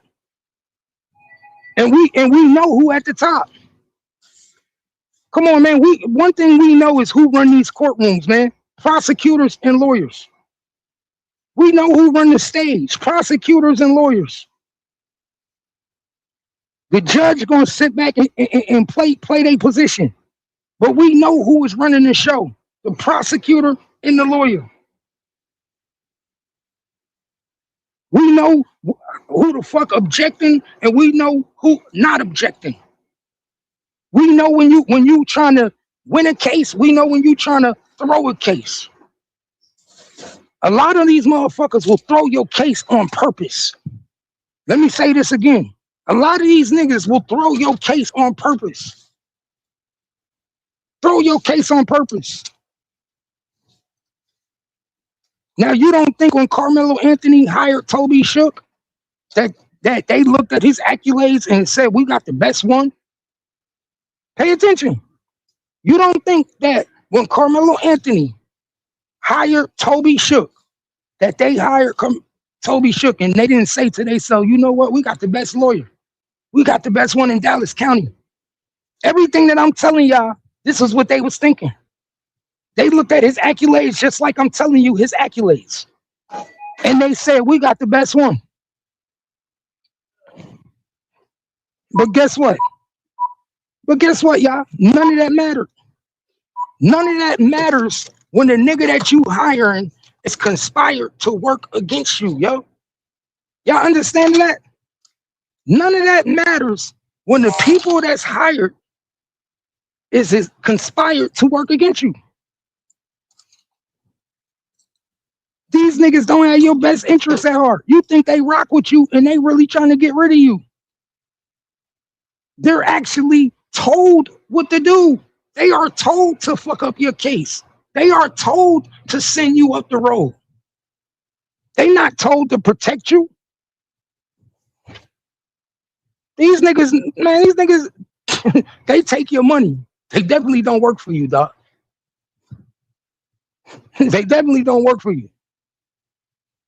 They work for the justice system. They work for the justice system, my nigga.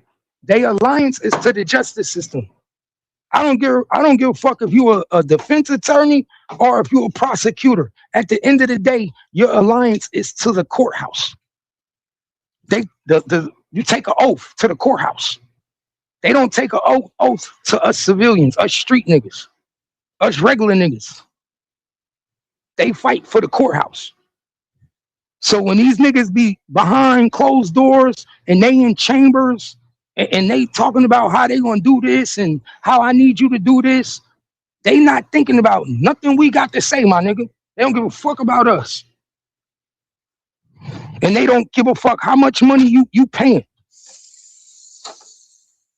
Sometimes some of that money that you paying is going to the district attorney. Let me say that again. Sometimes some of that money that you was paying your lawyer is going to the district attorney, my nigga. Some people don't even know that.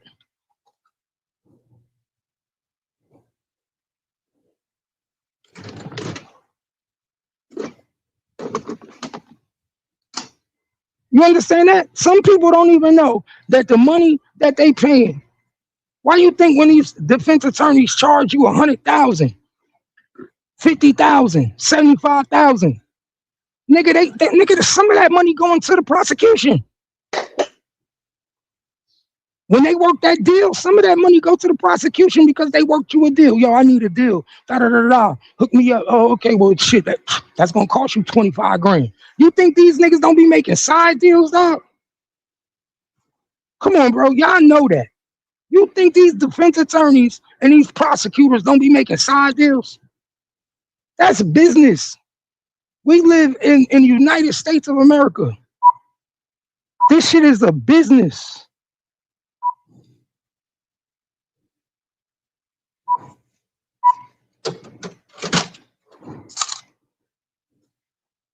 It's a business. That's what these niggas don't tell me. You know what I'm saying? It's a business. The system is a business. When they put you on probation, it's a business. When you pay for your defense lawyer, it's a business. When they make you pay, when you got to pay your fines, when you pay restitution, you pay court fees, it's part of the business. And sometimes part of the business is also getting as much money from your client as possible, running that nigga dry. That's the number one rule to the business. Is we gonna get this nigga for as much money as possible. So when we run his bond is gonna be high. When he pay for his he gonna have to pay a large lawyer fee. And then when the prosecution tell them what they deals is looking like, guess what end up happening? Your lawyer come back to you and he gonna say, I can help you. I think I could get a good deal for you. But guess what? It's gonna cost us another 20,000. It's gonna cost us another 20,000. Come on, my nigga. How you think felonies get sent to misdemeanors? Nigga, how you think felonies get brought down to misdemeanors? Not because these niggas like you, because you paying money. You paying to get that shit brought to a misdemeanor. You paying for probation. So all these niggas is paying to play. The justice system is a pay to play game. So when you see lawyers not defending you the way they supposed to be defending you, somebody got fucking paid. So basically what I'm saying is, my net right now to y'all is, Toby Shook been put the plug in. Toby Shook been made underlying deals. You understand? Just like we found out that niggas was making deals behind our back. Come on, we didn't know that they was making deals in the fucking what's the name case? Who knew that? Tell the truth. Who knew that there was underlying deals, side deals in the Carmelo Anthony case? Nobody knew. It wasn't until after this nigga got sentenced to 35 years that we found out that the lawyers and the prosecution had deals going on that nobody knew about. Pay attention. Nobody knew about it. Why would you have deals going on that the public don't know about? So if they doing it right in your face, what do you think they do behind your back? Come on, man. Pay attention. For all we know, Alma Jean gave up her retirement money. For all we know, Alma Jean gave up all her retirement money right now.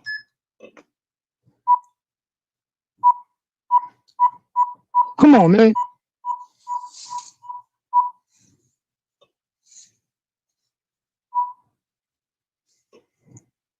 And a pack of L&M, Miss Ella. Trying to tell you. Trying to tell you. Mm-hmm. Mm-mm. Hold on. Say $11. You know what? 10 cigarettes off. I can. Oh, 20. Okay. Give me 2050. Thank you, baby. You know, you have a good one. Yeah, so pay attention. And let me tell you something. The same way niggas came to Boozy and he bought that probation. Come on, so pay attention, man. The same way little Boozy paid to get probation is the same shit I'm talking to y'all about right now, bro. Niggas paid to play. Niggas paid to play, bro. Look how Boozy paid $600,000 for probation, dog. He was in felon in possession of a firearm. Boozy was supposed to go to prison.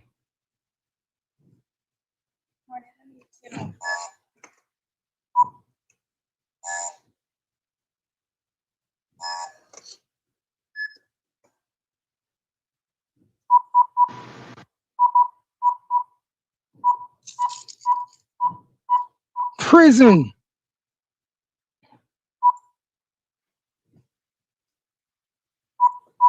He paid to play.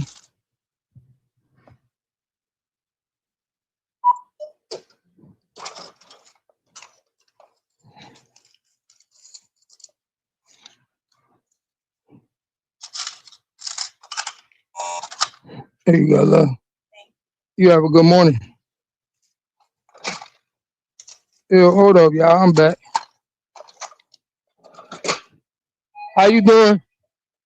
That's all I'm saying, man. Pay attention, dog. Boozy did the same shit, dog. Boozy did the same shit. They talking about, oh, he got robbed. No, he didn't. He got exactly what he paid for, dog. He ain't get robbed. How you get robbed and you was facing to 5 to 8 years in the feds for possession of a firearm as a felon. How you get robbed? Pay attention. How you get robbed? If you facing 5 to 8 years and you got probation, you wasn't even supposed to get probation.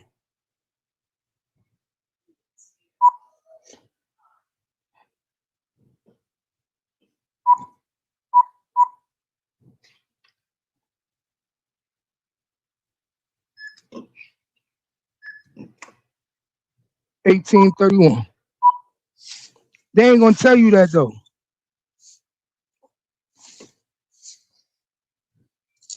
You can't go against the system. You can only buy the system.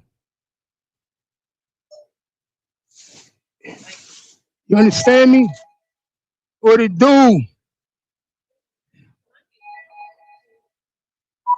You can't go against the system. You can only buy the system, y'all. You can only buy it. You can't go against the system. You lose every time. You could buy the system though. Suge Knight did it. And Lil Boozy did it.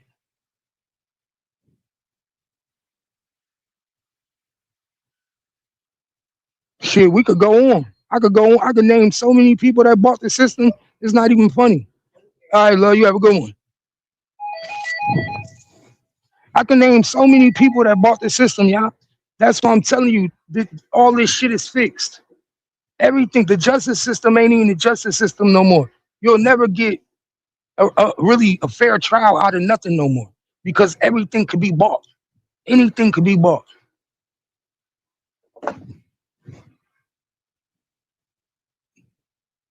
And you can know the motherfucker guilty. We knew Goldman Hernandez was guilty. Cornelius Johnson got on the stand and told the judge and the jury, Goldman told us to do it. And he still got found not guilty because of the power of Yo Gotti and Yo Gotti's money. Pay attention. Literally, Goldman Hernandez got found not guilty because of the power of Yo Gotti's money. And they was able to get to somebody in the jury. Everybody and their mama know that somebody in that jury got paid off. Everybody and their mama know that. Everybody and their mama know Goldman Hernandez was guilty for was part of the killing a young Dolph. They met at his house. Big Juke was at his house. Everybody know that. And he still got found not guilty. Why? Because the system can be bought. It's sad, man. Shit's sad. But it's the truth. It's the truth.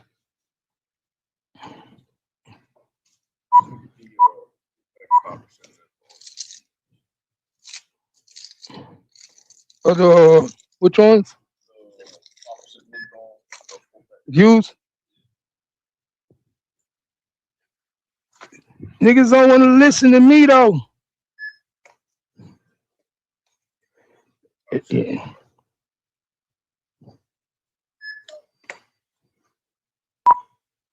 They don't want to listen to me. How you doing?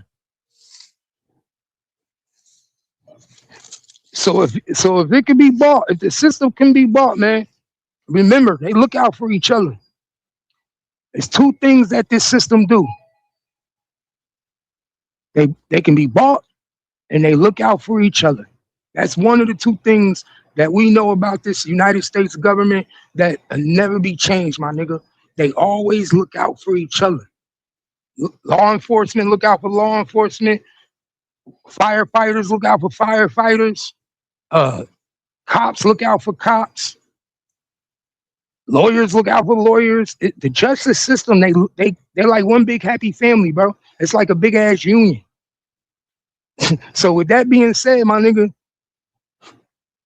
your boy Yellow Beezy got a big trump card, being that his grandmother worked for Dallas County for 30 years. He got a big trump card that she know people inside certain rooms and certain doors that we would never be invited in. She on the phone with certain people that we would never be able to talk to. She got access to people that we don't even know. She know them defense lawyers. She know that judge. She know the prosecutor. She know the court clerk that's filling out the paperwork. She know everybody in that motherfucker. So how do we expect to get a fair trial for Mo 3 with Yellow BZ grandmother controlling the courtroom? Because that's who I feel is going to be controlling the courtroom.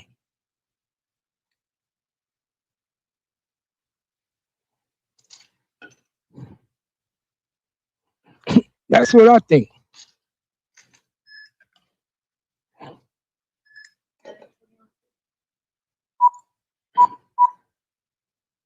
The same way y'all tried to get on Mr. Metcalf, same way. And y'all tried to say he was controlling the courtroom. That's the same thing Yellow BZ grandmother gonna be doing. Remember I said it, y'all. It's the same thing Yellow BZ grandmother's gonna be doing. The same way y'all tried to say Austin Metcalf was controlling the courtroom and calling out shots and nodding her head and doing this and doing that. It's the same thing Alma Jean is gonna be doing in that courtroom. Pay attention. I swear to God. It don't take a scientist to see this shit, y'all. It don't take a scientist to see that. Who's in control? And who got the pool? Who got the clout? Come on, man. It's always been a conflict of interest. It's always been a conflict of interest. It's been a conflict of interest, and it's been a bad decision to keep it in Dallas County. We talking about change of venue should have been done automatically.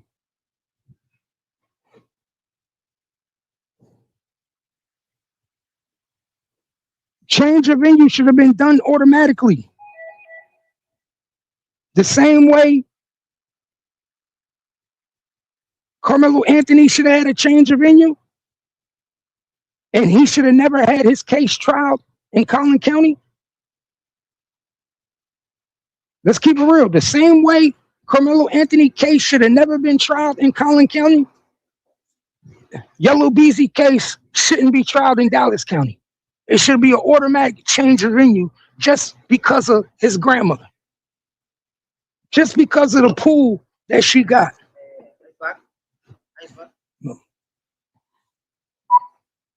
Just because of the pool that Alma Jean has. Because I really think people are not that they're not paying attention to his grandmother, but I think people are underestimating the power that she had. I think people are underestimating the power of a woman that worked in Dallas County for 30 years. A woman that had a retirement party. They gave this woman a retirement party, y'all. A retirement party. Come on, man. This woman had a retirement party.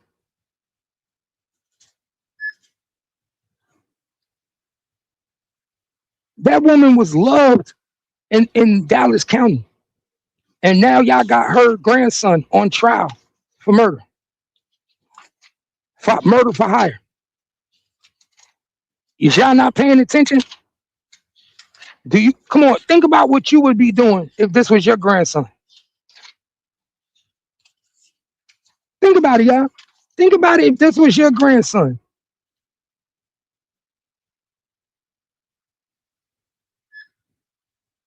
And you worked in Dallas County.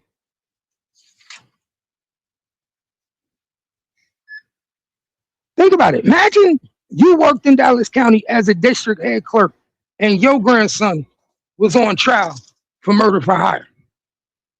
You telling me you wouldn't be pulling all your connects?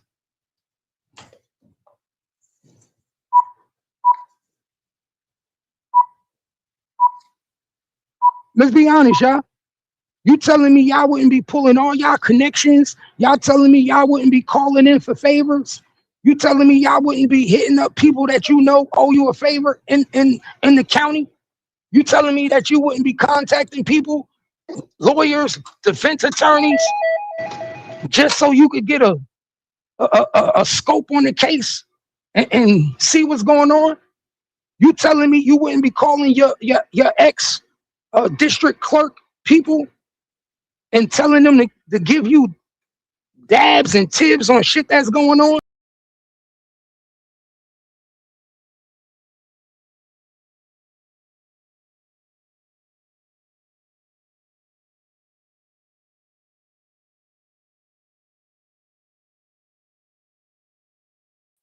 Yeah, my bad. My bad. You think that you wouldn't be calling your people and getting on the phone like, yo, I need you to do me a favor? You think they wouldn't be telling these people like, yo, my nigga, I need you to look out for me? My son on trial for murder for hire? Come on. And you're gonna have people that call you, and that's gonna show their concern to you and gonna tell you, oh, I'm sorry, what's going on with your grandson? How you doing?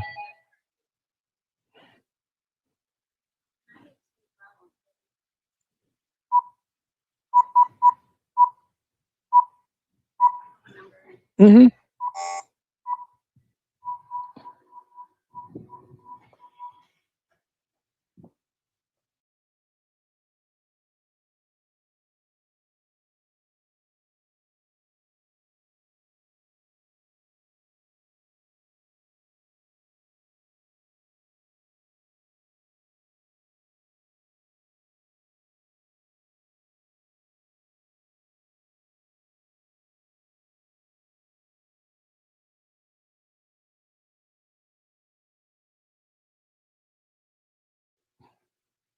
Good morning, good morning. So pay attention. He said, funny you mentioned a union at work now as a driver, and I just told another driver with another company to get ununionized. That's a huge conflict of interest. Wow, family on point for real. He said, okay, I'm digging okay knowledge, but two different cases, but I'm trying to follow you. Oh, it is two different cases. It's two different cases, but it's all in the same county. Two different cases, all being worked. Two different counties, but it's all being worked by the same lawyer.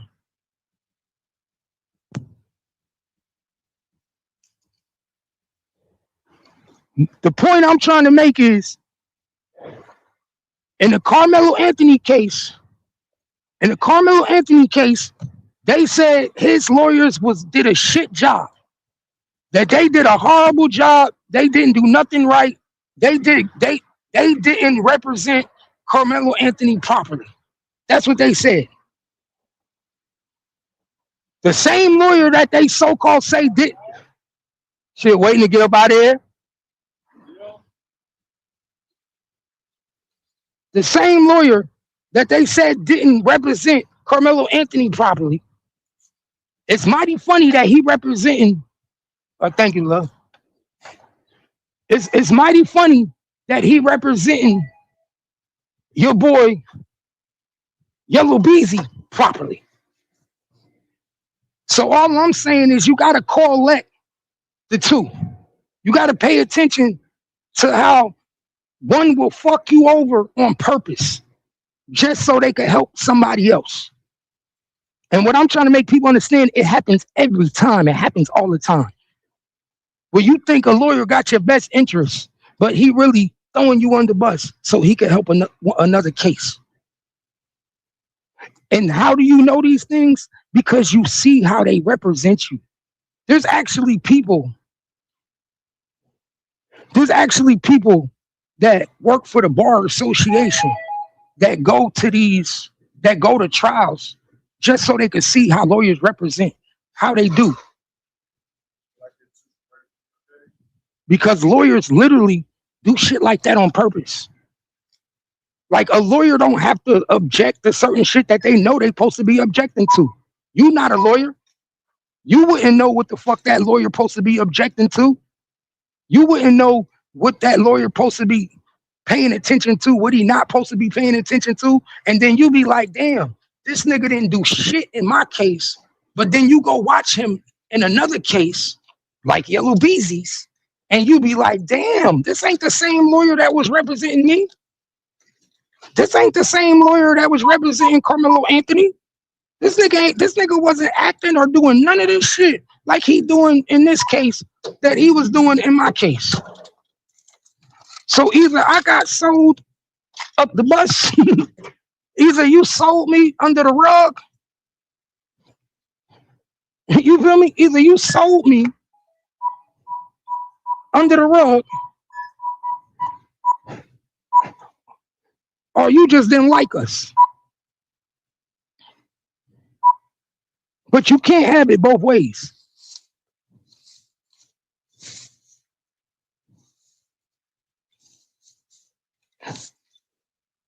Ooh, shit. It didn't come out, did it? I'll clean it up. I got it.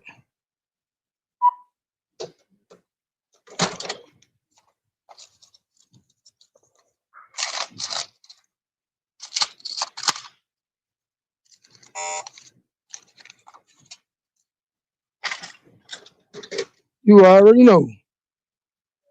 You have a good day today, too. It's a fact, it's not that hard to see what's going on. Yeah, pay attention. It's easy. You would literally go to a courthouse and you could see a nigga defend somebody, and you see how he defended one person, and then you be like, oh, I want to hire him as my lawyer. You do know that's how most lawyers get hired. Most lawyers get hired because somebody be in court and they see another person like getting defended, and you be like, ooh, I like the way he just handled that. Ooh, that nigga on point. Ooh, and then when the lawyer leaving the courtroom, you be like, oh, do you got a card? Nigga, that's how I hired my first lawyer.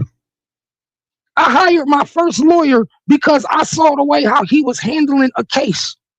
And when I saw how he was handling that case, I said, oh shit, I need that nigga. I like the way he handled. I like the way he talked, the way he handled his cases, the way he on point. He objecting, the way that he attentive to his shit. He know his shit. So when you see a lawyer that you know they shit, and you know they one of the top lawyers in the county, in the city, in the district, in the state, and they not giving you 100% defense, nigga, and you know all of this ain't the way that they supposed to be defending you because you seen them work before, or you know the work that they done, nigga, it's a reason why they doing that. Nigga, they sold you. You got sold. And all I'm telling y'all is to pay attention. Carmelo Anthony definitely got sold for Yellow Beezy. Toby Shook definitely is not defending Yellow Beezy the same way he defended Carmelo Anthony. Ray Charles could tell you that. You understand me? Ray Charles will tell you that. But y'all make sure y'all hit that subscribe button, man. Subscribe to the page. We about to get up out of here. We be back when I get home, though. We be back. We'll be live in another hour or two. Give me like an hour. And we'll be live again, man. Y'all hit that subscribe button. Share the live. I appreciate everybody for rocking with me. You already know what it is.